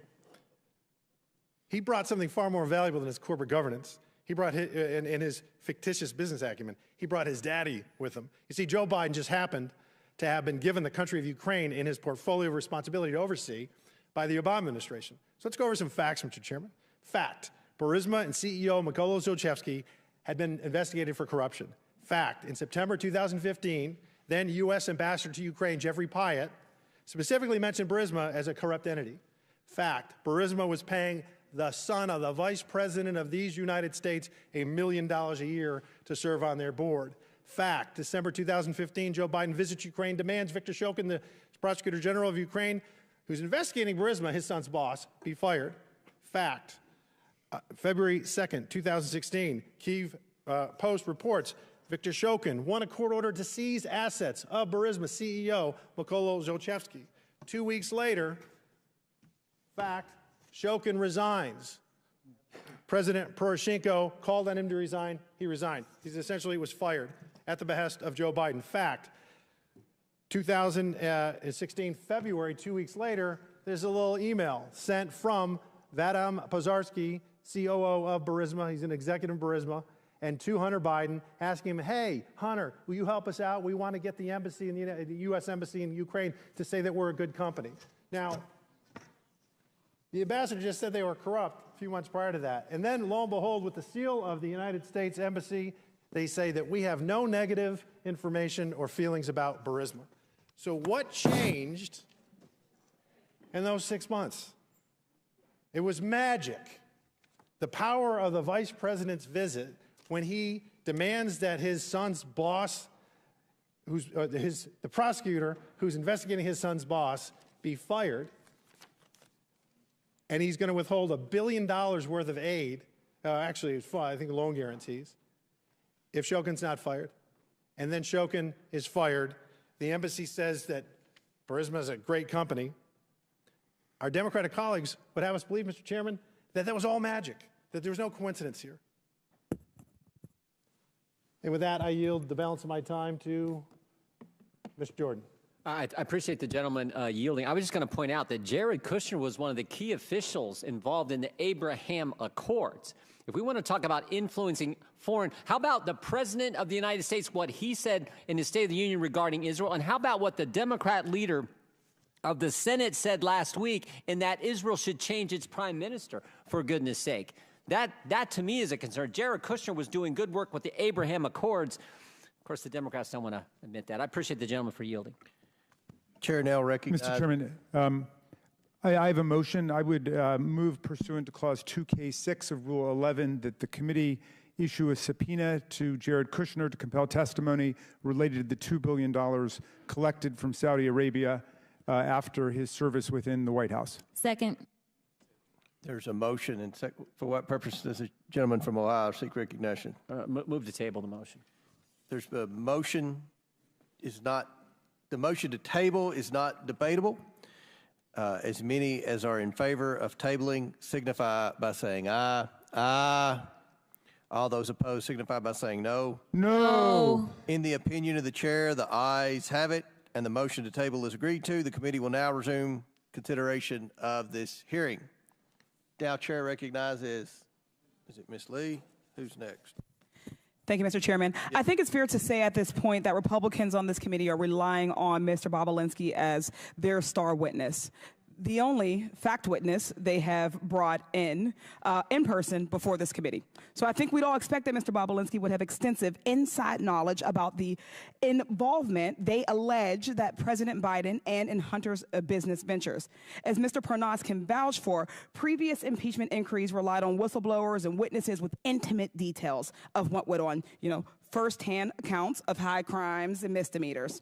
You could point to exactly what the allegations were and understand what was going on. There were laid out chains of events pointing to a named crime, lying under oath, obstruction of justice, abuse of power, incitement of insurrection. Yet we're left floundering here with zero direction and zero real evidence while we watch this kangaroo court struggle to continue on. And today we have Mr. Bobulinski, whose biggest contribution is that he had, quote, multiple meetings with Joe Biden. But let's be clear. He spoke with Joe Biden a grand total of 2 times in the span of less than 24 hours in 2017, and each was short.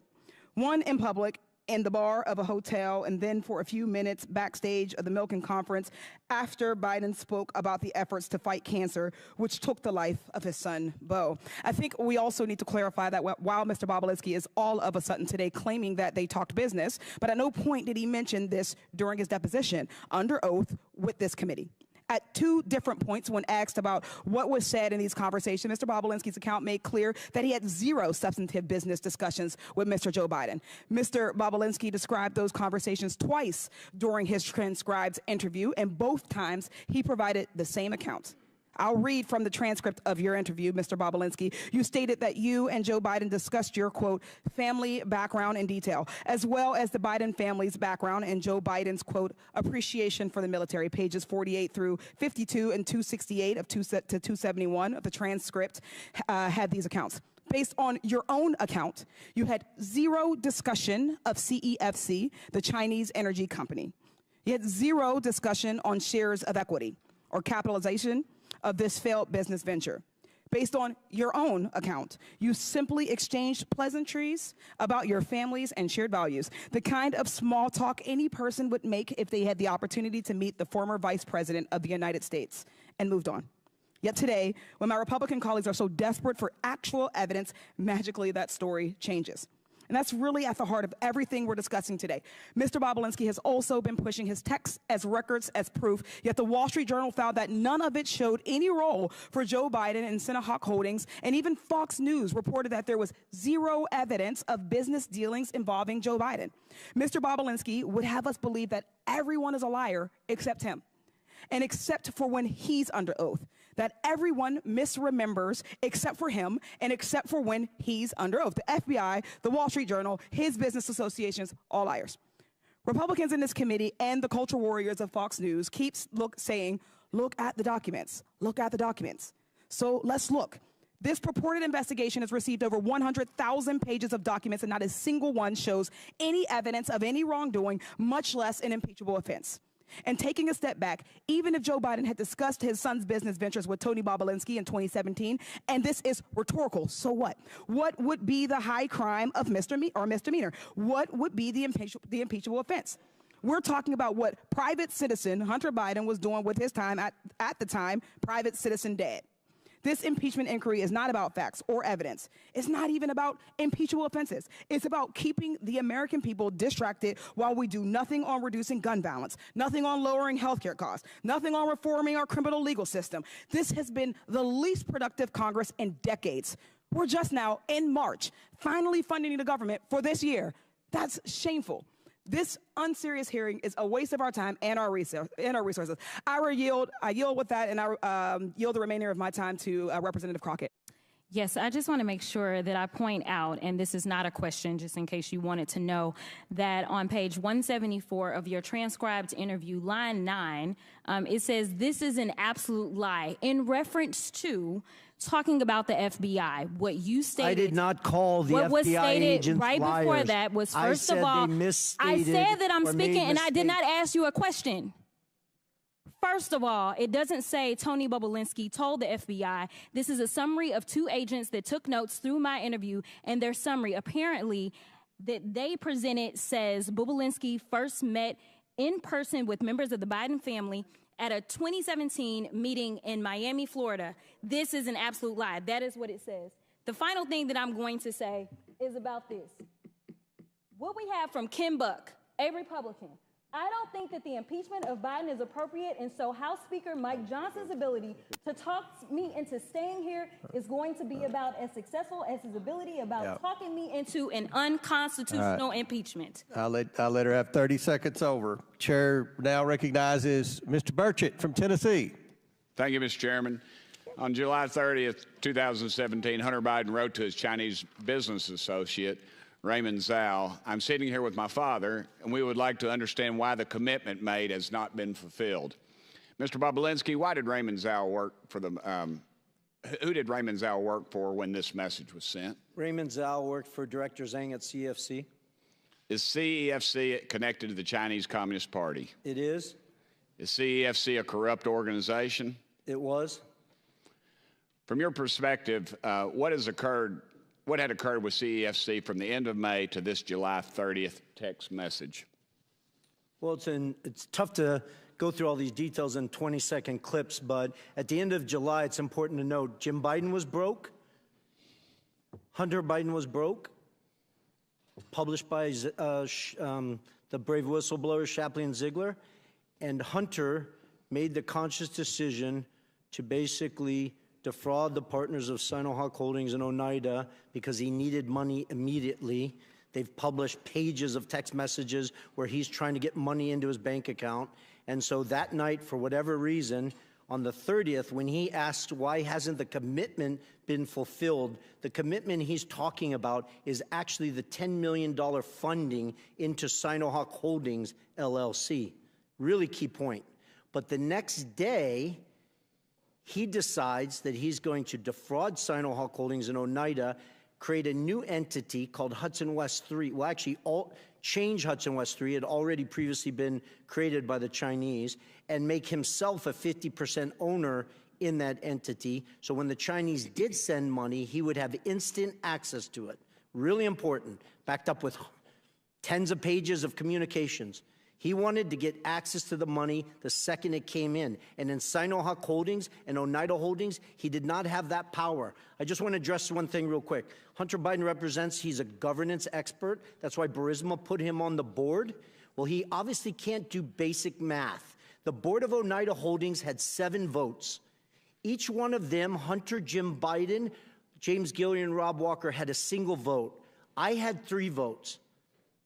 I have a master's degree in electrical and nuclear engineering. I think I can do math. I had 3, they had 4. They controlled Oneida Holdings.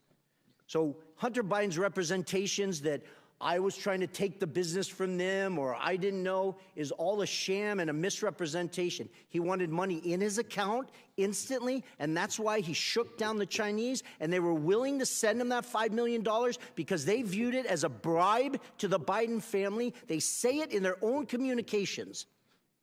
Are you aware or not that they pay taxes on any of that? I can only go from public testimony. I was not involved in their taxes. Okay. On July 31st, the next day, Hunter says he hopes Kevin should know that the plan to speak is highly confidential. And Raymond Zhao responded, CEFC is willing to cooperate with the family and the priorities to solve the problems mentioned last night. What family was Raymond Zhao talking about? Was it the family was the Biden family, and more importantly in that text is what is he talking about is the confidential manner. The confidential matter he's talking about were 4 sealed indictments in the SDNY where they were about to indict executives of CEFC that we now know. I didn't know that in July of 2017, but the SDNY knew. Charles McGonigal, who's now apparently going to serve 78 months in prison, ran counterintelligence for the FBI in New York City, where Chairman Yee was dropping $50 million of cash for penthouses in Manhattan. So who you should be asking all these questions are the Department of Justice, the SDNY, the FBI, because they have troves of evidence that back up what was going on in July 2017 and in August 2017. So I apologize, Congressman, to be so passionate and to take your time, but this is what I need you guys, or the focus has to be of your oversight committee. This involved the Chinese Communist Party. They were doing a transaction with Rosneft, which was a Russian-sanctioned U.S.-sanctioned company at the time, and the Biden family was right front and center in the middle of it. Thank you. I'll switch gears for a second. I wish Hunter Biden were here because I'd like to ask him about his taxes. I want to know if he paid his fair share, just like his dad's asked Americans to do. I want to know if he's current on his taxes, and if he isn't, I'd like to ask him when he plans to pay up. Mr. Bobulinski, you're a businessman. Did you pay your taxes? I did. Mr. Bobulinski actually pays his taxes, unlike the president's son, and yet Democrats on this committee act like Hunter is the believable one out of you two. Joe Biden has no right to lecture the American people about their taxes until he gets his own house in order. Thank you, Mr. Chairman. Very good. Chair now recognizes Mr. Moskowitz for 5 minutes. Mr. Chairman, thank you. By the way, how are you doing? Good? Okay. Mr. Bobulinski, over here, how are you doing? Good. So I just have a question. We've been at this for 15 months now in oversight. I know this is your first time here, but do you think Chairman Comer has proven that Joe Biden has committed a high crime and misdemeanor? I believe with all the evidence he's gathered, yes, he's proven that Joe Biden has committed high crimes and misdemeanors. Okay, and so I assume you believe Joe Biden should be impeached. Well, that's up to you guys. But do you believe he should be impeached? It's yes or no. Do I personally believe you. Under constitutional... No. You personally, do you believe he should be impeached? I do. Okay, and you believe that because you believe Chairman Comer has proven that he committed a high crime and misdemeanor?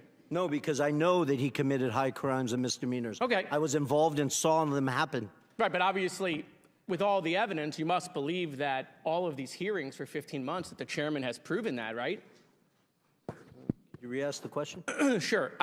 I'll sum it up. I assume you believe he should be impeached, but my point is that the chairman has not yet moved for that. And so, look, Chairman, we got like 3.5 minutes here. I mean, let's just do the impeachment. I mean, why continue to waste millions of dollars of the taxpayers' money if we're going to impeach because you believe you've shown he's committed a high crime and misdemeanor? What are you waiting on? Let's just do it. I mean, by the way, we got Chairman Jordan here also, the double chairman. Why aren't you guys calling for the vote in your committee? When is it going to happen? When can we tell the American people you're going to stop wasting their money and just call for the vote on impeachment? Gentlemen, yield? Sure. We don't do snap impeachments like you guys. We actually do the facts. We do oversight according to the Constitution. You're never going to call for it. You're never going to call for it. I mean, now you can predict. You can predict the future. How do you know? You guys only have 6 more months probably in power, right, until the election. So are you going to do it in 2 months? Are you going to do it in 3 months? Like, tell the American people. Does the Constitution put a time limit on oversight? I don't think I didn't read that in the Constitution. If you believe you can't call for the impeachment now, then what you're admitting is you haven't yet proven that he's committed a high crime and misdemeanor. You haven't proven it yet. Otherwise, you would call for it, I assume. We're doing our work. Okay, so they haven't proven it, right? They haven't proven he committed a high crime and misdemeanor. Otherwise, we would call for impeachment. So look, the chairman knows me well. I mean, I'm just here to help him, right? And so I just think we should do it today. Let's just call for it. I'll make the motion, Mr. Chairman. I want to help you out. You can second it, right? Like, make the motion to impeach President Biden. Go ahead. It's your turn. You second it. No, nothing. Okay, we got nothing. So I want to, with my last couple minutes, show the American people that they're never going to impeach Joe Biden. It's never going to happen because they don't have the evidence. Okay, this is a show. It's all fake. They just want to do these hearings. It's not leading to impeachment. They're lying to their base on Newsmax and Fox, leading these people to believe that they're going to eventually impeach the president. It's not going to happen at all, ever. Period. They don't even have the votes, even if they had it in committee. They don't have the votes on the floor. They know that. They got members resigning rather than taking a vote on the fake faux impeachment. Just ask Ken Buck, who said the speaker ain't going to get me to take an unconstitutional impeachment vote. I mean, boy. I mean, so look, I mean, if these hearings were a success, right? If what we've been doing for the last 15 months had convinced the American people that Joe Biden committed a high crime and misdemeanor, you can be damn sure they would have called the vote by now, right? But they want it to go on. They either want it to go on because they don't have the evidence. Are you asking me a question? No, I'm just looking at you. Oh, okay. But if you want to talk to me, we can talk. Well, no, I think you haven't read recent data that shows the American people are well aware of the Biden's corruption. Perfect. So then ask the chairman why he hasn't called for impeachment, Tony. He's right here. Ask Comer. Hey, Comer, how come you haven't called for impeachment? I'll do it. Watch. Hi, I'm Tony. Hey, chairman, how come you haven't called for impeachment? When are we going to have the hearing? When is the vote going to happen? I mean, you believe it. He believes it. He says it every day on TV. I just don't know when we're going to have the vote. I mean, let's just go. Are you asking me to hold the vote? No, I just like looking at you. We can save the taxpayers millions of dollars. So, I mean, look, I used all of my time to show that this vote is never going to happen because they have no evidence on Joe Biden. I yield back. Gentlemen's time's expired. Chair now recognizes Mr. Burleson from Missouri for 5 minutes.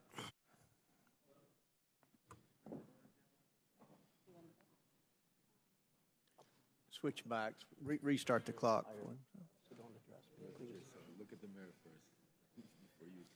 Who served in prison for felon? Not me. You have everything ahead of you. Keep talking. You'll join your friends. We'll get you a mic.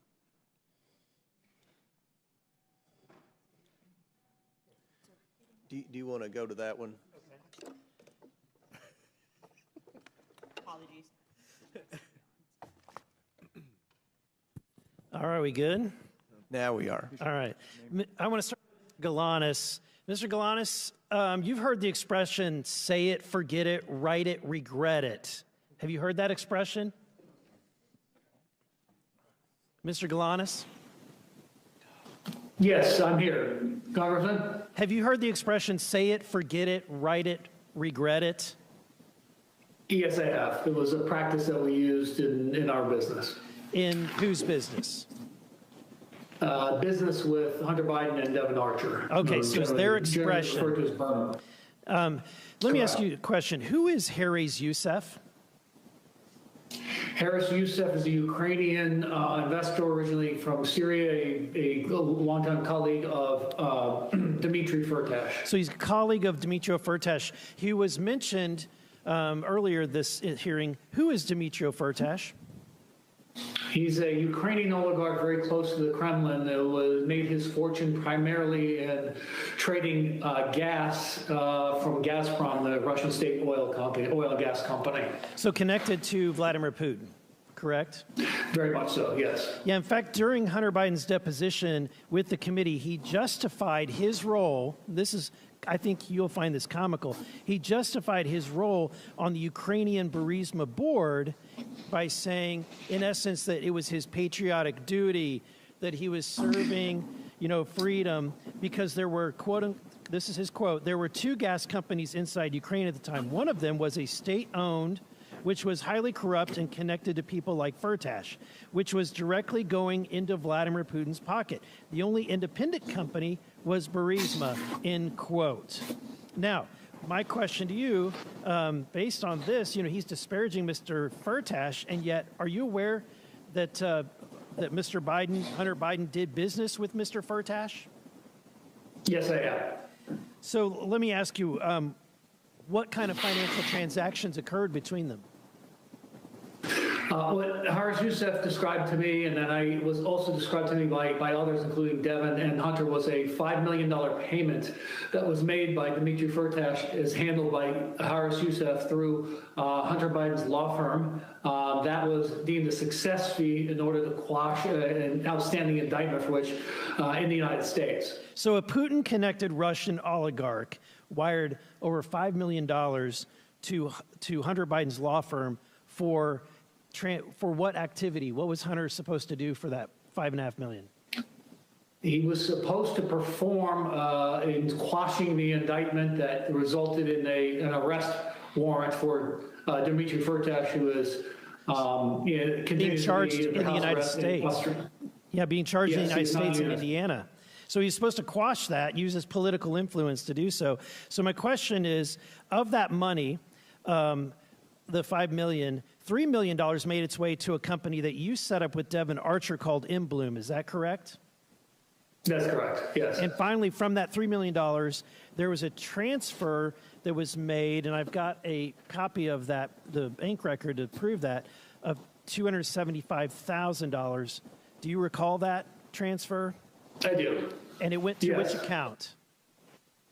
Rosemont Seneca Bohai. Rosemont Seneca Bohai. So despite what Hunter said during his deposition, based on your knowledge, was Hunter Biden connected to Rosemont Seneca Bohai? Was he part owner? Very much so, and he said as much and had direction and control, and was a beneficiary of the account. So there are emails that document he directed monies to be dispersed from that account, including to himself. Now, it sounds like, despite what he's saying, what he told the committee, that this guy was a bad hombre, basically, that this Firtash guy connected to Putin, and therefore he had to get on Ukraine. And yet he had no problem doing business for this corrupt Russian oligarch connected to Putin. In fact, had no problem taking $5 million and a direct transfer of $275,000. Would you Would you agree? I agree with that, yes. Okay. Now, Mr. Bobulinski, and I've got just a little bit of time left. Sorry, very little time. So I want to ask you, for God's sake, Hunter Biden is doing all of these transactions, doing all of this business, and yet his father is vice president. And we're to believe that his father isn't aware of all of these. He's been on the phone calls, he's been in the meeting, and yet he's not aware that his son is doing business with people connected to Vladimir Putin? Are we to believe that? It's an absurd expectation. Thank you. My time has expired. Very good. Chair now recognizes Mr. Frost for 5 minutes. Thank you, Mr. Chair. The claims made against the President of the United States have been so completely proven to be lies that even House Republicans now are admitting that it's time to close this case. Mr. Parnas, I have a few questions for you in limited time, so I really want to try to get through these. And I just want everybody to know, especially people watching at home, that you're like one of the most credible witnesses that we've had throughout this entire impeachment inquiry. First off, I just want folks to know, for people who aren't familiar, can you tell me who you were working for between 2018 and 2019? Rudy Giuliani and Donald J. Trump. And to be clear, did you answered to Rudy Giuliani? Yes. You answered to Donald Trump? Yes. Directly? Directly to Rudy Giuliani. Yeah. When former President Trump and Rudy Giuliani flew you to Ukraine to look for corruption on the part of President Biden, did you find any? No. And following your Ukraine trip, Senate Republicans, Senator Grassley and Johnson, released their Burisma report, which the New York Times concluded was, quote, unproven allegations that echo an active Russian disinformation campaign, end quote. Mr. Parnas, are the unproven allegations that are at the heart of the Republican report the same fabricated claims that Donald Trump and Rudy Giuliani sent you to Ukraine to go dig up? Yes. Last summer, you wrote a letter to Congress noting that when the media started to get tired of the smoke screens and using this, one of the authors of the Republican Burisma report would be your, quote, guy in the Senate to push all the information, end quote. What did you mean by that? Senator Ron Johnson was our guy in the Senate. It was told to me that when we push the information, he's going to push it in the halls of Congress. So when the media was getting skeptical about pushing disinformation after they've proven it wrong time and time again, the plan was to have a U.S. Senator, Ron Johnson, to push that disinformation even further. Correct, because we had Congressman Nunes already doing it, so Senator Ron Johnson jumped on board. This Congress, both Chairman Comer and Chairman Jordan, have centered this entire sham impeachment hearing on an FBI tip sheet. This tip sheet made wild claims about bribery that didn't even come close to being backed up. And in fact, it's all being proved to be one big lie. Mr. Parnas, is the allegation in the FBI tip sheet based on the same fabricated claims that Donald Trump and Rudy Giuliani flew you to Ukraine to dig up? Yes. I also want to make it clear that the informant allegedly behind this tip sheet is facing criminal charges for lying about the Biden family and was a known fraud for years before that. The same fabricated claim kept popping up and getting smacked down over and over again. In fact, our colleagues at the Foreign Affairs Committee did some amazing work on this investigation and found that this lie dates back to December 2015, almost 10 years ago. Do you happen to know the article that I'm referring to? I don't know the exact article, but I do know that the slide has started way back in 2015. Started about 10 years ago. It was an article entitled, quote, The Ukrainian Scam of the Biden Family, end quote. And it was posted to a Russian language media website registered in a city in Russian-occupied Crimea. Mr. Parnas, do you have any doubt that this fabrication claim, the claim that Donald Trump and Rudy Giuliani sent you to Ukraine to try to dig up more information on, is part of Russian propaganda and an effort to destabilize Ukraine and undermine our democracy? As I said here today, I have zero doubt that Russia's involved. This is a Russian campaign to interfere in our elections. Thank you. I appreciate it. I appreciate it from someone with firsthand experience. Look, to recap, there's no evidence that support allegations that President Biden engaged in corruption in Ukraine. We know this. Mr. Parnas himself has made it clear that we have no doubt, we should have no doubt, that the claims of corruption are lies and conspiracy theories rooted in a Russian effort to undermine our democracy, posted to a Russian language website over a decade ago. This is exactly what Putin wants. And over the years, Republicans have kept moving the goalpost. You just look at the past year, right? First, it was a bribe. Then it was Burisma, nothing. Then it was Hunter Biden's laptop, nothing but some like nude pics that we keep seeing here. Then it was supposed money laundering scheme that turned out to be a family member making a couple of car payments. And now Republicans on this committee have left the pretense of a crime behind and are moving the goalpost to influence peddling, which sounds more like what former President Donald Trump did in his time in office. Look, we've been laughing a lot about this, calling it theater and a sham, which it is. But I also want to bring up that this is really serious. Yes. I mean, we have members of Congress and this committee using Russian propaganda meant to undermine our democracy, to undermine our president. It's not just theater or laughable, but it's a betrayal of our democracy. It is very serious, Congressman. Yes. Chair, I yield back. time's expired. Chair recognizes Ms. Boebert from Colorado for 5 minutes. Well, Hunter asked for a public hearing. Here we are, and he is nowhere to be found.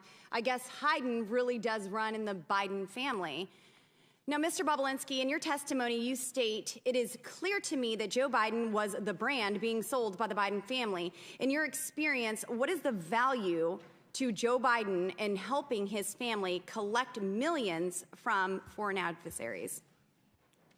What's the value to Joe Biden specifically? Yes. Well, his children and brothers were enriched, which to AOC's questions earlier violate corruption statutes, RICO statutes, FCPA statutes, FARA statutes. Yes, so you would agree that the Biden family was involved in this corruption and influence peddling and selling access to the federal government? I do. Mr. Bobulinski, in your experience, did President Biden play a more active or passive role in his son Hunter Biden's business dealings? I quantified it previously as he acted sort of like a chairman. He showed up and shook hands. He's been called the chairman. Yeah, he showed up, shook hands, and that's all the Chinese, Ukrainians, Romanians, Russians, whoever was need. It's not what the Canadians, the Australians, and Americans need, but in those parts of the world, that's what they need. Thank you. And now I'm going to switch over to Mr. Galanis. During his 2020 presidential campaign, then candidate for president Joe Biden said his son did not make any money from China. Did Joe Biden lie? Yes or no? Yes. Mr. Galanis, you are aware of the BHR fund that consisted of Bohai, a Chinese state-backed company, Harvest, a China company, and Rosemont, the Biden entity, correct?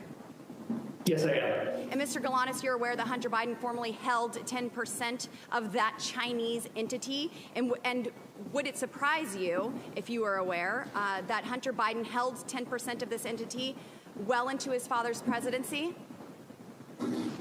You know, I'm aware that it was founded as a business that he owned 50% of 20% or 10% directly from the outset, from early on in 2014. And would it surprise you, Kevin Morris, Hunter Biden's fake attorney, has testified that he now holds that interest? I don't have any knowledge about that, so not much of this would surprise me. Mr. Bobulinski, in your testimony, you stated the Chinese Communist Party, through CEFC, successfully sought to infiltrate and compromise the Obama-Biden White House during 2015 and continued through when Joe Biden left office. Would you agree that the CCP compromising the White House is a serious threat to our nation's national security? I do. Thank you. And now Joe Biden has leveraged his elected position to enable the Biden family, their business associates, and their companies to receive over $24 million from foreign nationals and their companies and their related companies. Biden is compromised and is a threat to our national security. After today, it's clear that Joe Biden is a bigger CCP asset than Fang Fang herself will. A threat to our national security. After today, it's clear that Joe Biden is a bigger CCP asset than Fang Fang herself. Will we ever come to the agreement that it is far time that Congress holds the resident of the White House accountable for selling out the American people?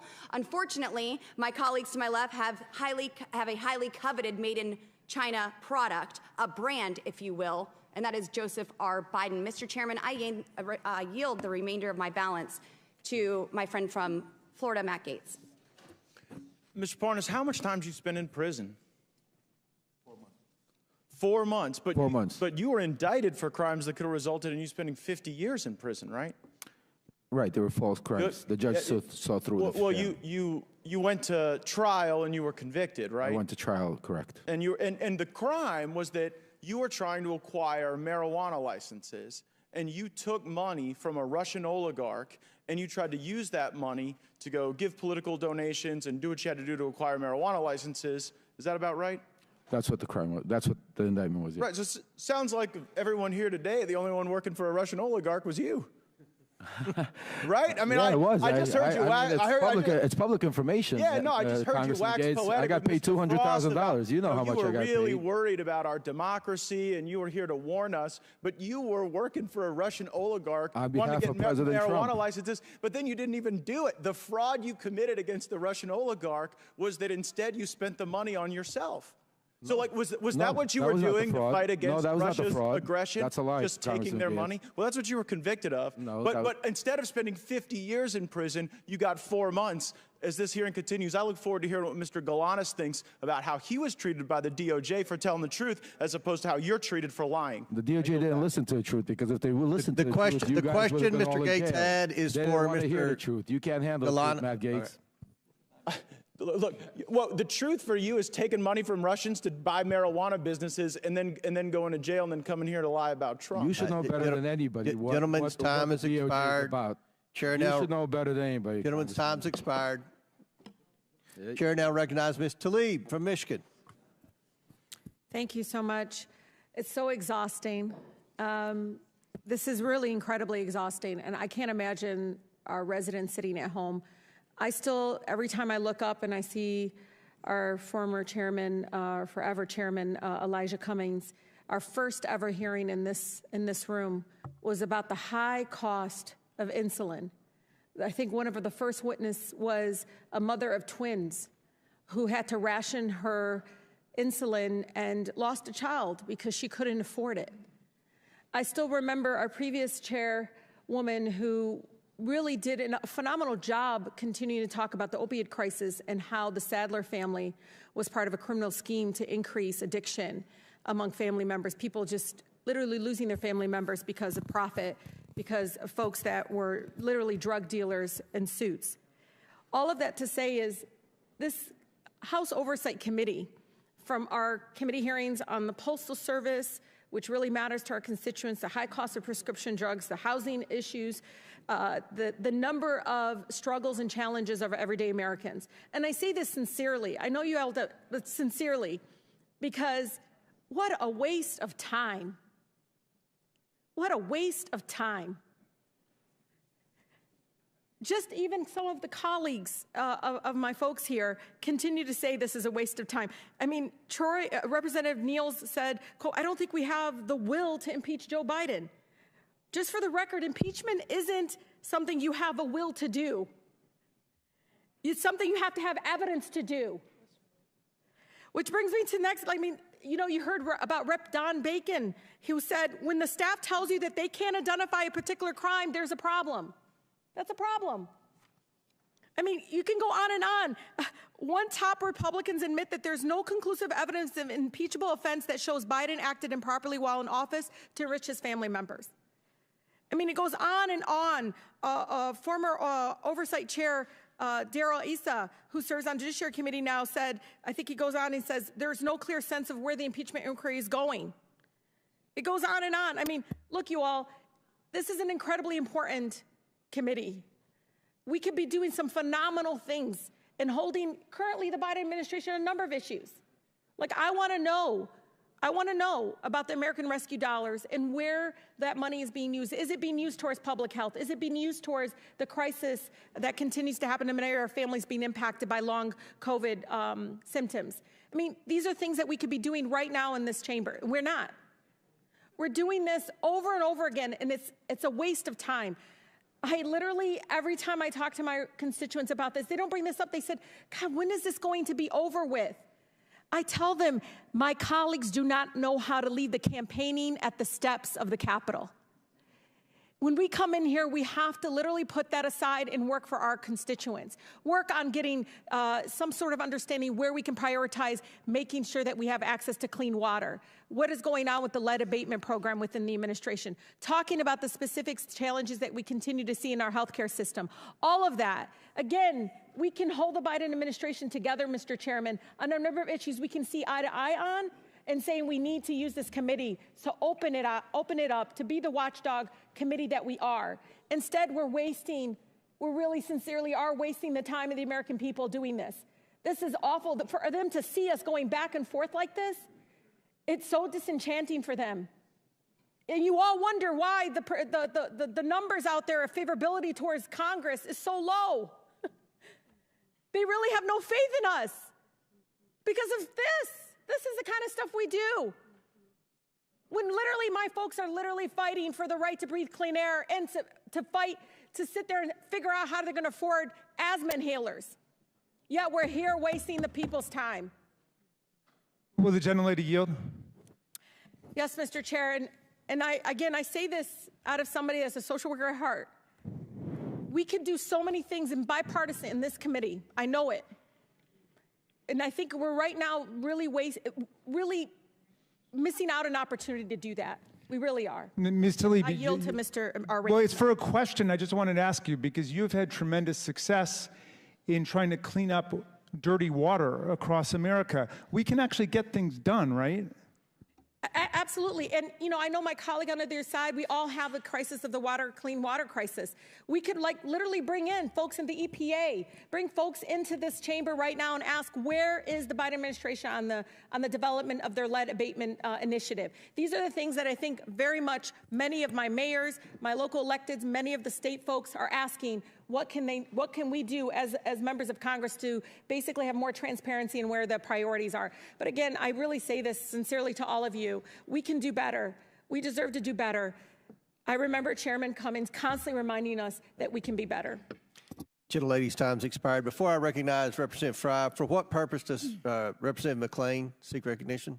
I'd like to enter something in the record. My friends on the other side of the aisle are desperately trying to deflect from the Biden family peddling scheme by attacking President Trump and his family. 5 minutes? I would like to enter into the record an article. Actually, Jared Kushner and Hunter Biden are nothing alike, and here are the facts. Thank you. Without objection, so ordered. Chair now recognizes Representative Fry for 5 minutes. Thank you, Mr. Chairman. One of the inconsistencies that I have kind of seen is what is on a text message, Mr. Bobulinski, with Raymond Zhao, and what Hunter Biden testified to in his own deposition.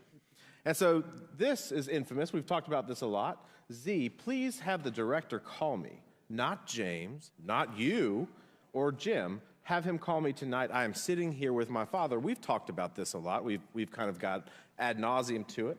And in response, Raymond Zhao says, copy, I will call you on WhatsApp. So in Hunter Biden's testimony on page 105, he states that the Zhao that he sent this to was not the Zhao that was connected to CEFC. What do you say about that, Mr. Bobulinski?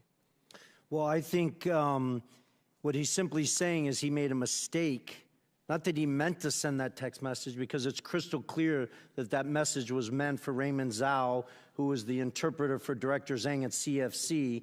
But I think he tried to obfuscate in his testimony that technically maybe he made a mistake and texted it to the wrong person.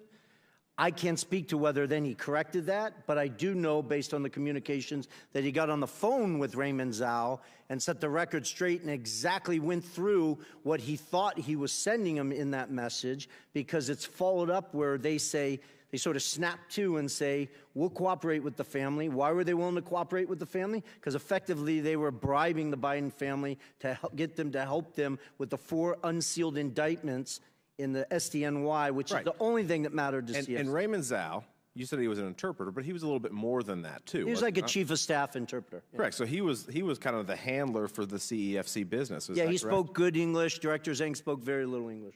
Right. So to the extent that this was the wrong Zhao, I mean, I'm no rocket scientist, but if I get a text message and it's somebody that it's a different Russell, I'm going to say, you've got the wrong guy, correct?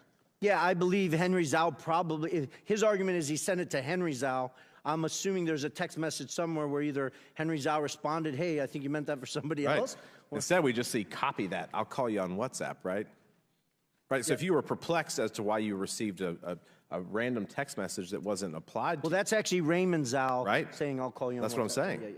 So the purpose, the issue that he brings up, though, is that he was confused and it was the wrong Zhao. I want to ask you a couple more questions real quick. Hunter Biden's transcript on page 42, he said, I officially began to work for CEFC when I received a retainer from CEFC in early or spring of 2017. Is that true? Well, it goes back to the word official. He's parsing words. Hunter Biden started working for CFC in the fall of 2015 and worked for CFC throughout 2016. That was confirmed to me by him, by James Gilliar, by Rob Walker, numerous face-to-face conversations on it, numerous meetings. So this is not true. On page 48 of his transcript, Hunter is asked, he's never interacted with any of your business associates. Is that correct? The he's referring to is Joe Biden. Is that true? That's a lie. Hunter lied to the committee about important details concerning his money demands and threats to CEFC based on this WhatsApp message right here. On page 105 of his testimony, Hunter states, quote, my father had no awareness of the business I was doing. Is that true? That's a lie. You also talked about how Jim Biden also lied extensively throughout his own testimony, and that Jim was selling plausible deniability for many years so that he could not tell the truth from a lie. On page 100 of Jim Biden's transcript, Jim is asked, do you recall having a meeting with Hunter Biden and Tony Bobulinski and Joe Biden? Jim's response was absolutely not. Jim states that Joe Biden never met with Tony Bobulinski. Is that true? That is a lie, and I'm shocked that his lawyer sitting next to him, a former U.S. attorney, allowed him to say that lie 3 different times in that transcribed interview. Right. When pressed, he continued to double down on that. He got excited. His lawyer had to calm him down, and he continued to lie about it. On page 124 of the transcript, Jim Biden states, quote, it was Hunter Biden, myself, Gilliar. I don't know. It was the 5, okay? And everybody was 20% okay. You know what? It was never executed. It was never signed. And he's referring, of course, to the contract or the agreement. Is that true? That's a lie. He fully executed the legal document, Oneida Holdings, LLC, as did Hunter, James Gilliar, Rob Walker, and myself. Thank you for your testimony today. Thank you. Yours has been the consistent testimony throughout this process, unlike the other people who have come before this committee. And with that, Mr. Chairman, I yield back. Very good. Chair now recognizes Ms. Presley from Massachusetts for 5 minutes. Thank you, Mr. Chairman. When Elijah Cummings was the chair of this committee, he often reminded us that our role was to be in an efficient and effective pursuit of the truth. So I'm going to try to do exactly that because this farce has gone 15 months, 10,000 documents, and 11,000 hours too long, and we've got a lot of ground to cover here. Mr. Parnas, thank you for being here. Last year, you wrote a long letter to Chairman Comer detailing your extensive role in the, quote, campaign orchestrated by Giuliani and Trump to dig up dirt on the Bidens and to spread misinformation about them through various networks, including government officials, journalists, and Fox News personnel, unquote. When that campaign failed to find dirt because, well, there was no dirt to be found, the former occupant of the White House demanded that Ukrainian political officials announce investigations into the Biden family in order to smear Joe Biden prior to the 2020 presidential election. Yes or no, Mr. Parnas, before Trump and Rudy Giuliani tasked you to try to find dirt on the Bidens in Ukraine, did you ever interact with Mr. Trump? Before they asked me, yes, I've had many interactions. Okay. And you wrote to the committee that in late 2018, you attended a holiday party at Trump's White House, as shown in this picture. Can you describe your interactions with Donald Trump during this party? Yes. We came to the event. It was a Hanukkah party. Rudy Giuliani joined us. We were supposed to all go to the residence, but at the last second, Rudy said to wait for him downstairs. He was going to go meet Trump himself and update him on everything that was going on. He went to meet Trump at the residence. We waited at the White House. Then eventually, when Trump came down to make a speech, Secret Service came up to us and said that the president wanted to wait for us at the Red Room. So we proceeded to the Red Room and waited for Trump to finish his speech. Then he came in, approached me, and basically told me, shook my hand and said, Rudy tells me great things. Keep up the good work. Thank you. And then we proceeded to take pictures. Mr. Parnas, when Trump told you to keep up the good work, what did you understand him to be referring to exactly? Well, at that point, the conversation was about Ukraine and Giuliani wanting me to go find Viktor Shokin. So that's what I took it as keep up the good work, go get Viktor Shokin on our way to Ukraine. And Mr. Parnas, after the party, did you interact with Trump again, or were you cut off from interacting with him? After our trip to Ukraine, we were cut off because then the BLT team was formed and the line of communication started going through Rudy Giuliani because they didn't want anybody to notice me with him because I was in Ukraine doing the stuff. I see. So is it fair to say, Mr. Parnas, that you think you were no longer invited to interact with Trump to create a buffer between President Trump and your work with Giuliani to generate evidence of Joe Biden's misconduct in Ukraine? Oh, I was told that. Not that I wasn't invited. I was told that you're going to stop going to the events, to the private events and stuff like that because, well, you're doing this. I see. So despite President Trump's efforts to insulate himself from associating with you as you sought evidence of Biden corruption in Ukraine, you maintained your contacts with individuals in Trump's innermost circle, including Donald Trump Jr., correct? Absolutely, yes. Well, you know, as the saying goes, a leopard can't change their spots. And so, Mr. Parnas, you're a prime example of Donald Trump's habit of welcoming people into his inner circle and then creating distance or the appearance of it from them as he relies on them to commit improper acts. Now, Donald Trump has demanded that Joe Biden be impeached, has enlisted oversight Republicans to do his dirty work in an attempt to try to win the 2024 presidential election by promoting the same lies about President Biden, lies that are firmly rooted in Russia's disinformation and propaganda effort to influence U.S. elections and undermine Ukraine in the midst of a vicious Russian invasion. I yield to Mr. Goldman. Thank you very much, Ms. Presley. I want to get back to this photograph here that I got cut off from before. You, Mr. Bobulinski, called a number of people liars, 6 FBI agents. I did not call this as 6 FBI agents liars. I'm talking. If you go to page... Well, you know better, Mr. Goldman. Okay, go to page 174 of the transcript, and you said it's not an accurate statement. It's a lie related to an FBI report. I didn't call them liars. Sorry, I don't have time. Be quiet. Now, this is a photo that was provided by Cassidy Hutchinson after you called her a liar when she said that you met with Mark Meadows and received an envelope. Do you see this photo? Do you acknowledge that is Mark Meadows in the red hat? Didn't you tell me to be quiet? I don't... I asked the question, do you acknowledge that that's Mark Meadows? I don't... Maybe you're a person can walk it closer so I can see it? Mr. Chairman, would you indulge, just since he's not answering the question, you're 15 seconds over, but it may help. Well, let me just ask it very briefly. Is that you and Mr. Meadows buy Secret Service cars with you in a mask? Are you kidding, Mr. Goldman? I'm sitting 20 feet away from it. Go up to him, please. Go right up to him. And your time's expired. Okay. Maybe Mr. Swalwell will give you some time. Could he just answer the question? He can answer the question, right? So what I see in this picture is a Secret Service agent 5 feet from me with a full mask on, and a Secret Service agent sitting in a Cadillac Escalade with all the windows up with a full mask on. Is that so you're making it a big deal? The person in the red hat? It's the back of his head. I don't. Is that you talking to the person in the red hat? Why don't you ask me this, Mr. Goldman? Did I meet Mr. Meadows at a Trump rally in Rome, Georgia? I did. I acknowledge that. Is it you? Mr. Goldman. I did. Mr. Goldman. But Cassidy Hutchinson is a liar. Cassidy Hutchinson's a liar because she said that he handed me an envelope. Mr. Meadows didn't give me a single thing. Now, Chair recognizes... Glad we have the clear story. No, your time's expired. Maybe Mr. Swalwell will yield you some time. Chair now recognizes Mr. Langworthy from Buffalo for 5 minutes. Thank you very much, Mr. Chairman. Glad it's so quiet in here. On the first day of the Biden presidency, then Press Secretary Jen Psaki claimed that President Biden's objective and his commitment was to bring, quote, transparency and truth back to government, to share the truth even when it's hard to hear.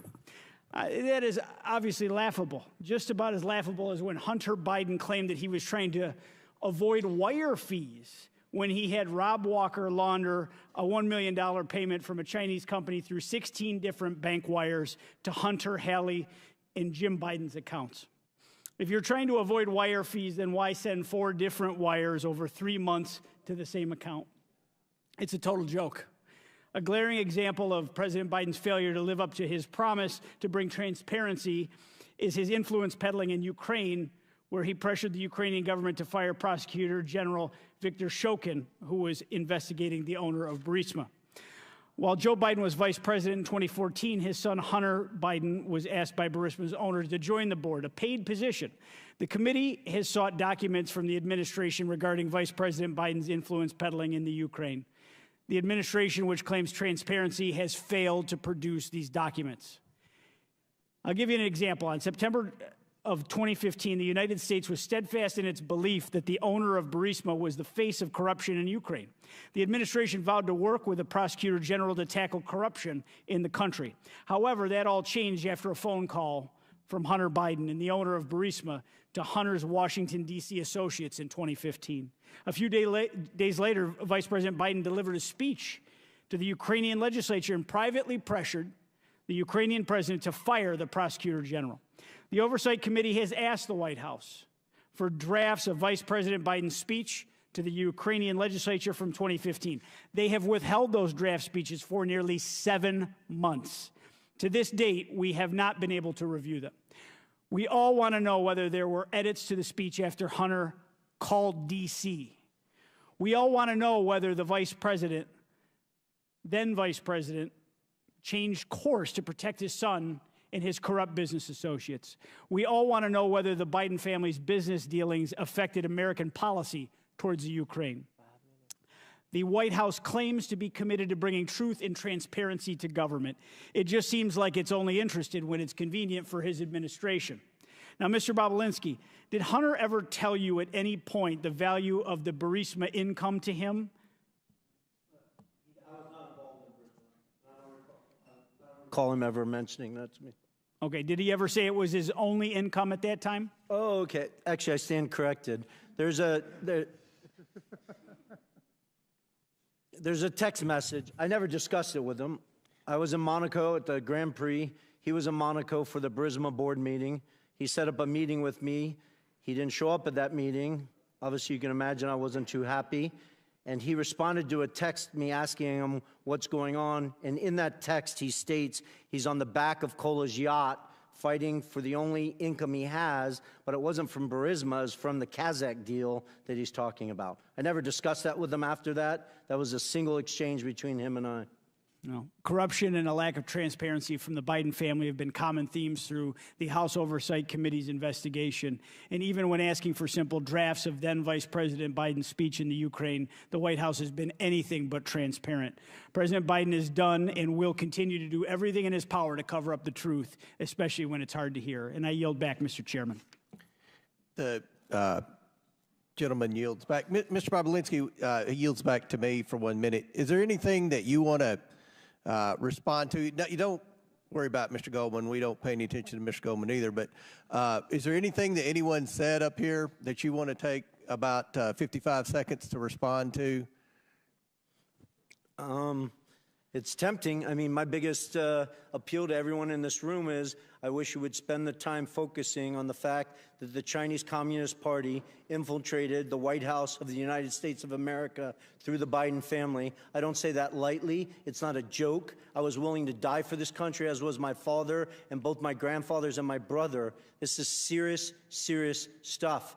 We should be asking how that happened. Take the Biden name and the Biden family completely out of it. How did the Chinese Communist Party infiltrate the White House of the United States of America? Let's start there, focus on those facts, what they did, how they did it, why they used money, why they used private enterprises instead of military stuff and other stuff. That is huge to our national security. So I appreciate you yielding that time to me, Mr. Chairman. Well, thank you, and I'll just say this. Mr. Tlaib and Ms. Presley criticized the investigation, but I think most Americans care about public corruption, and they realize the FBI hasn't done the job, the DOJ hasn't done their job, the IRS hasn't done their job. They've been told to stand down. All that's left is the House Oversight Committee, and we will do our job. And pursuant to the previous order, because votes have been called again, the committee stands in recess subject to the call of the chair. The committee will reconvene 5 minutes after floor votes. Reconvene. Chair recognizes Mr. Swalwell for 5 minutes. Mr. Bobulinski, in your interactions with the Biden family, which you've told us all about throughout the day, did you ever observe the Chinese government grant 22 patents to any of Joe Biden's children while Joe Biden was in office? I did not. Did you ever observe the Chinese government, did you ever observe Joe Biden ever own or operate any hotels while he was in public office and take millions of dollars from foreign governments?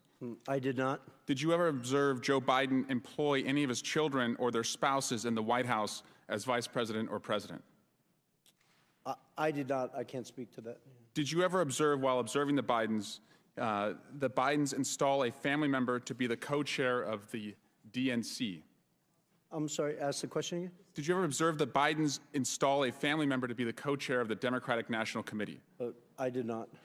Did President Biden or anyone in his family take $2 billion from the Saudi government? Not that I'm aware of.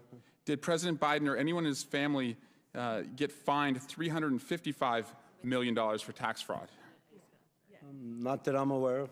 Mr. Parnas, as you've observed Mr. Bobulinski today and his fealty and dedication and loyalty to the Trump family, is that something you recognize as somebody who was also in that cult before? Absolutely. Is there hope for our man Tony here? Very little, I think, until he hits a brick wall. And in your experience, on a scale of 1 to 10, how eager was the Trump campaign in your interactions to manufacture dirt on Joe Biden? 1 to 10, 10 being the highest. 10 plus. 10 plus. Would it surprise you, Mr. Parnas, that the Russians and in their disinformation campaign outlets have often cited Chairman Comer's testimony and allegations against the Biden family to make their own allegations against Joe Biden? No, it doesn't surprise me because that's exactly what they want to happen. Mr. Chairman, it's over. It's over. It's time to pack it up. And I want to give you the top 10 reasons why impeachment is dead. Number 10, your key witness today is testifying from the slammer. Number 9, key evidence of a bribe that you all relied on.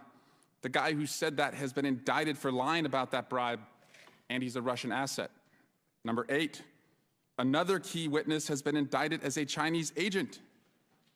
Number 7, during the Hunter Biden interview, Mr. Chairman, you didn't even stay for the whole time. Number 6, Chairman Jason Smith didn't show up at all to the Hunter Biden interview. The same day, number 5, Darrell Issa said it's a big nothing.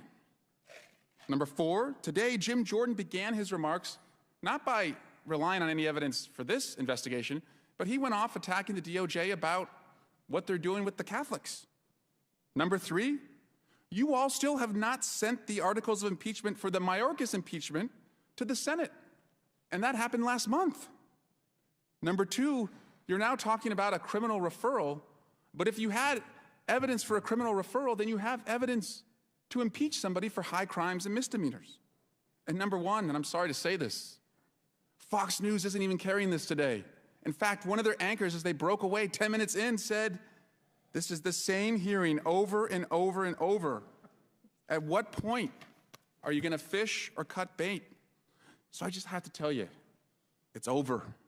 Impeachment's over. Dunzo. Bye-bye. Rigor mortis. Lights out. Curtain drop. Mic drop. Peace. Adios. Sayonara. Au revoir. Or a language that you all understand. Doi sivdanya. Did I say that right, Mr. Parnas? Yes. I dare you to impeach, but you won't because you don't have the evidence. And because you don't have the evidence, you don't have the votes. Guys, it's dead. And so I'm here to pronounce the time of death.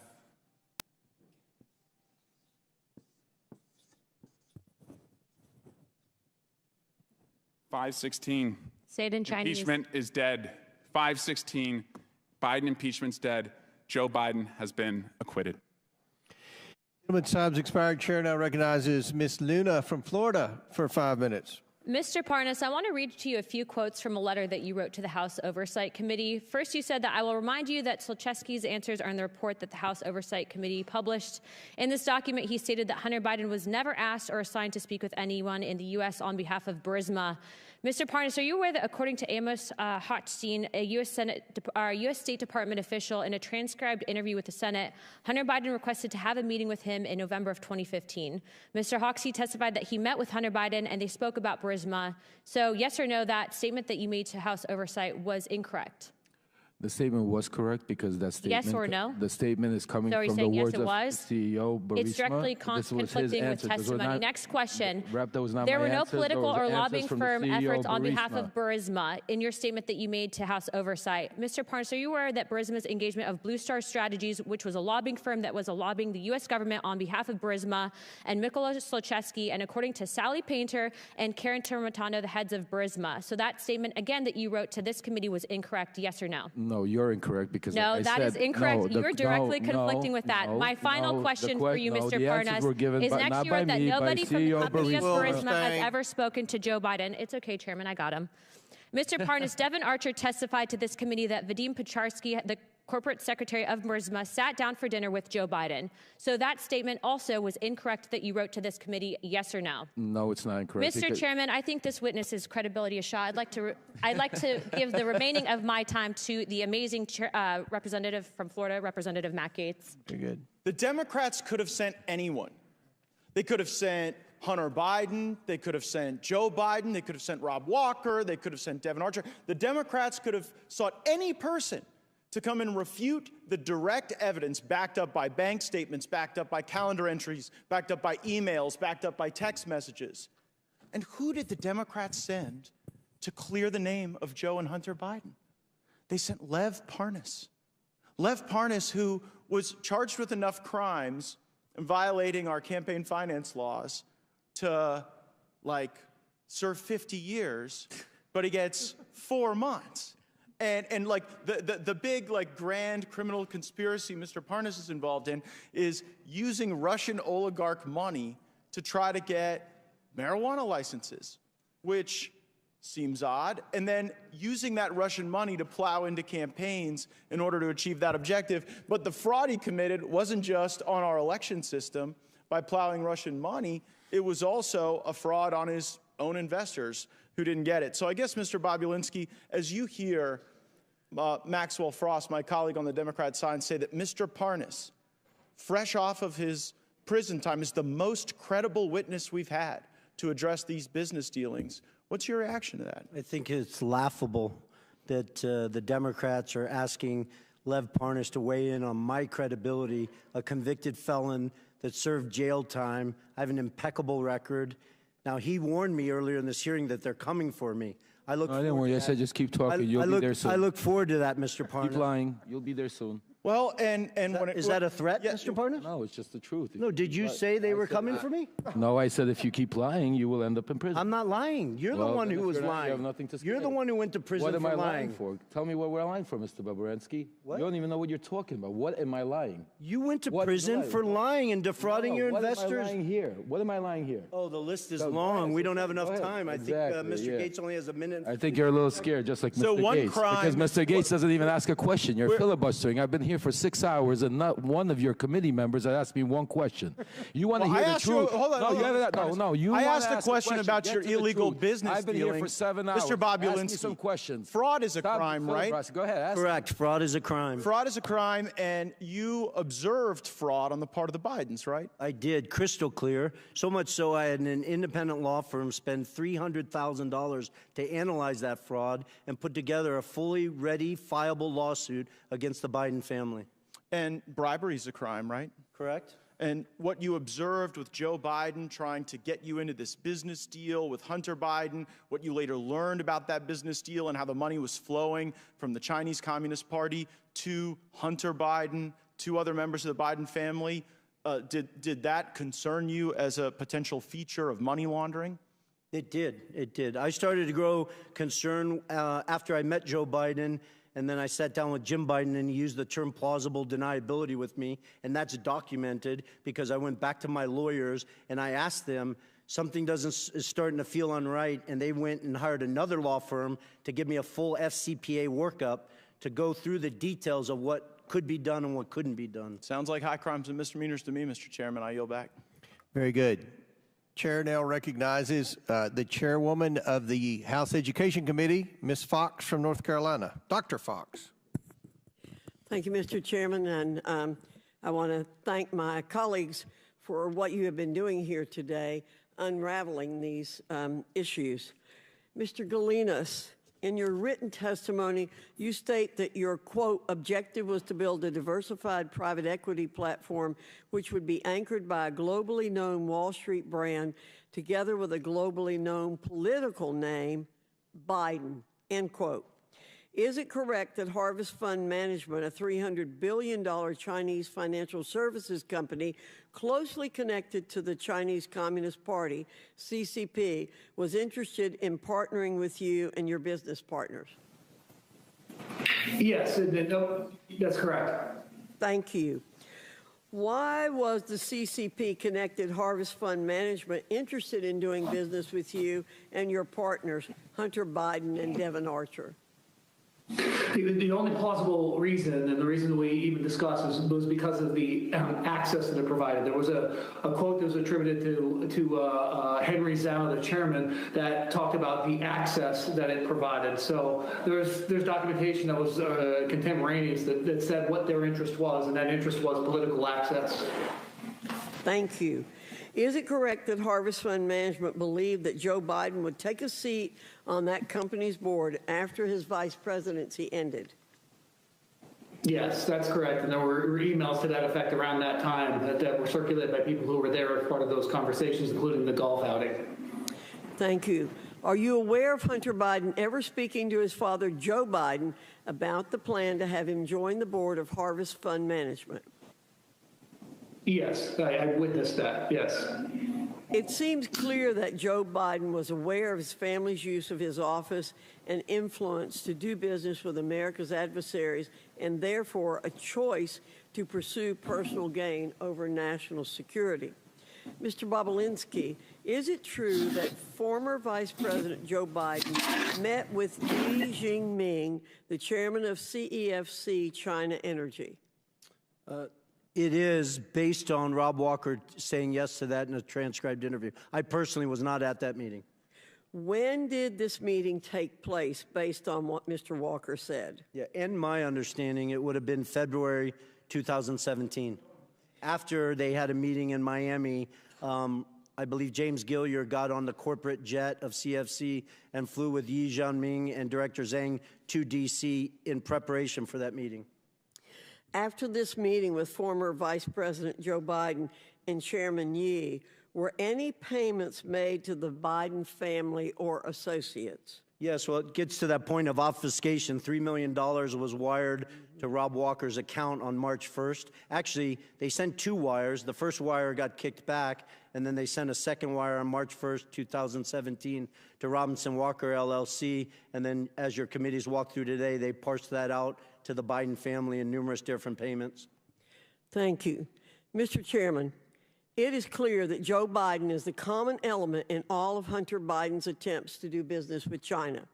There's a pattern emerging that the Biden family and associates, including Joe Biden himself, deliberately chose personal gain over the safety and best interest of the very Americans Joe Biden was elected to serve, protect, and defend. With that, I'll yield the balance of my time to Mr. Gates. Hunter Biden's deposition. Question: do you think some of your business associates we've spoken about today, Mr. Archer, Mr. Bobulinski, Mr. Galanis, do you think they had an expectation that your dad had any role or involvement in any of your joint business dealings? Answer from Hunter Biden: not an expectation from me. There was never a single time I can remember saying, hey, we'll get my dad involved. Hey, let's get my dad on the phone. Hey, let's, what can we get out of dad for this? Mr. Galanis, what's your reaction to that testimony from Hunter Biden in light of you describing the Biden lift? I think it's patently false. It's belied by emails, and I think that there's documentation that says that that's just an untruthful statement. And what I'm trying to understand, Mr. Galanis, is there you are sitting in a prison cell for a financial crime where you were an associate with Hunter Biden and some of the other players there, and they're out enjoying Southern California, and you're sitting in a prison cell, and they've got the ability to come and give this false testimony to Congress. Is it your belief that the Biden Justice Department retaliates against people who speak out against the Bidens and their crimes?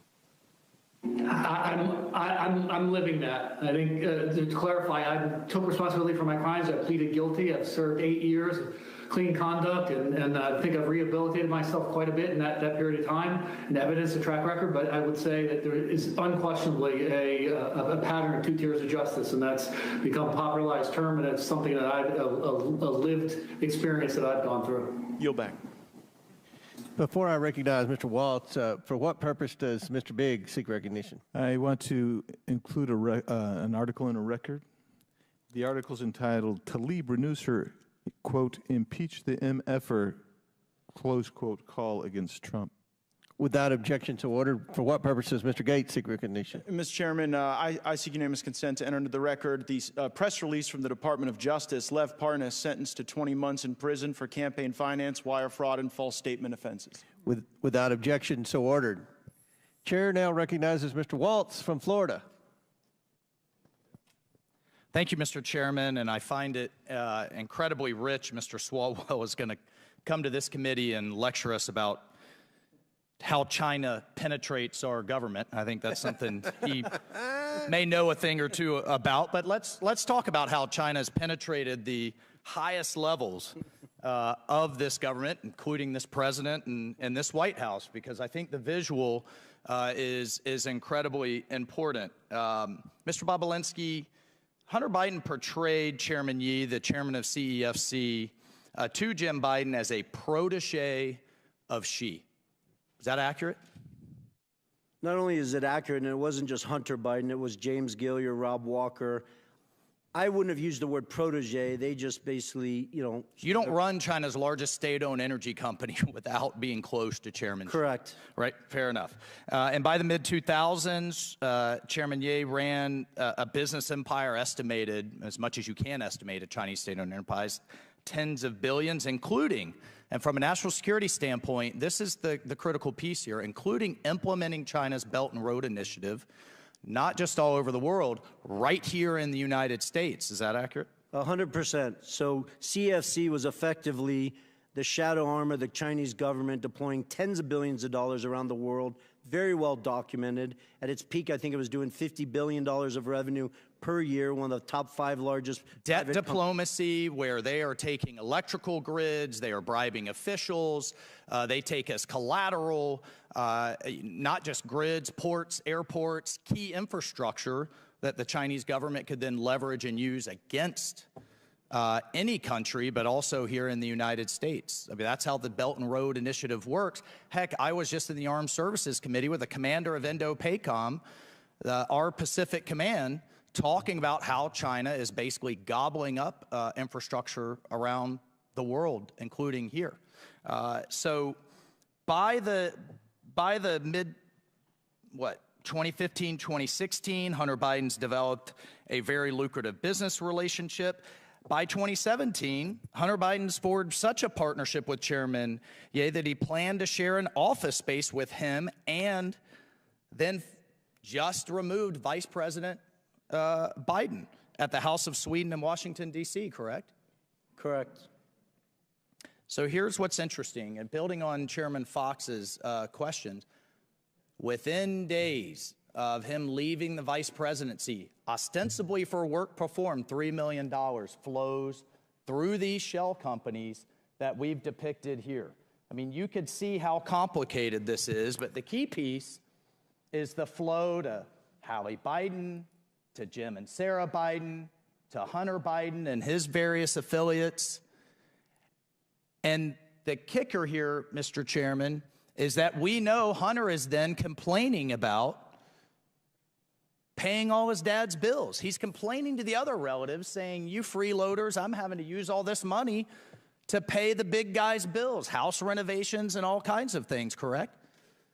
Correct, and it's important for the American people to understand the $3 million was 3 of $20 million that the Bidens expected to be paid for the work in 2015 and 2016. Mr. Chairman, and that's not just my word, that is documented. That's all documented, bank records, text messages, emails. Mr. Chairman, Bob Menendez's wife can't get paid by the Egyptians and then provide that money over to pay Goldbar Bob's, Senator Menendez's bills. I can't have my daughter get paid by, I don't know, Kazakhstan, Russia, and China, and then pay my bills. Sure. And we know also that they had commingled funds with the Vice President of the United States. When we talk about crimes, let's talk about the crimes. We know he perjured himself. That's a crime. We know he was acting as a foreign agent. And was he registered under FARA? Was he registered as a foreign agent? Not that I'm aware of. Was his dad complicit in him acting as a foreign agent through meetings and dinners and what have you? That's crime. 100%. That's crime number 2. He was clearly acting in that capacity. We have the Foreign Corrupt Practices Act, and we already have them thanks to the work of this committee for tax evasion. So, Mr. Chairman, there are multiple crimes that this committee has established ample evidence. We must move to impeachment. We cannot allow this to stand. And I look forward to seeing those references to the Department of Justice's. For this alone, this is a critical national security issue. The Chinese Communist Party call it the princelings. They don't go after the principle they want to influence. They go through the sun. And it is right out of their playbook. And they've done it at the highest levels of the United States government. I yield my time. Very good. Mr. Chairman, I just have a couple of UC requests, if that's all right. Proceed. One is from Devin Archer's transcribed interview testifying that Joe Biden had nothing to do with any of Devin Archer's business ventures with Hunter. Second is the declassified intelligence community assessment from the National Intelligence Council, March 2021, detailing efforts by Russian actors to interfere in the 2020 U.S. elections. And finally, most importantly, the U.S. District Court decision from the Southern District of New York in United States versus Galanis, where Mr. Galanis was described as a con artist who wanted to be in business with Hunter Biden but never was, and how they thought that they could add layers of legitimacy to their con operation. If I could have those introduced. Without objection, so ordered. Now the chair recognizes Mr. Gates from Florida. You're a serious business person, Mr. Bobulinski, right? I am. Unlike the convicted felon next to you, you've served in the military, right? Correct. You've done big deals. Correct. Complicated deals, deals that involved foreign businesses, right? Correct. And so what I'm trying to figure out is when you came to realize that you showed up at the wrong party. Because you kind of strike me as a guy who showed up to do a legitimate business deal, and you ended up instead at a bribe. And so as you're looking at CEFC, as you're having this meeting with Joe Biden, as Hunter Biden is introducing you to his web of contacts, when did you go from serious businessman Tony Bobulinski working to make a buck in a capitalist system to a guy worried that you had been unwittingly ensnared into Hunter and Joe Biden's bribe operation with the Chinese Communist Party? I appreciate the question. It wasn't an aha moment. It was more of a process. I am a serious businessman, demonstrated by the different deals I've done around the world and the success of them. But it started, remember, the Biden family wasn't my entry into this. James Gilliar, who I'd known for over 10 years, who traveled the world doing business, kept trying to get me involved. I really had no interest. I sat down in the spring of 2017 to walk through things, and then I quickly put together 2 businesses, Sinohawk and Oneida.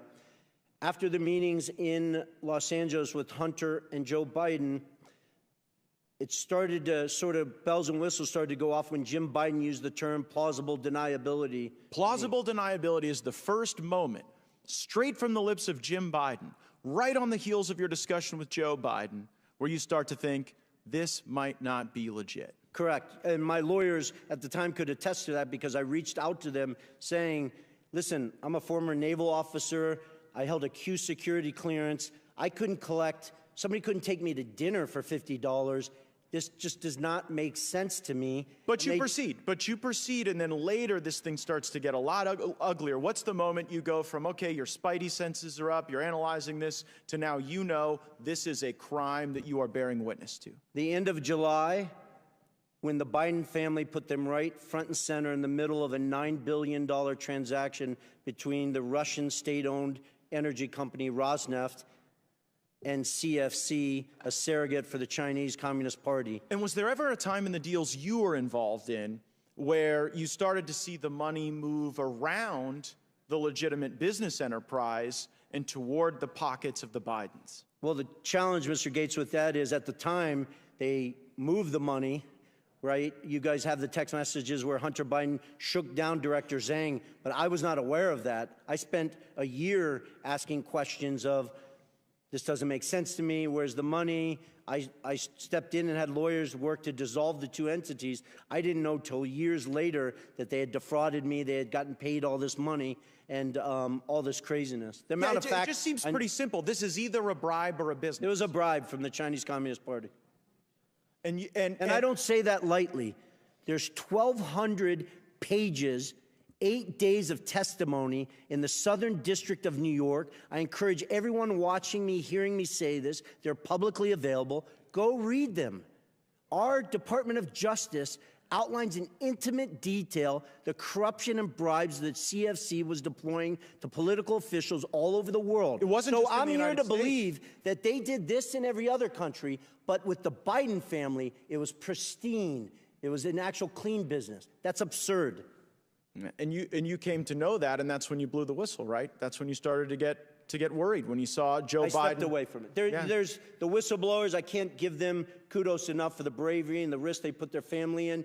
They publish stuff where I am voicing the concern of the Rosneft deal. And you animated your concerns when you saw that this wasn't just a corrupt bribe, a corrupt business deal happening to a guy who used to be vice president.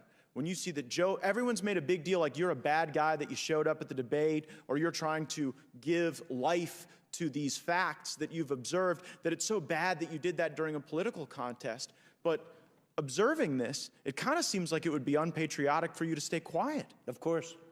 And so, I mean, Joe Biden running for president clearly motivated the Chinese to consummate this bribe. Did it also motivate you? Well, I didn't want to go public. I wanted to simply unload all the facts, personal experiences. It's funny, there's 18 people on this committee with law degrees, including, I think, Mr. Swalwell. Evidence, firsthand testimony, is the most powerful evidence you have. I've given it, Mr. Galanis has given it, along with a whole host of other witnesses. Then, on top of that, I have thousands of documents and pages of legals and stuff like that. That's what's interesting, I wanted Mr. to simply Bobulinski. give this information. Yeah, Congressmen and senators. No one questioned any of your facts. Yeah. No one brought a single piece of evidence that even for a moment discredited any of the truthful testimony that you've given us. No, they did did not. My time's expired. I yield back. Gentleman yields back. That concludes our questioning. Again, want to thank the witnesses. We are going to close now, and I will yield to the ranking member for a brief closing statement. Great, and I'll take an extra 32 seconds, as Mr. Gates did. Well, and while we're on Mr. Gates, he seemed to be upset about a couple different things. One was fraud, which was fascinating to me, given that his hero, Donald Trump, has just been convicted civilly of bank and insurance fraud in New York in a civil case, and now owes, I think it's $454 million, unless that's gone up with interest. I think he's having a hard time making that, but I'm sure that Mr. Gates' constituents will help him out as they're shaking down Republican voters. You can pay either for Donald Trump's criminal lawyers or his civil lawyers. That's the big political choice, I suppose. He's also upset about China. Well, if you check out the Democrats' report, White House for Sale, how princes, prime ministers, and premiers paid off President Trump, you'll find that China actually gave more than $5 million to Donald Trump while he was president of the United States, in direct violation of the Emoluments Clause, which says that nobody in federal office shall accept a present, an emolument, which means a payment, an office or title of any kind whatever, from a king, a prince, or a foreign state. And we spent the day, again, jawboning about Hunter Biden, who has never held public office, and he's never done business with a government. And yet we have right in front of us, in front of our very eyes, mammoth corruption, unprecedented in U.S. history by Donald Trump as president. And my friends don't say a single word about it, but he wants to lecture Mr. Parnas about the illegal donations he made on behalf of pro-Trump super PACs. I've noticed something interesting with the people who have finally disenthralled themselves and gotten out of the Trump cult, as Mr. Parnas puts it. People like Michael Cohen, Sarah Matthews, Cassidy Hutchinson, Alyssa Griffin. There's articles about them. There are dozens of those people, and I'd be fleeing for the exits now too. What's so fascinating to me about it is that they don't mind when these people lie for Donald Trump.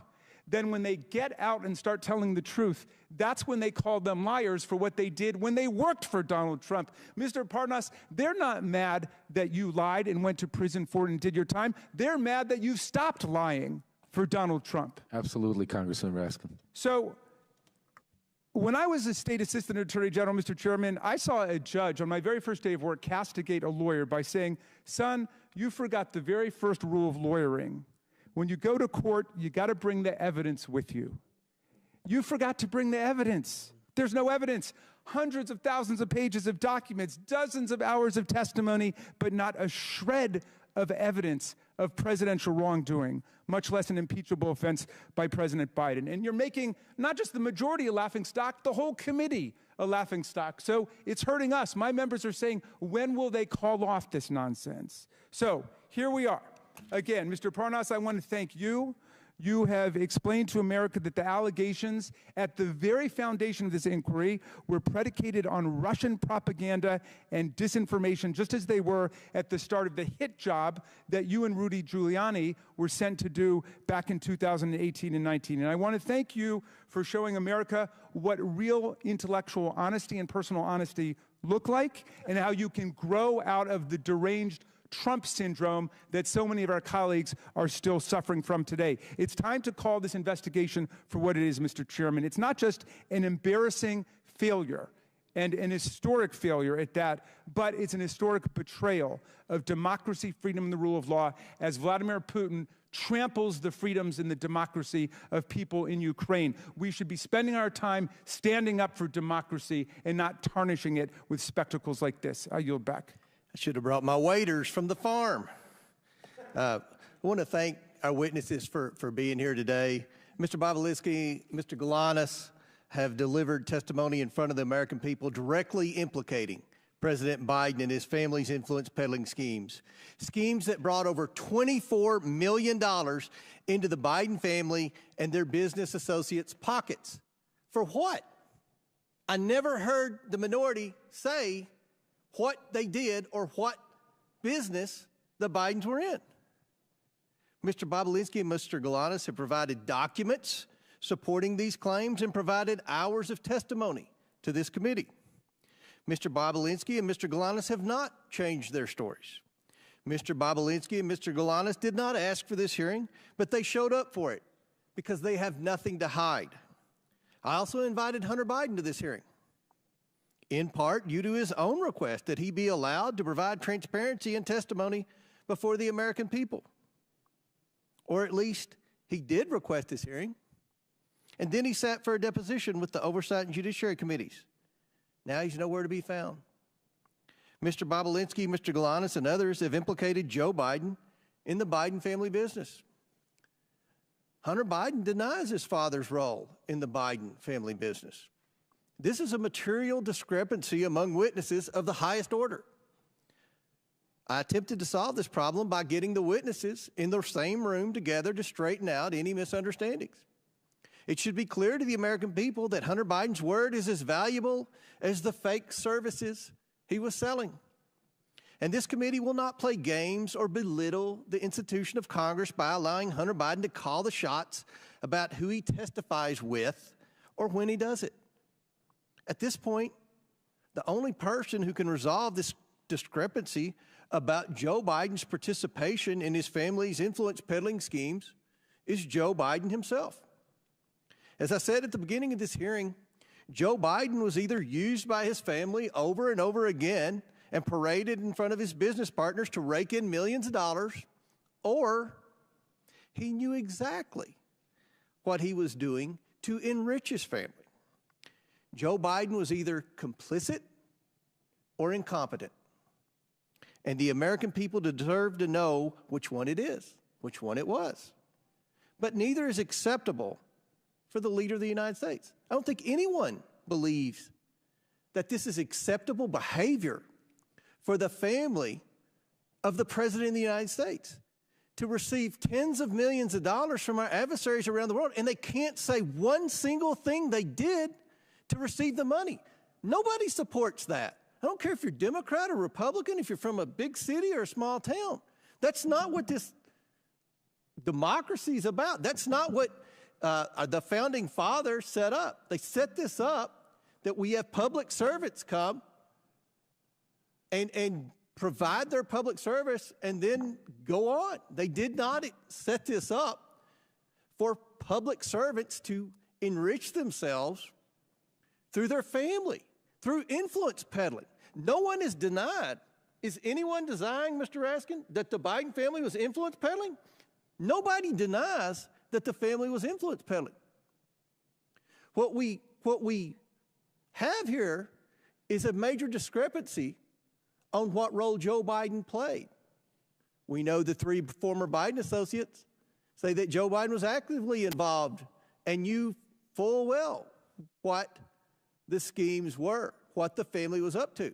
But we have Hunter Biden testifying under oath that his dad didn't know. So in the coming days, I will invite President Biden to the Oversight Committee to provide his testimony and explain why his family received tens of millions of dollars from foreign companies with his assistance. We need to hear from the President himself. And I assure the American people that they will be able to evaluate for themselves the President's honesty and fitness for the office he now holds. With that, Mr. Chairman, are you going to invite Donald Trump to come and talk about his violations of the Emoluments Clause? you all have investigated Donald Trump for years, and I'm pretty sure I've read in the paper that there's a lot of investigations of Donald Trump. No one's investigated Well, we Joe impeached Biden. him. You were invited to impeach Joe Biden Are today. you supporting, are you going to work with me to see that Joe Biden comes and answers these discrepancies? I mean, this is a big deal. There's no discrepancies. There's not No been discrepancies. No, there's no evidence at all that he's committed any high crime and misdemeanor. What is it? In closing, I want to thank our panelists once again for their important and insightful testimony today. With that and without objection, all members will have 5 legislative days within which to submit materials and to submit additional written questions for the witnesses, which will be forwarded to the witnesses for their response. If there is no further business, without objection, the committee stands adjourned. Will come to order. I want to welcome everyone here this morning. Without objection, the chair may declare a recess at any time. Without objection, Chairman of the Ways and Means Committee, Mr. Jason Smith of Missouri, Representative Matt Gaetz of Florida, and Representative Eric Swalwell from California are waived onto the committee for the purpose of questioning the witnesses at today's committee hearing. For today's hearing, opening statements will be limited to 10 minutes for the chair and 10 minutes for the ranking member. The chair also notes that points of order pertaining to the engaging of personalities against the president will not be in order for the duration of today's hearing. Given that this is a hearing regarding this committee's impeachment inquiry, members must be allowed to speak frankly. The chair now recognizes himself for an opening statement. Today, the House Committee on Oversight will hear from witnesses who have previously provided information during our deposition and interview phase regarding the Biden family's business practices in China, Ukraine, Russia, and other places around the world. At the start of this Congress, the Oversight Committee has investigated what product or service the Biden family and their associates were selling that would justify over $24 million in payments. We've reviewed emails, bank records, text messages, suspicious activity reports at Treasury, and other evidence normally compiled during an expansive investigation such as this. The Oversight Committee has found no credible evidence of the Bidens providing any work product. The committee has identified no legitimate value or document or even one single hour of work the Bidens have provided their business partners. Nothing. What is apparent after over a year of investigation is that the Bidens do not work in any traditional sense of the word. They do not work as consultants or lawyers or advisors. The Bidens don't sell a product or service or a set of skills. The Bidens sell Joe Biden. That is their business. For months, we have heard Democrats desperately proclaiming that witnesses have told this committee that Joe Biden had no involvement in his family's business dealings. But where are those witnesses today? It's telling. Democrats haven't invited one of these witnesses to today's hearing. That's because they know their testimonies would not withstand public scrutiny. Democrats have relied on these witnesses' opening statements and have willfully turned a blind eye to the facts that have come out in these interviews once the witnesses were questioned about our record of evidence. Democrats now must rely on bringing in a distraction witness to talk about nonsense, and who can't talk about any of the facts brought by today's witnesses who worked with the Bidens. Now, President Biden cannot control his adult son. He cannot control his brother, his sister-in-law, or his 9 family members who have received money from these transactions. All President Biden can do is control his own actions, and that is what we are here today to discuss with the witnesses. Because in the course of this investigation, we have learned that Joe Biden has taken action after action to further his family's plans to get rich. He shows up to meetings, gets on phone calls, shakes hands, and tells people